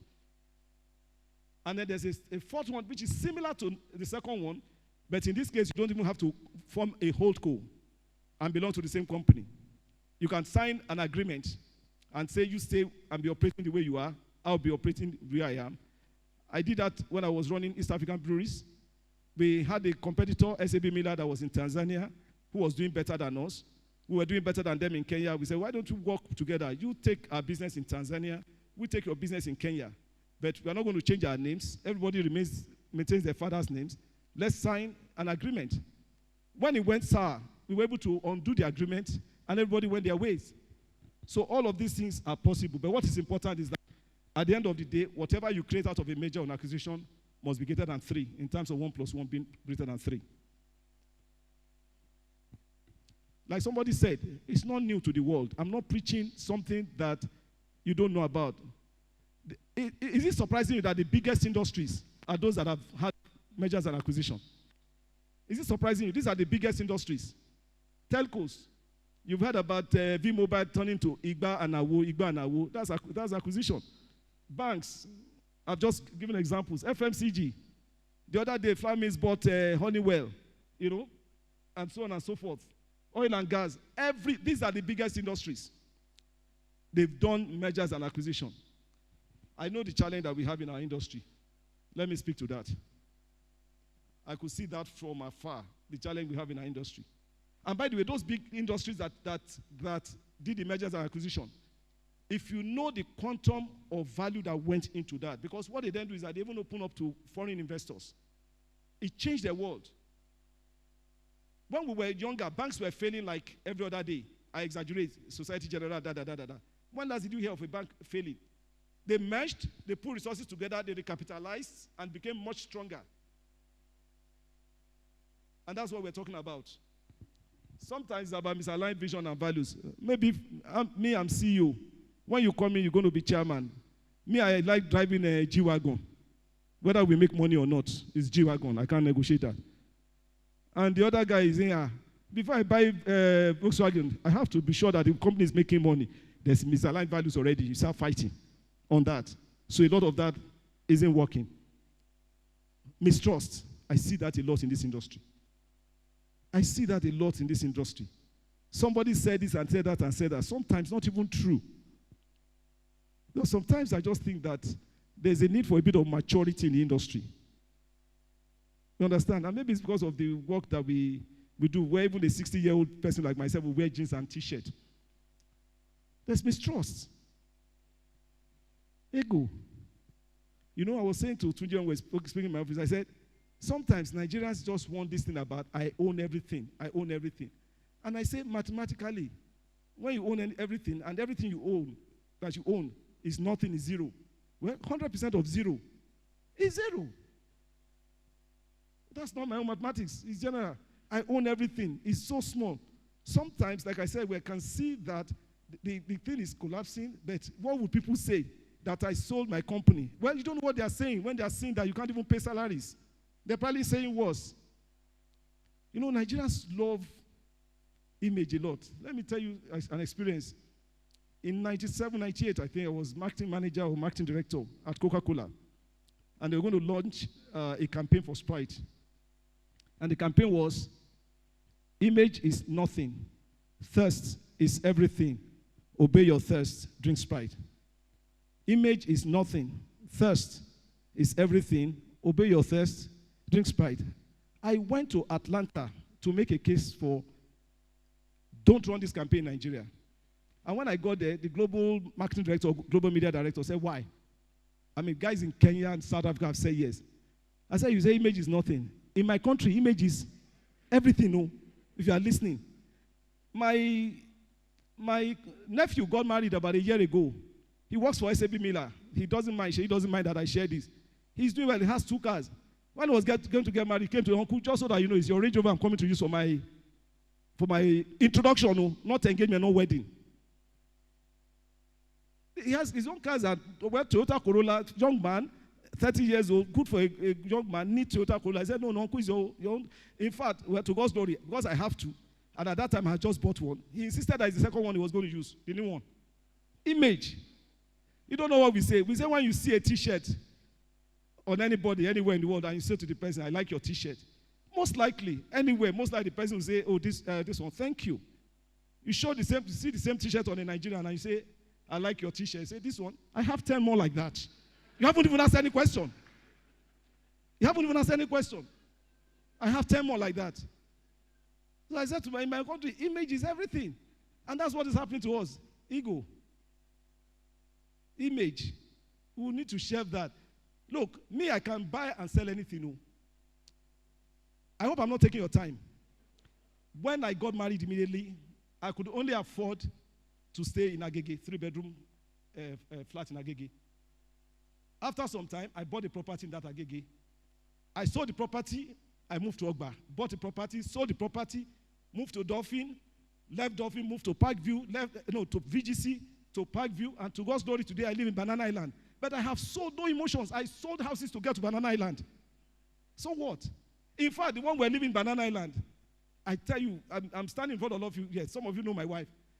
2 weeks before we moved in, we're standing in front of the house, finished the house, just 2 weeks. One guy drove a G-Wagon, looked at the house and said, does this house belong to you guys? We both said yes. He said, do you want to sell? I said yes. My wife said no, simultaneously. simultaneously.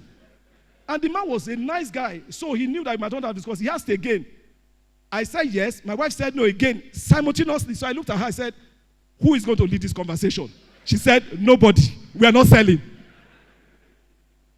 But left to me, we are not even moved in because to me, everything has a price. I don't have that ego. Pay me money. I know what to do with money. My name is Owosheni. Anyway, separate conversation. It's true. I didn't name myself. Pay me money. I know what to do with money. Anyway, to close. Give me my slide back. I want to close now. I guess the point. Give me my slide if you don't mind. I've talked about the fact that we need to consolidate. And it's about leadership. I've got 2 more slides after this to say, look, less for us as an industry, believe me, it's going to mean bigger, better, bolder. There's no value in spreading ourselves thinly. People are just going to take advantage of us. That is the truth. That is the truth, and that's what is happening. And the value leakages, I hope I've demonstrated. Secondly, let's focus on what we can change. We complain a lot in this industry without focusing on the big things. We complain, we talk about things that, okay, the economy is bad. It's what it is. We can't change that. But this is one of those things we can put in the bucket that we can change as an industry. Okay? I knew this long ago. There was a time I was at Coke again. I went to Kenya, and my volume wasn't doing well. I was making a presentation in the division office, and they told me, why are you not selling Coke in Nigeria? Why are you not doing well? And I said, if you know how it is raining in Nigeria, boss, it's raining. This was Stuart Eastwood. Maybe we had joined at that time. Stuart Eastwood anyway. Solid mice. He said it's raining. I didn't know that he has the data. Apparently, Pepsi was smashing our bomb. So he said it's raining. He said, okay, that must mean that the rain is partial to Pepsi. I said, why? He said, look at your share declining, look at Pepsi gaining share. He said, what about your distribution? He said, what it is? It was very poor. He said, okay, yeah. He said, what about your price compliance? He mentioned about 4 or 5 things. I just felt very, I said, next time you come here and tell me about the weather, which you are not in control of, I'm going to throw you back to Nigeria. This was in Nairobi. I'm going to throw you back to Nigeria. Just focus. He told me that was the first time I heard that long word. Just focus on what you can change. Because you can change the price compliance, you can change the distribution, you can change Pepsi beating, you can change this. But you are not God, you can't change the weather. That's the point I'm making. And lastly, let's measure ourselves against the best standards outside. These are the mindset changes I think we need. Sometimes we are like the term, term is tallest amongst midgets. I'm better than you. Noah's Ark is doing better than Extreme Idea. No, Extreme Idea is better than go give you another. And then all in a small pie. What about if you focus on growing the pie? Sometimes if I hold share or even I have a smaller share of a bigger pie, I am happier. I am happier. Anyway, I don't want to annoy you anymore. I think I've done enough provocation. We're going to get what we hit at. And that's what I wanted to say for today. But thank you very much.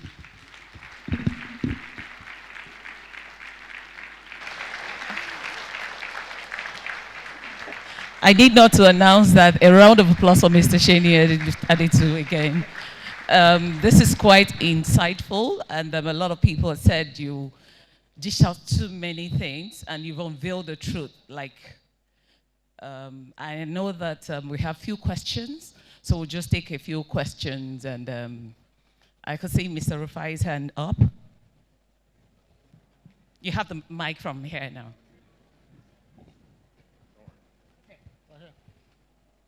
I was looking for you. Okay. Thank you very much, Mr. Sheni, Mr. Olasheni. Actually, his name is Owo Sheni, not Olasheni. Okay, I believe when you have a lot of money, we have wealth as well. Sheni is my friend. He's my client. And I will tell you today, and if you judge by the number and the rounds of applause that came out of this presentation, you will know this is the best we ever had. Am I right? Thank you very much. The most important thing that I really want to bring out today, because we work together on so many occasions, the constraints that we are facing in our industry, especially ACON regulation. And it's unfortunate, I mentioned this last year. If you look at the front seat, all the government people have gone. I wish they were here to listen and get that particular aspect of this gentleman's presentation. They will be able to appreciate what we do as an industry and not just come here after making a speech and take off. I hope, I'm not even sure if the ACON DG is here. If you're here, please listen and listen very well, sir. Okay? Because people paid money to come over here and come and listen to these people. But the joy about the whole thing right now is that today, this presentation today has paid for my trip. This singular one. I cannot say that of the last ones that I've listened to, because you know what? They were the same thing last year. So for me, I think we need to think very deeply. Then he also mentioned something about collaboration, and he's giving us different dimensions to it. It's now left to us to see what we're going to do. But there's one thing I will tell you, my brother, you are my client, and you are very harsh sometimes. You tell me the last time we did Coca-Cola without the R. I know what I heard from you. But that is part of the training, and that is part of the thing that we also need to learn from here.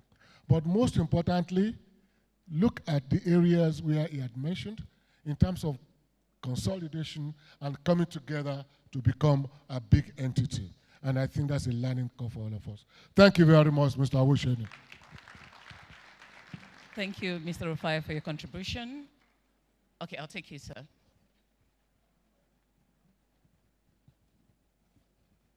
So for this round, we'll only be able to take 3 questions. So I'll just take the final question.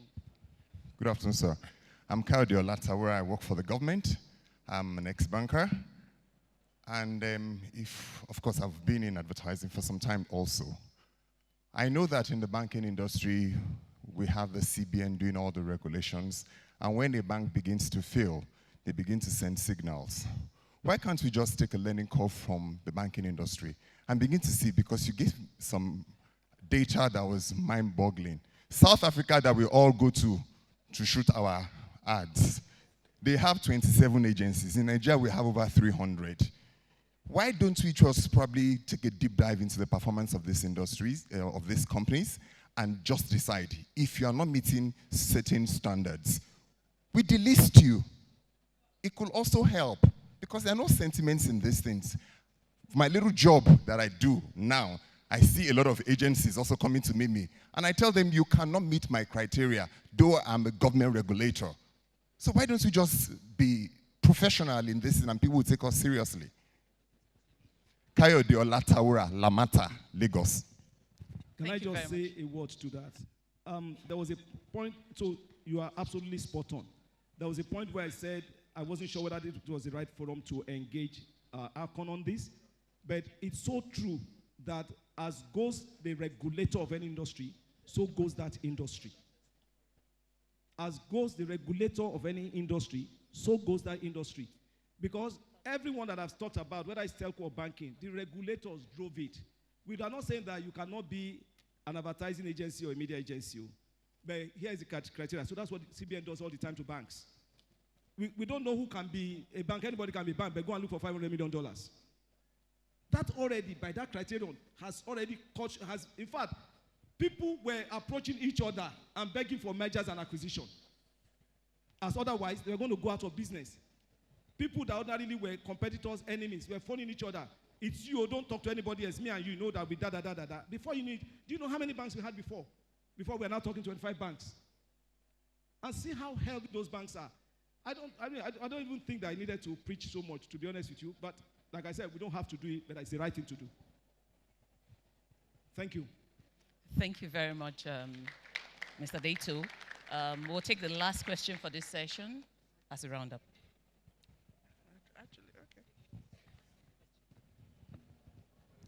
Thank you very much. I think my comments has actually been preempted by the last speaker, but I would also buttress it. My name is Amina Mohammed again. If it is easy for the banks to consolidate, so what are the challenges for the advertising company? to do same? You know, that's just my direct question. No, I think that has been answered, Ma. I think that's the same thing. I mean, like I said, the regulator has just a role, a massive role to play in that. They need to call the criteria that will inadvertently force consolidation. That's what needs to happen. Look, thank you very much. I've enjoyed being in front of you. I wish you the best of luck as you continue. Thank you.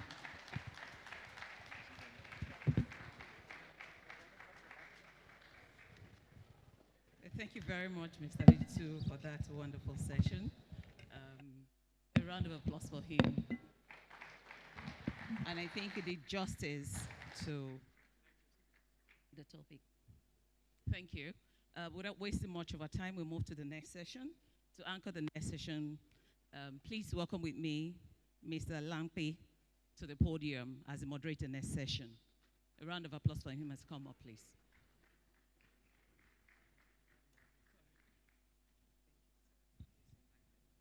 Good afternoon, ladies and gentlemen. I think it's been an engaging session so far, and I think the last one was very, very intense.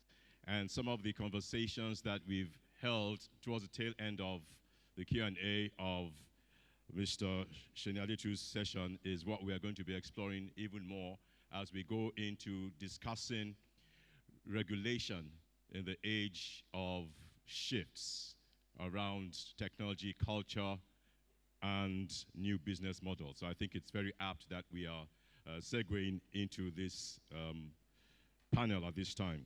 So I would like to invite the panelists to please join me on stage. Please welcome Dr. Emmanuel Agu, who is the chairman of the Advertising Standards Panel.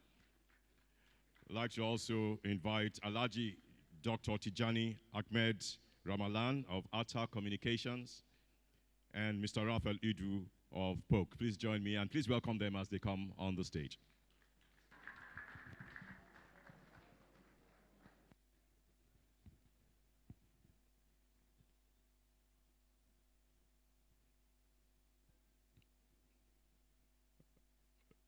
Dr. Emmanuel Agu.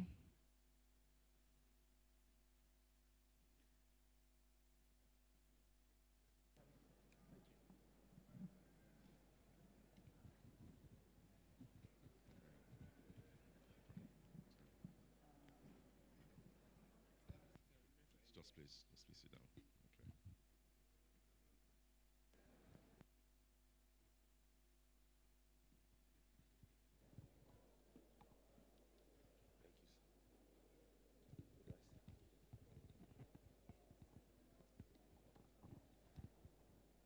Great. Now, obviously, based on the conversations that have been held so far, and from yesterday and the latter part of the last discussion, the issues around regulation are big in the minds of everyone within the industry. And I believe that regulators and regulation has a number of rules. One is to ensure ethical standards, governance within the advertising industry. Two, regulation has a role in terms of protecting the consumer. And it also does have a role in terms of safeguarding the industry and indeed growing the industry. Now, there have been obviously challenges within the context of regulation within the industry, and especially in the shifts that we have experienced in recent years. We've seen the rise of technology, we've seen the move of a transitional convergence between traditional media, digital media. We've seen cultural changes, demographic shifts. We've also seen an imperative of looking at new business models. So to kick off this conversation, I'd like to ask you, Raphael, what is your take, and if you can just please try and give this in about 3 to 4 minutes, what is your take in terms of regulation and what needs to change to better address the shifts that we are experiencing within the industry from a technological perspective, culture perspective, and a new business model? Okay.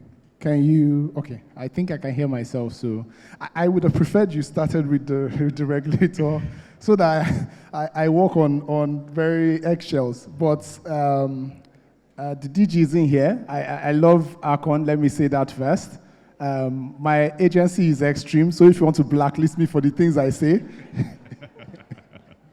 Okay, so I think that the major challenge and what's leading to the response, and people have been talking, and if you notice, there is some response that makes you realize that even though it's not being said, I'm going to try to say the quiet parts out, and please bear with me. Please, let's be open and transparent. It's Yes. all about growing the industry. Yes, so the quiet parts are not being said. I think that a lot of people seem to have some challenges, and even if it's not being said, it's there.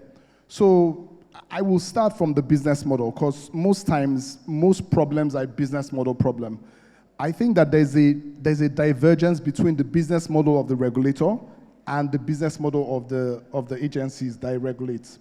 I often say this, and I compare the regulation of advertising as the most regulated in Nigeria industry, in Nigeria as we speak today, right now. And the reason is because, and there are many reasons. People say, oh, advertising is such a powerful tool for orientation and for making people move forward and things like that.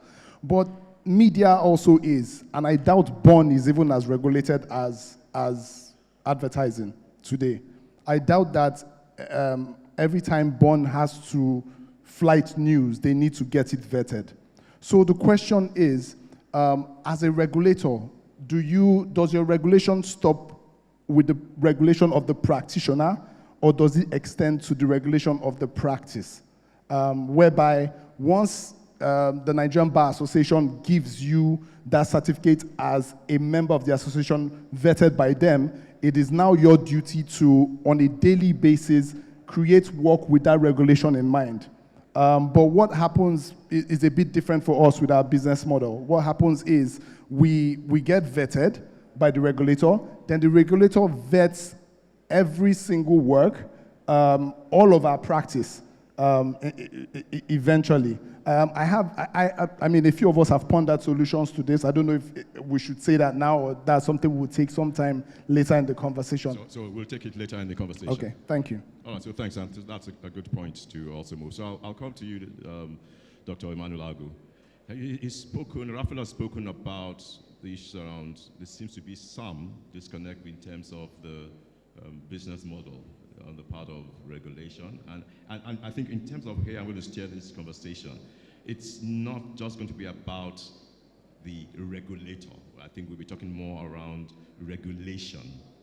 Okay, and I think there are two different ways in which you can look at that. Yeah, the regulator has a play role, but there's also the aspect of self-regulation that we can also look at in the context of the industry.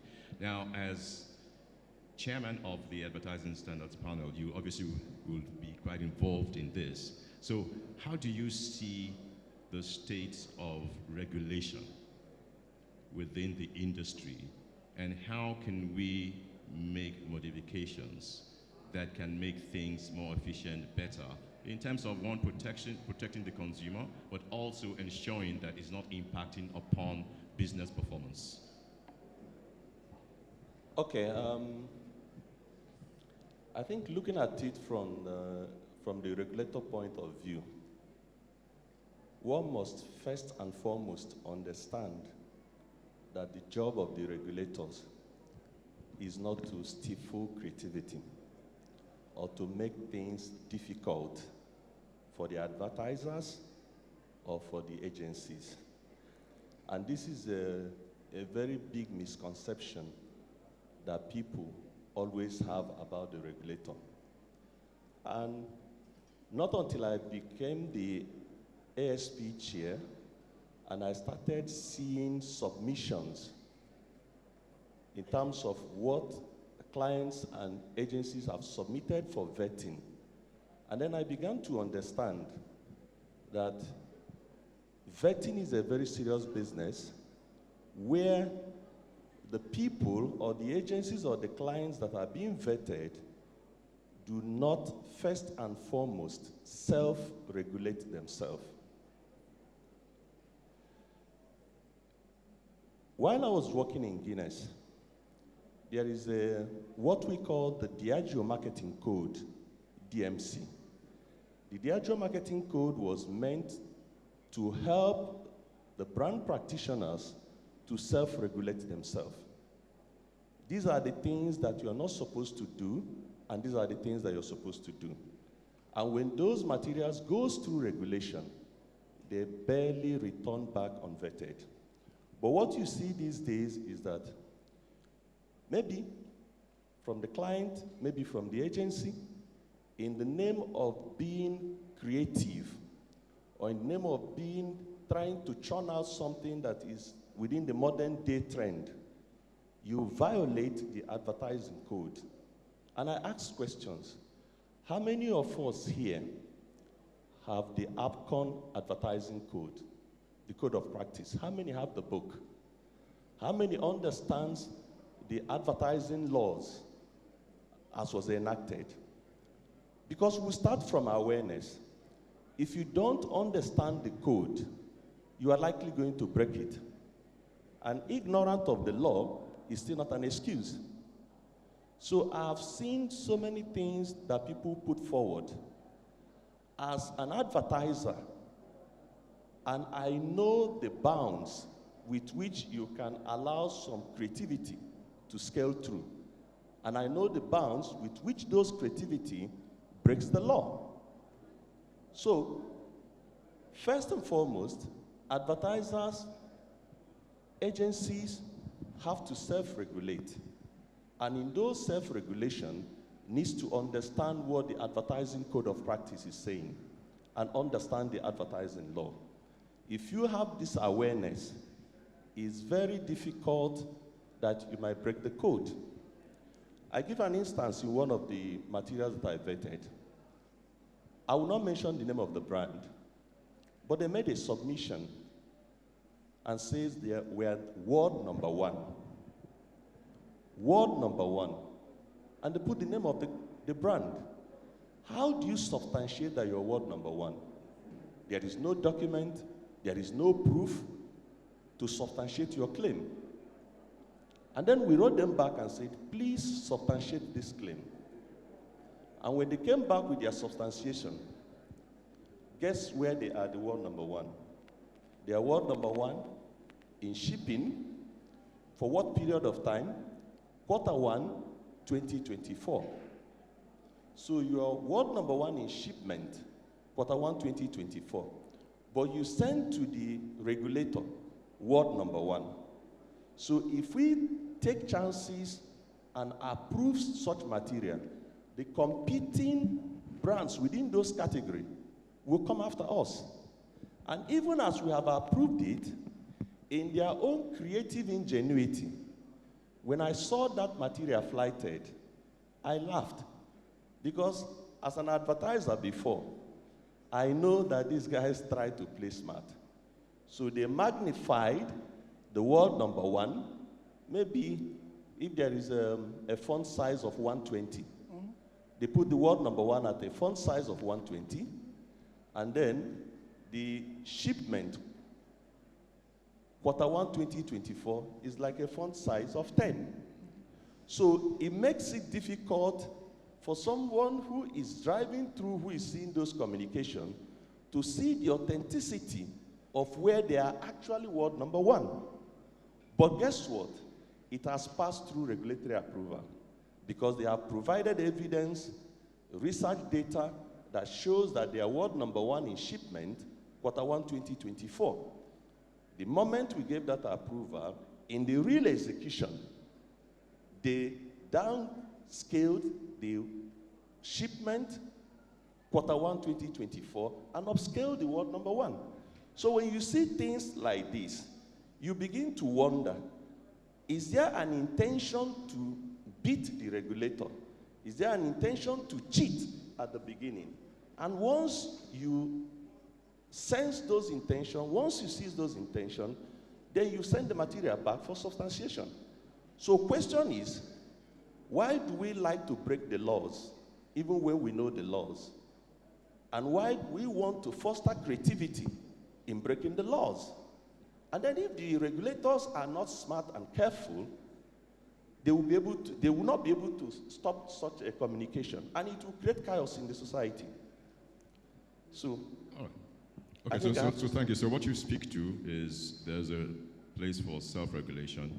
The regulator has a role as well in trying to ensure ethical standards and also fairness to all parties concerned. Okay. All right, so I'll move on to Alhaji Tijani as we build on this conversation.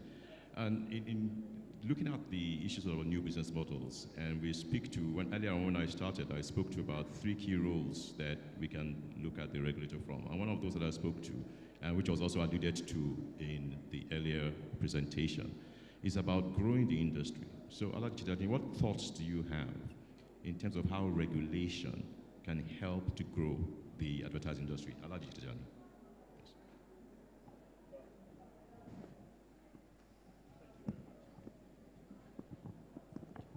Thank you very much. I need to apologize here that Alhaji Tijani is not here. He's indisposed. He's out of the country at the moment for medical reasons. But he sends his felicitation to the gathering. It's such a robust and exciting gathering. My name is Dr. Mahmoud Tunde Hassan. I'm here to stand in his stead.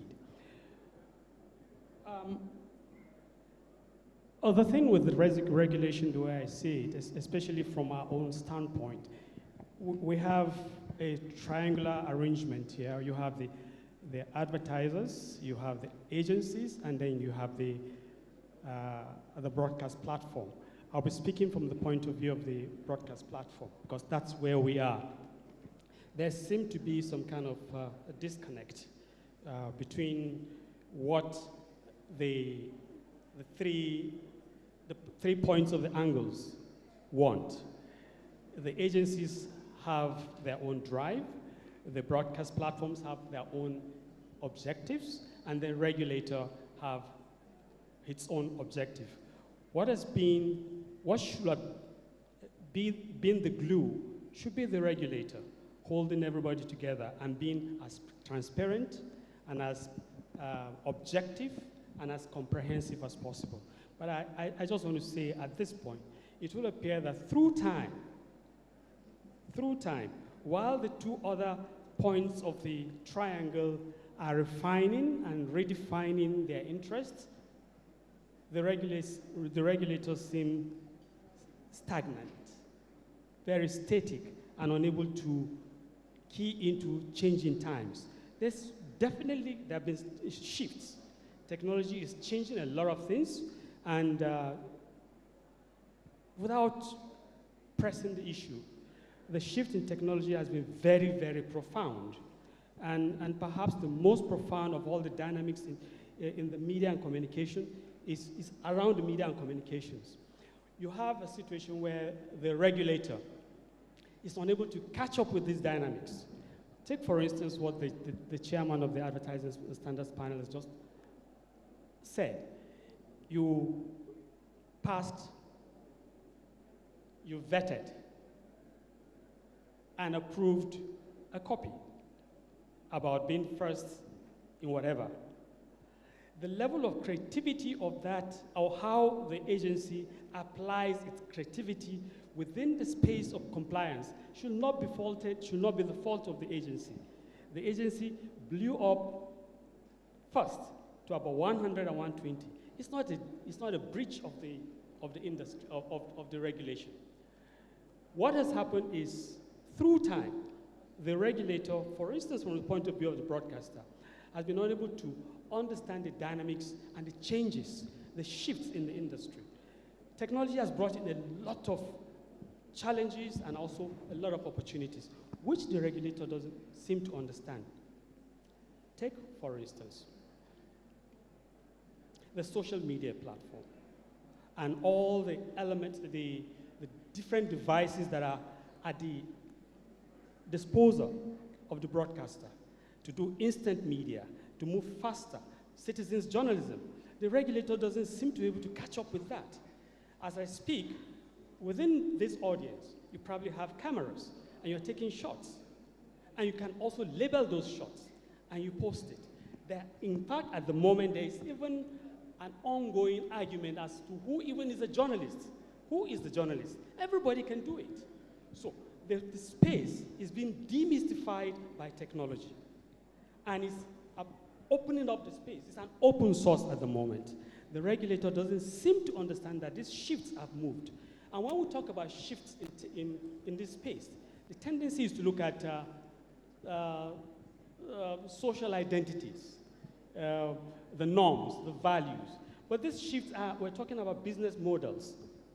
We're talking about business models. It's not nobody's talking about offering products anymore, selling products. We are offering services. People are not talking about owning things. They're having access. Data, people are more interested in the data of products than even the products, because that's what you use. You can imagine the enormous amount of data that is being mined on a daily basis using technology. And this is also within the media space. Take WhatsApp, for instance. The enormous amount, every one of us here, we've dumped our personal data, even on WhatsApp, and that is being mined on a daily basis. Right. These I'm aware of. How can the regulator plug into these changes, these shifts within the technology space? And this technology also brings along with its own brand of culture, beyond social identities. The tendency has been to look at social identities. So through time, to wrap up on this, I think regulation in Nigeria has been rather mercantile. It's about revenue. It's about how much money we can get from sanctions. Even the fines that come with sanctions are monetary fines. Everything is about revenue and finance. So to that extent, regulation in Nigeria has remained within the space of mercantile approach. And sanctions are punitive. My take is that regulations should be such that can even incentivize performance, incentivize standards, incentivize best practices. Who is talking about incentivizing performance? We pay more attention with so much energy spent on sanctions and what revenues can be generated from sanctions. Through time, in the past 5 years, whatever sanctions that have been imposed for any breach has been laced with money.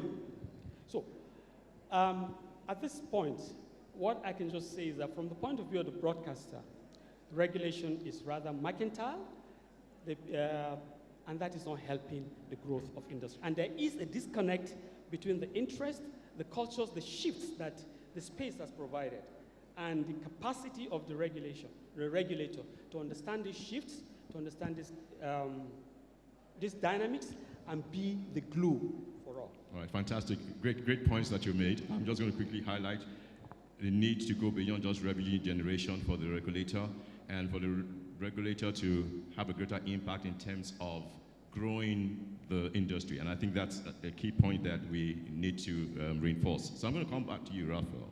And you had some ideas.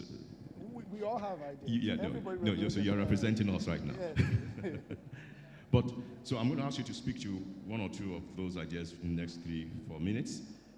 But I would also like you to speak to an issue that was raised in the earlier presentation, the role of the regulator taking experience from the insurance and bank industry around the issue of consolidation. What is your view in that regard, especially as a means of growing the industry, using regulation to grow the industry?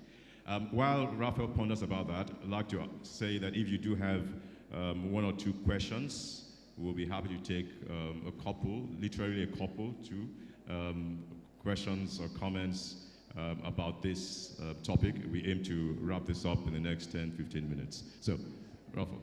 Awesome.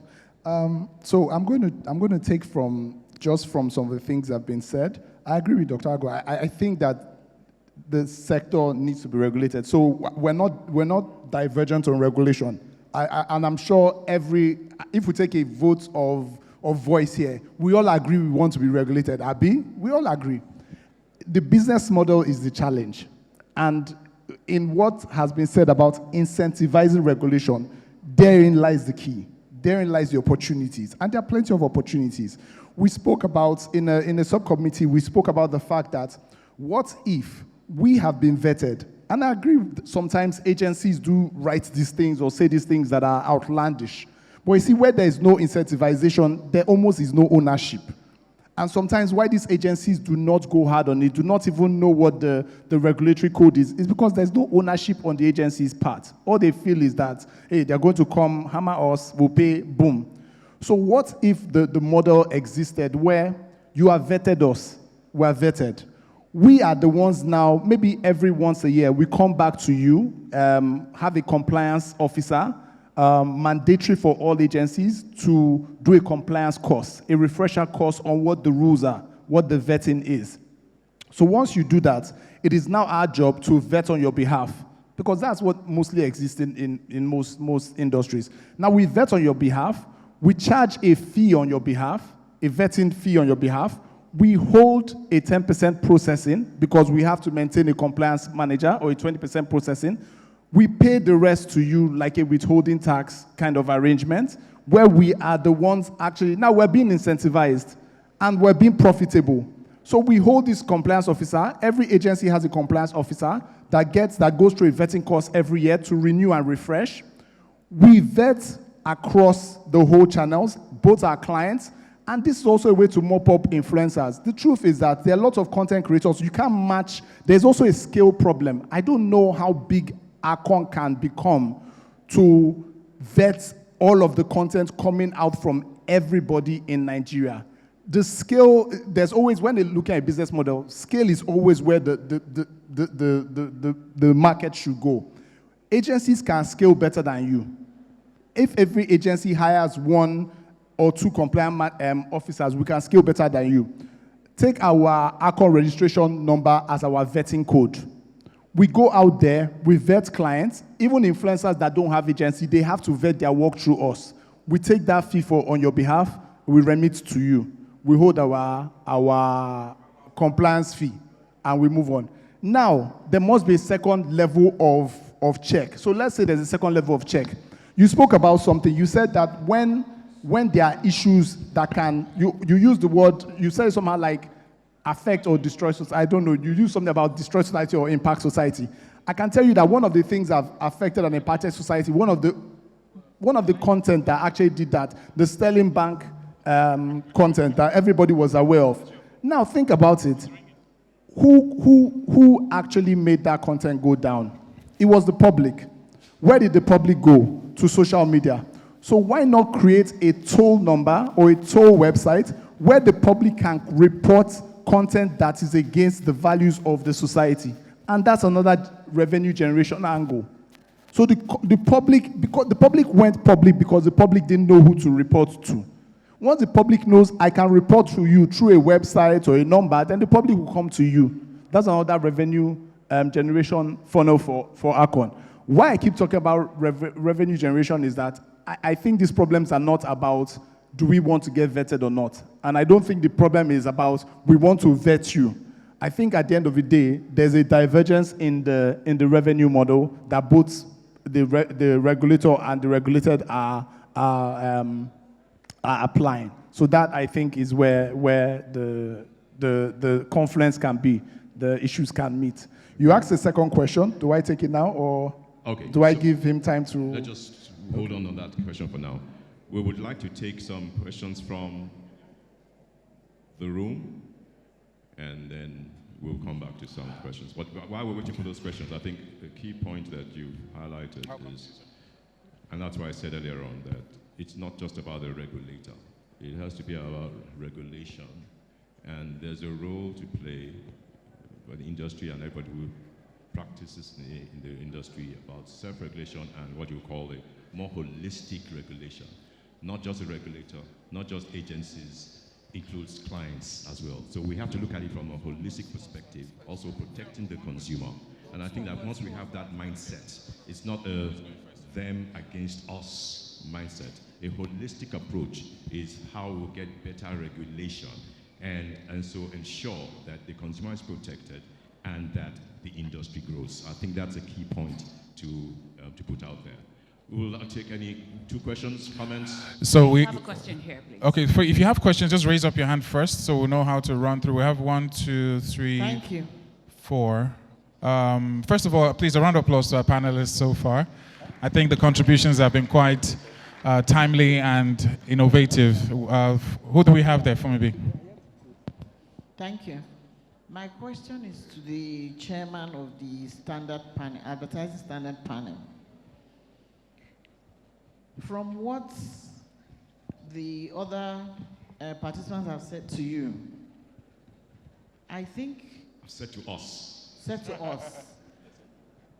Look at your vetting procedures as a way of not just correcting whatever you want to correct, but look at it as you're rendering service for the person who is giving you that copy to vet to do business.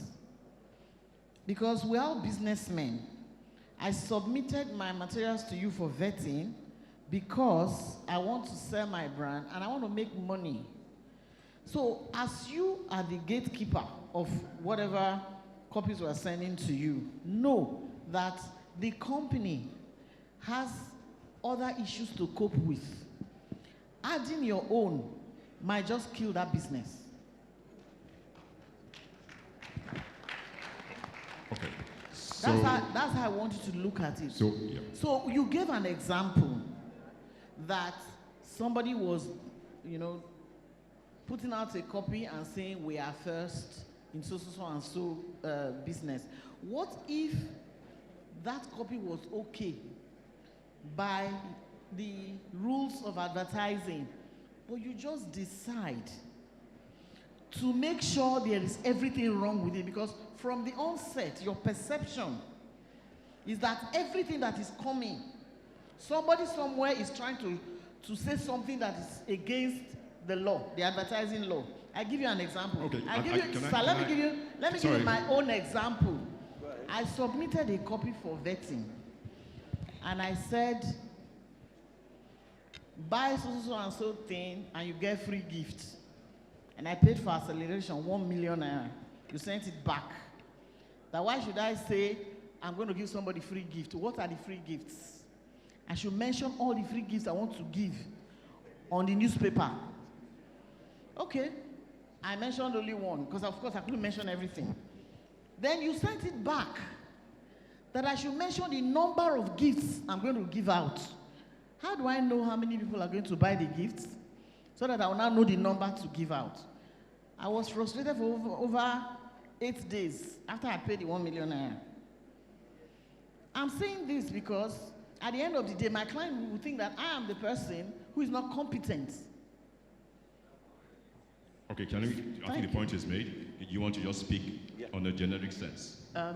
Maybe we should just take 2 more Okay, questions. we'll take one now, and then we can. Right. Sorry, before the next question, just a quick one to the audience. We have Slido, where you have the opportunity to type in your questions. So if you have questions, we might not be able to take it here for those watching online as well. So head over to Slido and put in your questions, and we'll put it up on the multimedia screen. Next question, please. Thank you. To the audience and to the panelists.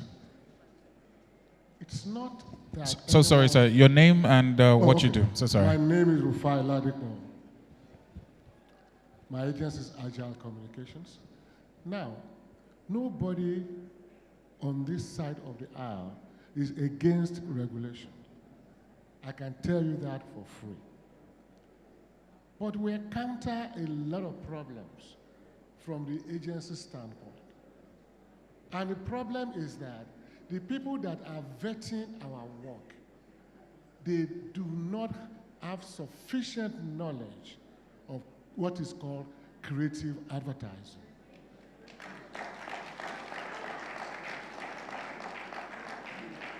You can't place, you cannot be a judge without being a lawyer. So simple process. The last ASP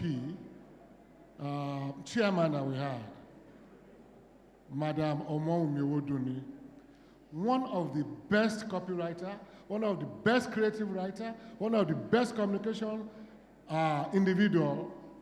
If you count 5 in this country, she will be 4 or 5. Why? He was the chairman, she was the chairman. She had the knowledge. Without the knowledge, you cannot operate. Okay? So it's not even a question. I served on ASP years back. In fact, we always give awards to agencies that comply very well, to encourage other people to do the same thing. Now, Mr. Emmanuel Agu, you're a great guy, no doubt about it. But I need you to please allow yourself to take some crash courses in creative advertising. Because at the end of the day, the buck will stop at your desk. In addition to that, the people working under you, I'm coming, please. This is a very big industry issue. You see, no, I'm not going personal here. Can I ask that you wrap the up, people Mr. working under you, Ladipo? we will also provide crash program for them, so that when they are really going through all these materials, they will be able to identify what is good from what is bad. Okay, all right. I would, are there any other questions? I'm going to do a bit of a veto here now. Yeah. Any So I have other one final last question question? from this And angle. let it be a question. Question, please. All right. Question. So first of all, sorry, 1 second before it's getting hot in here, isn't it? Yes. The AC is working, but it's getting hot. Okay, so I'm going to step in here. Okay, sir. And say one more question, and let it be a question asked in 60 seconds. Thank you very much. My name is Annie Esianity. I'm the GM Marketing and Communication for Ibom Air. And my question is directed at Mr. Emmanuel Agu about impeding creativity. I would say as much as you say that's not what you stand to do, it's almost like what it is at the moment, because contents are derived at the drop of a hat these days. I send something to you, I need you to vet it, and you come back and say it's not. I mean, I have all the backlogs of, so the question is, what do you consider as superlatives? When you say there are superlatives, if somebody says world class, he didn't say #1 in the world. Is that a superlative? Why would you shut that down? So perhaps you need to give us a list of what you consider superlatives so we know what guides us when we work. Okay. All right. Okay, so good question. So I will call on Emmanuel to respond. Before Emmanuel responds, I think that it's important to reiterate again that what this topic is highlighting is how we better navigate the shifts and utilize regulation as a tool to, again, let me repeat the 3 things I said at the beginning. Protect the consumer, ensure ethical and fair standards, and third, to grow the industry. It's important that we're not overemphasizing the operational issues which Emmanuel will speak to. All right? I think it's very important. Yes, Dr. Agu. Okay, I feel the tension in the room, and if I tell you I didn't expect this, I will be lying to everyone. I feel the tension, and it's normal. But just to also say that the law is the law, the code is the code. We cannot apply emotions to law. My sister that talked about materials being returned to her because she put prices are to be won.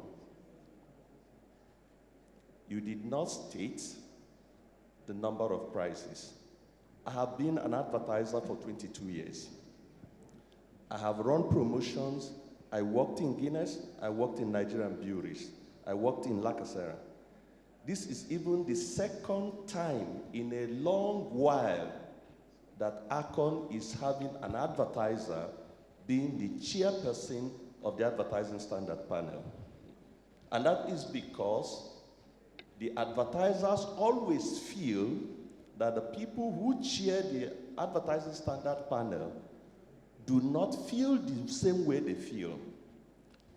So, as an advertiser and a regulator, I know what is right, I know what is wrong, and I know what the code says. And I tell you this, you cannot run a promotion, even if you pass it to FCCPC and pass it to NAFDAC, without stating the finite numbers of materials that you're putting on offer. Everything about regulation is about the interest of the consumers. We know what is happening within our economy, how people swindle people anyhow. You lure me into your promotional campaign that I have prizes to be won, and at the end of the day, you are not stating it. As a junior brand manager in Guinness, when I run a promotion in Guinness, I'll tell you, you have 10 million cash offer on the promotion, you have 3,000 of this material, you have 5,000 of this material. The creative agencies knows how to display those materials and their quantities on posters. So asking you to be authentic and to tell us the truth about the numbers of prizes that you want to give, I don't think it's asking too much. Okay, that's on one bit. And then again, for the superlatives, what is finite, what is infinite? Words like best, for us is finite. For you to say you are the best, and especially when you are operating within a category, you just can't wake up and make a claim.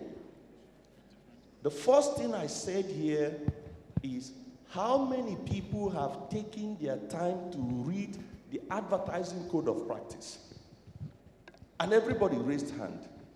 But as many that have raised their hands are still the ones that are breaching the code, meaning that they did not understand what they read.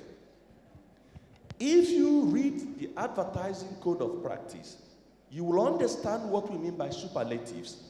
If you read the advertising code of practice, you understand what it means by comparative advertising. Someone said here in one of the campaigns that shook the market about Sterling Bank, and I think it was an Easter campaign, he rose like an agege bread. It is the same creative masterpiece that we are being judged of not being excellent in. The same mistake repeated 2-3 years after that by Pig Milk, when he was pierced for our sorrows. Let me tell us, because these are Christian communities and these are issues that can waded into it and they were calm about it. If we were to be the same with the Muslim faithful, I think those companies should either be in ruins now or they should be regretting that kind of advertising. So the rules are there. Take your time, read the advertising code of practice. You will understand what is comparative advertising. You will understand what is superlatives. We can't do this because the reason why we can't do it is that there are several brands within categories. You just can't wake up and say you are the best without substantiation. And I've said it here, the company or the brand that came up and said we are world number one, we did not discredit that you're world number one, but show us proof. Show us substantive evidence why you're world number one. And when they came with those evidence, it is now world number one only in shipment. We're not talking about world number one maybe in consumer choice or consumer love. There could be several world number one, but substantiate what you want to say. So, Advertising Regulatory Council and the team that I chair is not meant to frustrate creativity. By the way, we have 17 people in the panel, in the advertising standard panel, and each of these 17 people have representative of everybody seated here. There are people from MIPAN representing MIPAN. There are representatives from AAN, from BON, from National Council of Women's Society, from CBN, 17. So these 17 people seated in a room with me chairing the panel cannot be completely wrong, especially when they know that they are representing a unit that is also interested in vetting. All right, fantastic. We're going to wrap up this now, and we're going to wrap it up, and I'm going to close it. We probably need a whole day to discuss all the issues, but permit me to stand up, because the seat is a bit hot. I think that the issues around regulation are things that obviously, as an industry, need to keep on engaging. What I'm hearing is that there's obviously a need to have ongoing conversations. I think that the shifts we're talking about speak to having a greater openness on learning some ways of doing things and greater agility on the part of regulation, regulator.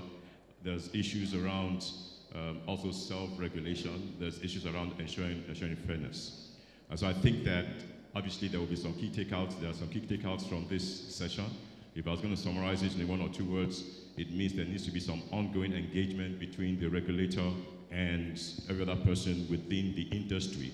But bearing in mind the key roles of the regulator and regulation, that ultimately it's about ensuring that the industry grows. So thank you, gentlemen. I know it's been a very vigorous conversation, and I'm sure that the conversations will continue. Thank you, everyone.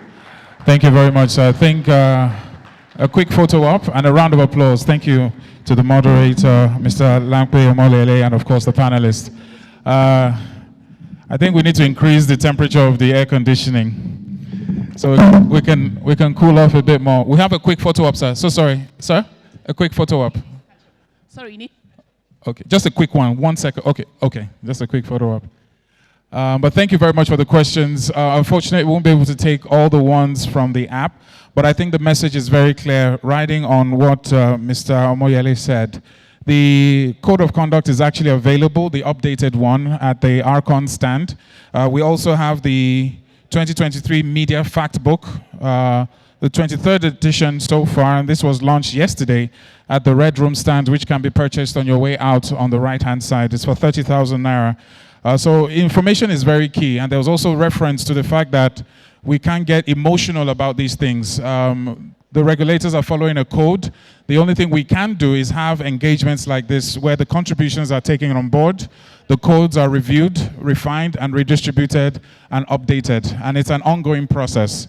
The only constant thing they say is change. But once again, I think we're heading in the very right direction with the discussion, the questions, the interactions, and the engagement. So please, once again, a round of applause to each and everyone here. I'm sure you can do better than that for yourselves, or for yourselves. I know the energy level is low, but it's not about lunch. You that lunch will be served in another 30 minutes. So we'll be out in another 30 minutes for lunch. I don't think they're hungry. They don't look hungry. Are you guys hungry? I don't think. We're not hungry. Are we hungry? We're hungry for knowledge, yes? We're hungry for knowledge. We're hungry for change. Everybody needs the food now. The brain needs glucose, so please, let's respect that. Lunch will be served in another 30 minutes, so we'll quickly go to the next and the last session before lunch is served. So once again, there are quite a number of us, and there are multiple events happening at this venue. So we're going to occupy about 4 spaces. We'll communicate with you where you'll be going for lunch, but that has been prepped, and after this session, we'll be having lunch. But we also have the reward on the screen. I think maybe while we wait, do we have? Technical, are you ready? Okay. There's a little clip we have to play for you from Aravo Multimedia. Can you cue that so we can have that before we move on? Just a 1-minute clip.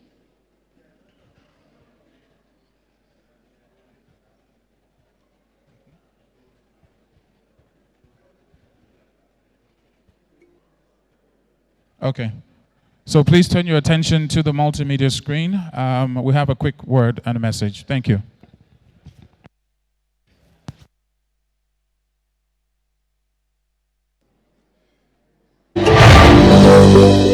Hello, distinguished ladies and gentlemen. My name is Unedited, Group CEO, Aravo. Aravo is a known technology at the forefront of digital transformation and enabling IoT.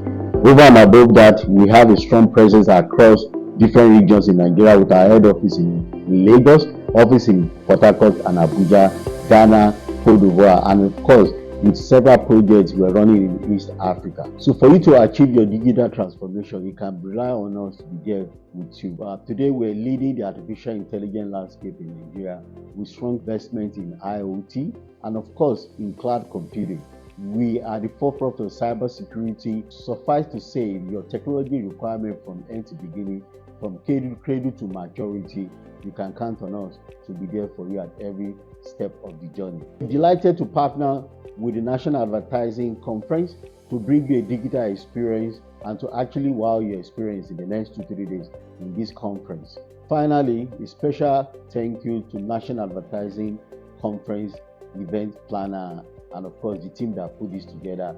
Most importantly, for counting us worthy to be a technology partner for this year's event. I would like to say thank you. Hello, All right. A round of applause. Thank you very much to Aravo.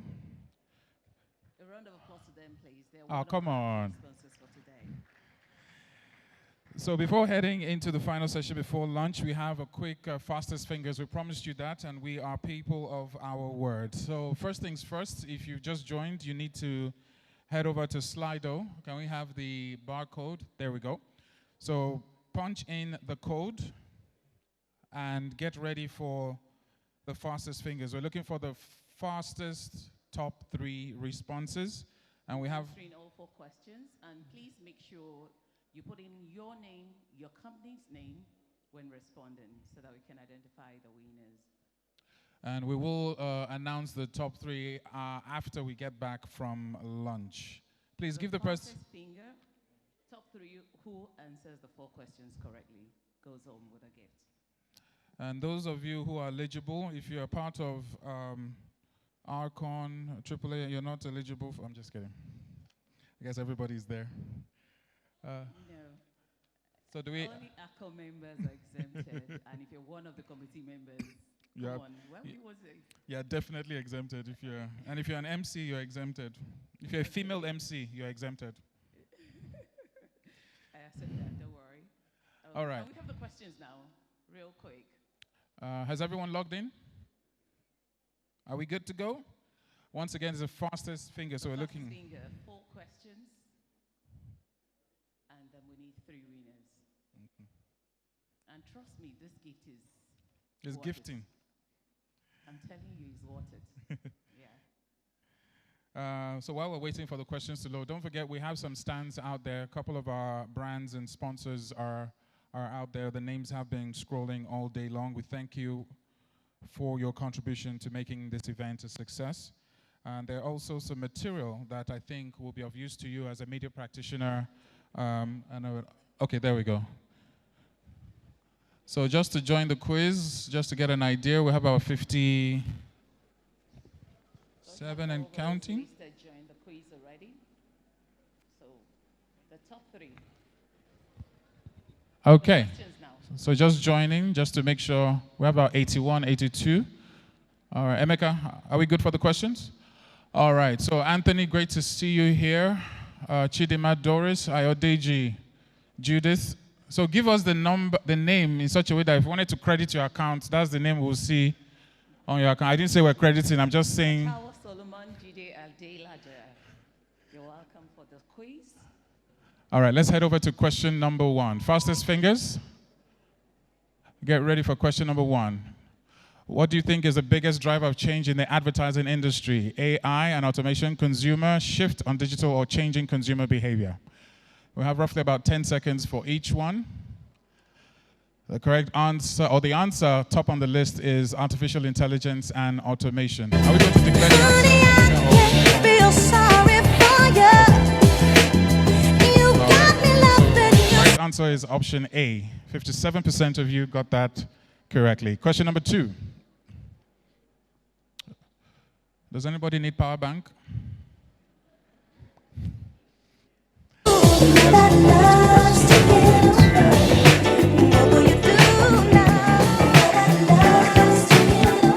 you at home can answer the following. Which technology trend will most impact advertising in the next 5 years? Blockchain, augmented reality, machine learning, or 5G connectivity? Which technology trend will most impact advertising in the next 5 years? That's a tough one. But it don't mean a thing without the money. You know what I mean? But your kisses like the taste of aged wine. Most of you And with the start of another day, you got me thinking your vintage is hard to find. Your love, it's sweet as days go by. I'm telling you, girl, your love is sweet, and I know it won't die. Your love, it's sweet as the days go by. As the days go by, there are pretty faces on TV. Gen Z's make some noise. Compared to the way you look, girl, they don't mean That's a part of the thing to problem. me. Millennials make some noise. With you, Gen X make some noise. I wanna be, 'cause you're the only girl Baby I've boomers ever make some known noise. that I can't call sugar-free. If you don't know your category, make some noise. Oh, I'm telling you, All right. girl, your love is Correct sweet, answers and are I Gen know Z. it That's option. your Question love is sweet as the days go by. What's the most popular method to measure advertising success? Rate, click-through rates, return on ad spend, or conversion rate? People are deliberately not participating. It's like, come on. As the days go by, This will be an interesting one. The correct answer is so sweet. tough one. Yeah, as the days go by. Can we scroll up? Scroll up so we can see the percentage for option D. Can you scroll up? How many of you were surprised by this result? Nobody actually went for that option. Can we scroll, or is that? There we go. So 29% for conversion. Interesting. So you can see how important understanding is. There's one thing to have that knowledge, another thing to understand what has been read. And polls really reveal what we're thinking. Fumebi? Yes, I agree with you, and I think this will be done, justice will be done to this as the last session for the day today. Fantastic. Okay, so we'll hit you with the winners, the top 3, the fastest fingers after the lunch break, and we're moving straight into our final session. Before lunch.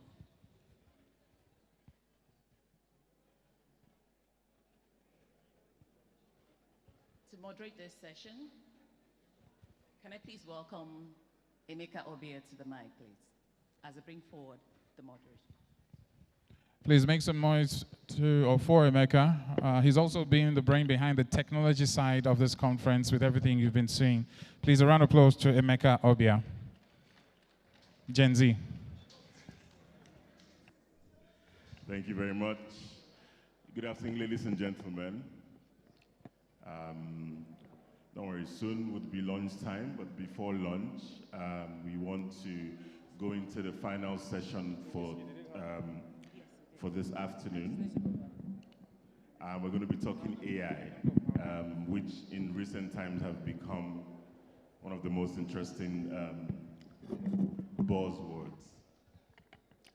And to be joining me on this panel, I'd like to firstly invite Mr. Patrick Gomez. Patrick Gomez is the Chief Strategy and Knowledge Director, Omnicom Media Group. Please put your hands together as he comes on stage.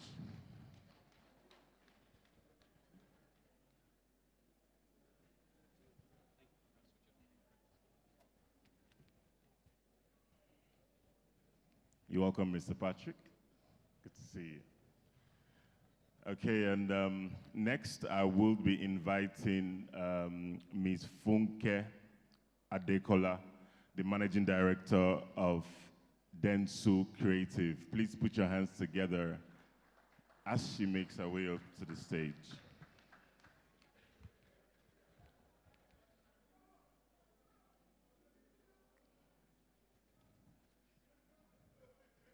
Ms. Funke Adekola, Managing Director, Dentsu Creative. And then finally, to join us on the stage, I'd like to invite Mr. Real One Ajiferuke, Executive Director, Plural Media. Mr. Real One, please put your hands together as he joins us on stage.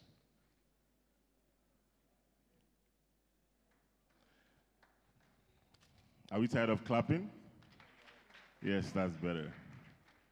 Thank you for joining us.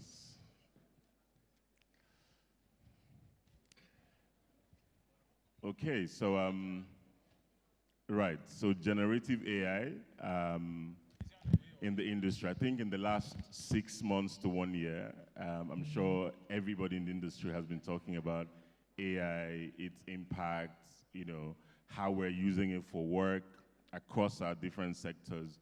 But I think on a broader scale, I just want to start with the question to say, what is generative AI really? What is it, and how is it currently impacting our industry?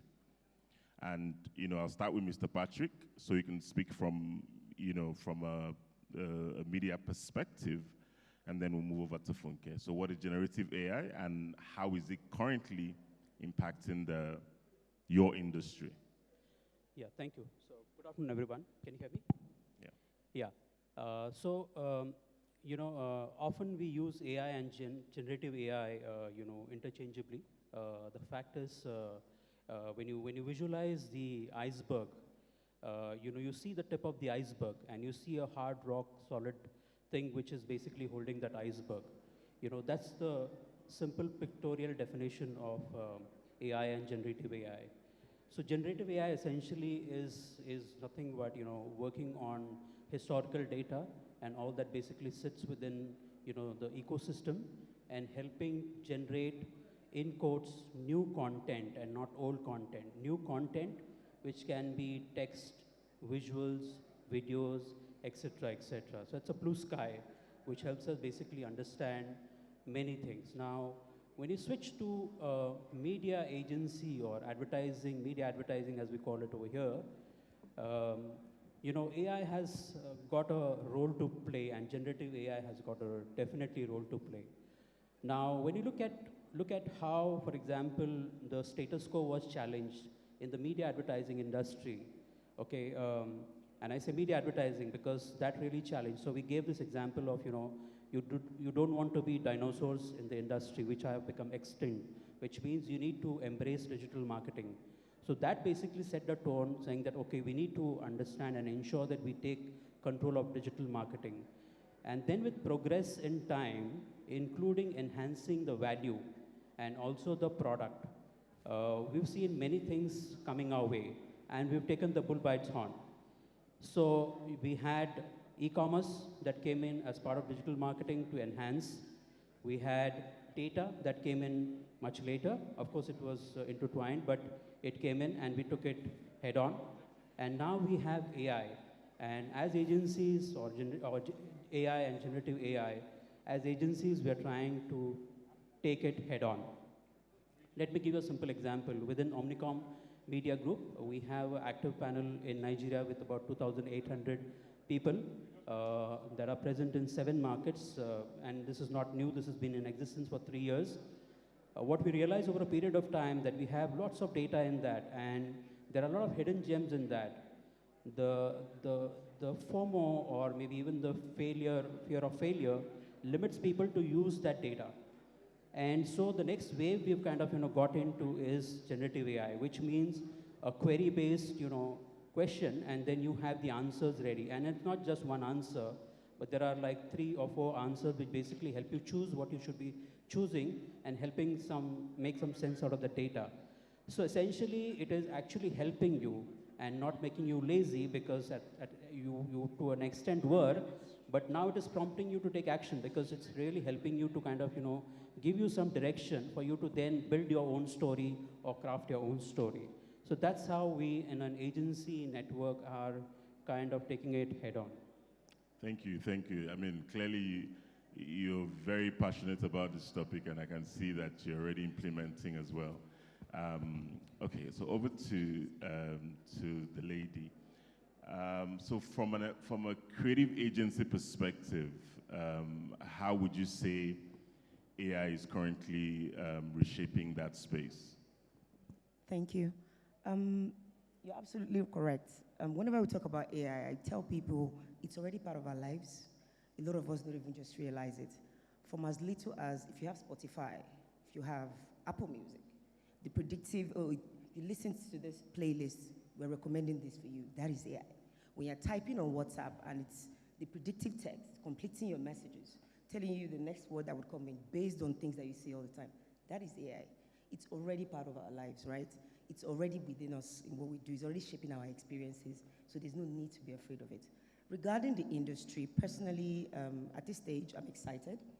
I had my misgivings, but I'm excited because in our experience so far, it's basically augmented productivity. It's augmented the creative process, like you said. A lot of agencies, mine included, has priority. We have our own personalized, data tools, when it comes to gathering data, but when it comes to finessing those data as to what you need, to harvest the data in the space of minutes, you don't research, you want, okay, these are the inferences I need, and it gives me options to work with. Then I can streamline and still get that, narrow down to what I need. That increases our efficiency. It helps us get from a point A to point B quicker, from the point of ideation, so from the point of insight mining from that data, to the point of ideation, to the point of selling the idea, to the point of executing the idea, because you have, first you're doing it faster and quicker, you have a lot of help, because it's basically a personal assistant, and you are able to be efficient in every stage of what you do, right? Also, what I would say about the industry at large, and a lot of people that have sat here today have said something about it at one point or the other. Yeah. Like the lady said, I think it was Kemi Longe that said, look, critical thinking is very, very important. You're the human behind this machine, so it's very, very important to take charge of it and use it as a tool rather than let it control everything that you do. And that's the only thing that will keep you special, right? And personally, I think that in doing that, we are able to stay ahead, and things will definitely change. Before social media, at a point in time, hearing something like a role of a community manager or a page handler, that's not a position, that's not a role you would ever think of. But it has come to stay today. I'm hiring people to manage people's social media platforms. That was not a thing. So there will be changes in roles, there will be changes in skill sets, right? And there will be new business models that would come up to adjust for this. The important thing is to stay ahead of it and to be the first at it, to keep, and also keep adjusting our skill set to stay at the top of it all. Great, thank you, Funke. I think something that you said that I picked out is human intelligence also working together with the artificial intelligence, because it also needs you in terms of the inputs and the quality of the prompts and so forth. Thanks for that input. Over to you, Mr. Rowan. What's your point of view? How is it reshaping your industry? And with that, I would also want you to just dive into the out-of-home space as well and share examples, if there are any, how AI is currently being used in out-of-home advertising. Okay, in particular to our space and the country as it were, I think it is still more of an evolving phenomenon. Okay. Because we've not really had a whole lot of such being implemented at the moment. But that's not to say we don't have any that has been used. And clearly, what you find in such situation has been, it gives room for engagement. And I mean, so basically we're saying that even though outdoor is bringing to bear eyeballs, one of the things we can't take away is the fact that out of home still remain a platform that is one to many. So when we talk about personalization, which is part of what AI brings to bear in our practice, we also need to recognize the fact that with AI coming into play, part of the opportunity you can achieve, that is there for brands is the fact that you can display content as at when you want. You also have the big data that is also helping to provide you with audience demographics and traffic counts. And when you marry all of this together, it means that I don't have to be at a particular location when I don't have any reason to be there. So an all-day exposure might actually not be necessary. So it means at the end of the day, there's a return on investment which everybody is actually hammering on. And so with the return on investment, it goes both ways, for the practitioners and also for the brands. So basically what you're bringing to bear will be efficiency and effectiveness. Efficiency and effectiveness. Thank you very much, Mr. Rewan. I'll move over to Mr. Patrick, but before then, I'll just want to mention that for this session, we'll also be taking questions from, using Slido. So at some point, the barcode will come up on the screen. So at any point, you can begin to input your questions, and we'll take the questions through the platform. So for you, you have already started speaking about this earlier, but just in specific terms now, how would you say AI currently is being used in how you plan and how you buy currently within your agency? How has it affected your media planning and your media buying processes?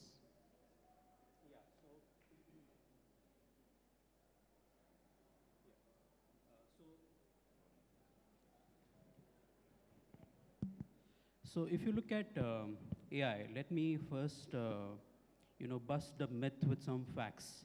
Let me start by saying, and this is based on what I've seen, what I've read, what I've experienced.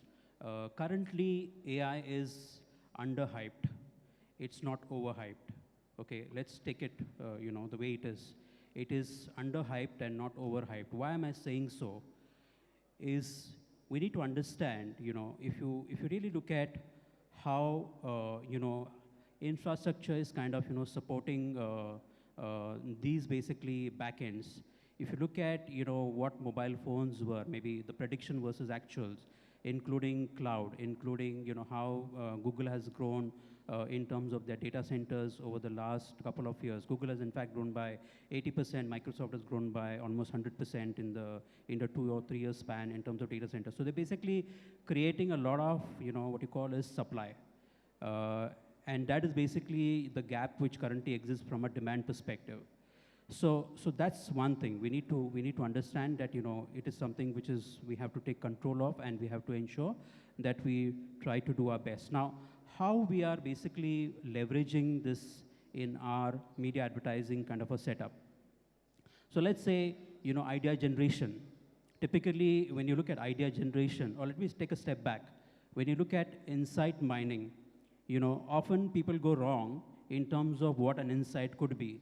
Often people will ensure that, they misinterpret fact as insight. And a fact is fact, that is a what, but the why is something which gets misinterpreted. So an example, that women wear lipstick. That's the fact, that's a reality. Women wear lipstick either to stand out in the crowd, that's a why. There's another why, they possibly wear lipstick to be part of the crowd. Now, depending on how I would want to interpret, the category context plays a very pivotal role in this one. So how I interpret that, insight is, or how I mine those insights or set of insights is very important. Now, that's a game changer for a media advertising kind of a setup, because you really are dependent on a lot of, data, which is the fact, often misinterpreted as insight, but the probing of why is missing. Now, let's go to the other aspect of it. For example, we are trying to understand ideas, okay? Your insight helps you to possibly craft an idea, right? Now, for example, Coca-Cola's open happiness, that's fabulous, because an idea has to be, what you call as big idea, has to be actionable, right? So if your big idea isn't actionable, it isn't a big idea. It needs to be a big idea which is actionable. So if you visualize Coke or Coca-Cola's open happiness, including, we look at what Nigeria did when it came to Pepsi, which is long throat, these are actionable ideas and how they were implemented. So if you look at Coca-Cola's open happiness, they have about thousands of examples of how it was implemented across the world. So idea generation, and idea generation is simple technique using AI, which basically helps you to understand what are the possible ideas. It actually prompts you to think versus, only you thinking. So when you have 3 or 4 areas which possibly help you to, craft your idea, and, for you to confirm whether 1, 2, 3, or 3, 4, 5, or whatever makes sense, you are then the decision maker, and then the rest is, left to you to craft the entire thing. So those are two important things which help us. Of course, from a media planning perspective, if you want to really maybe clone from past, again, I would say new plans, not the old plans, because we have this tendency of creating maybe, copy paste and possibly using maybe, so we are also behaving like generative AI to a certain extent, but it helps you based on the context, based on the inputs that you gave, it helps you possibly, clone from the past. And that's really the pedigree of the agency, which has been able to build some history into the data bank or into the ecosystem, which allows you to possibly craft what can be the media strategies and so on and so forth, including a schedule. So if you want to really create a schedule, maybe from a handmade to machine-made, that's the shift we are seeing in terms of creating something much more at a faster pace as we progress in life with AI and generative AI.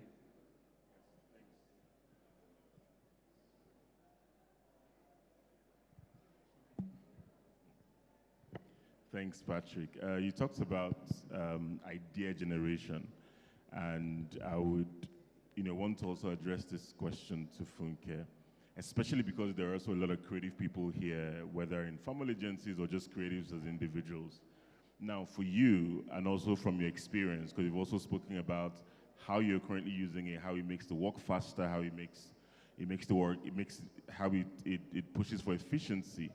Now, are there any limitations, right, or even ethical concerns, that you have identified when it comes to applying AI, especially with creative productions? For you, what would be those limitations or those concerns ethically that you think is important for people here to know? Thank you. You're very right. I think the first thing I'll speak to, I think it was Kemi Lungi that said it again. It seems like I heard everything she said. The fact that if you're overly dependent on AI, people can tell at some point. After a while, it'll be obvious that you didn't do this as a person, right? Because generative AI is built off of existing data, existing stuff that people have done, because it learns, every day from what we do. I'll give you an example. Earlier this year in January, I prompted Midjourney something, I can't remember what it was, but something to do with Nigeria, to give me the map and stuff. And the map that came up was that of Africa with a lot of green. It was just funny. It couldn't come up with it, right? Because it hadn't learned that at that point, right? So it is not a human being, right? So the one key challenge and one key thing that I see is that could happen is being overly dependent on it, and then become lazy in doing your work, especially creative work, not being able to do anything without the help of it. That is a very bottomless pit that we have the danger of falling into. So we need to be very aware of how we use it as a tool and not let it replace us, as creatives, right?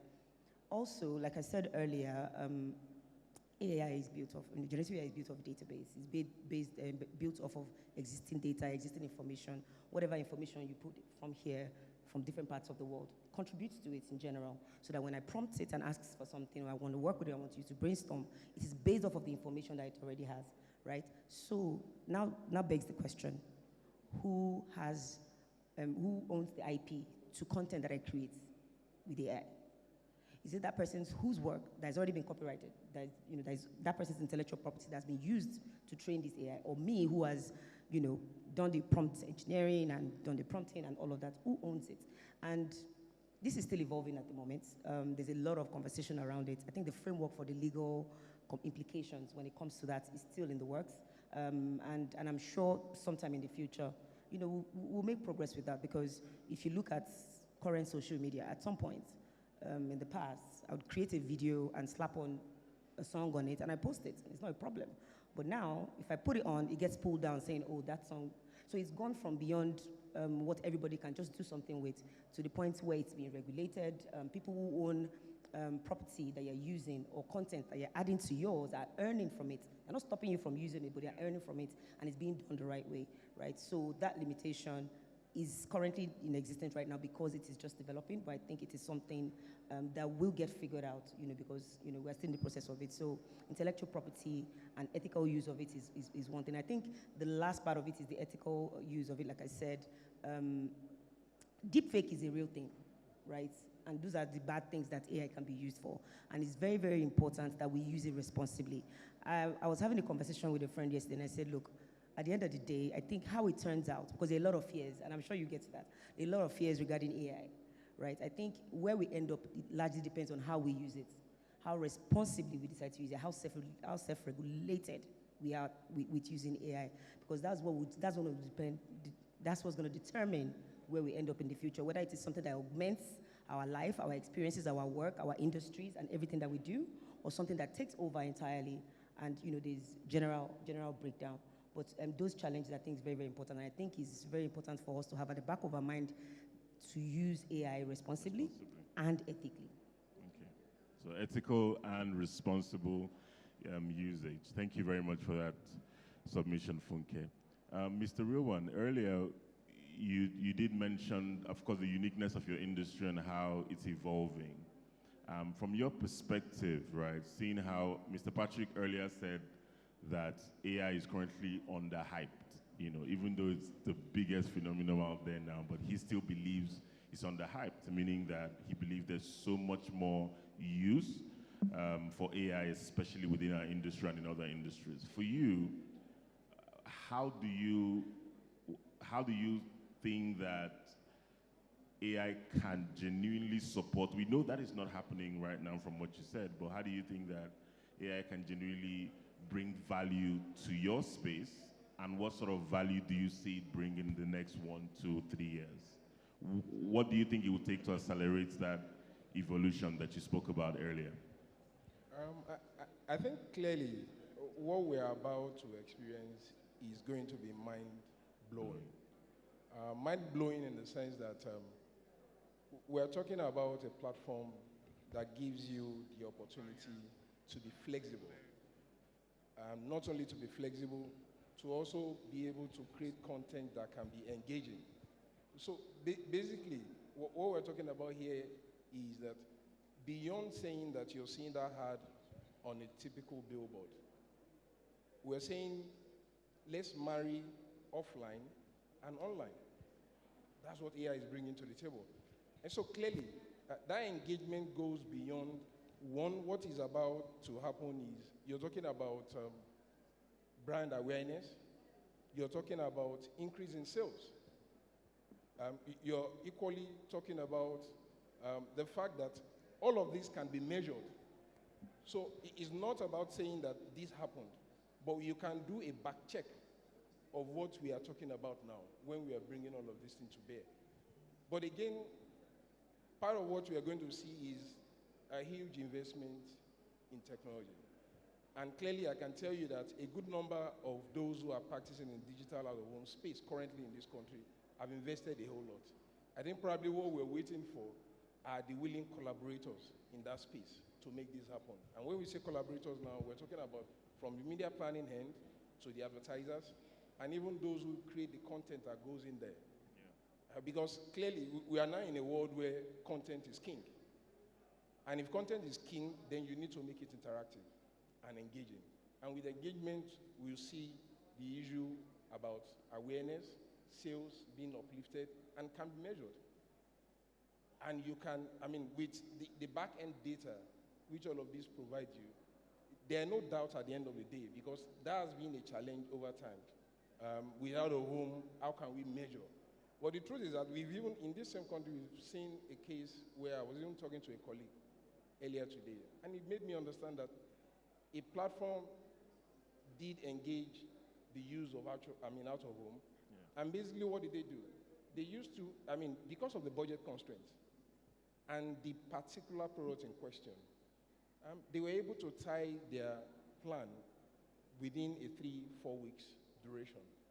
And at the end of the day, they could actually tell that this is what happened during the period when we used out of home, driven by some of these dynamic content and the rest of them. So clearly, what we're about to experience is something that will change a whole lot of the way we use out of home. Because right now, we are yet to fully, harness the potential that is available with that platform. Great. Thank you very much. We're gradually getting towards the end of the session, but I think one thing that I would say we've all said is how valuable this, AI has become, especially in the nature of the business that we do.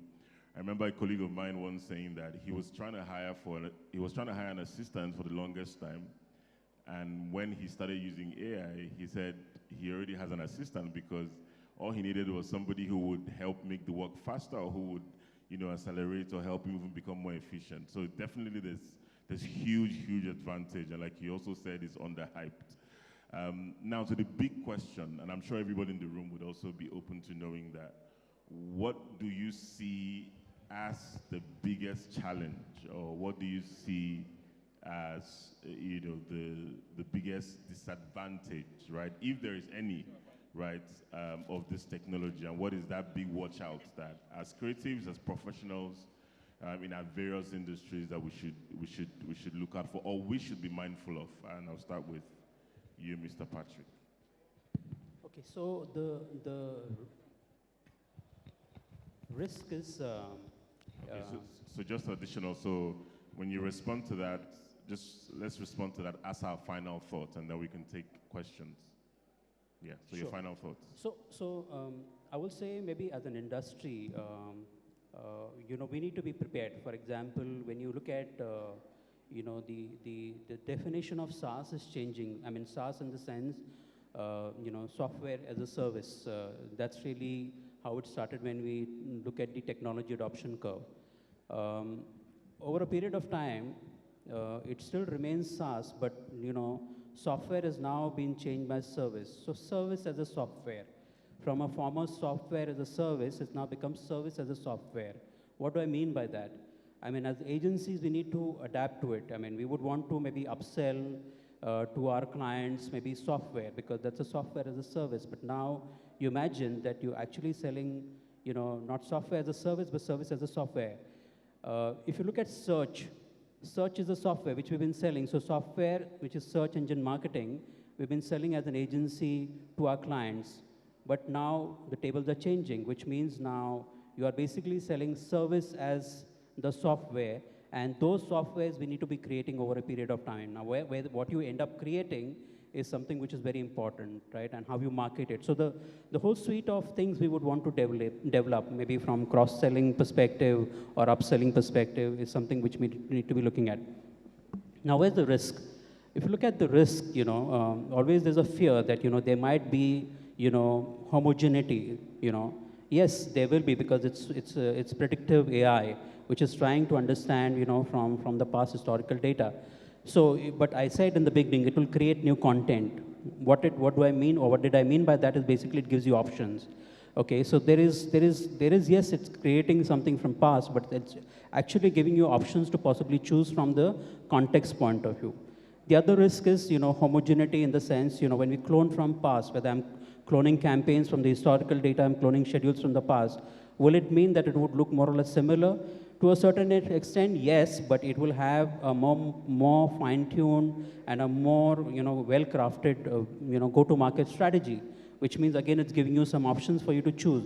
So with AI, you are basically bringing in human intelligence to ensure that you are able to choose what is best from the options that have been provided to you. So that's my take in terms of, the opportunities and the risk we see. Yeah, thank you so much, Mr. Patrick.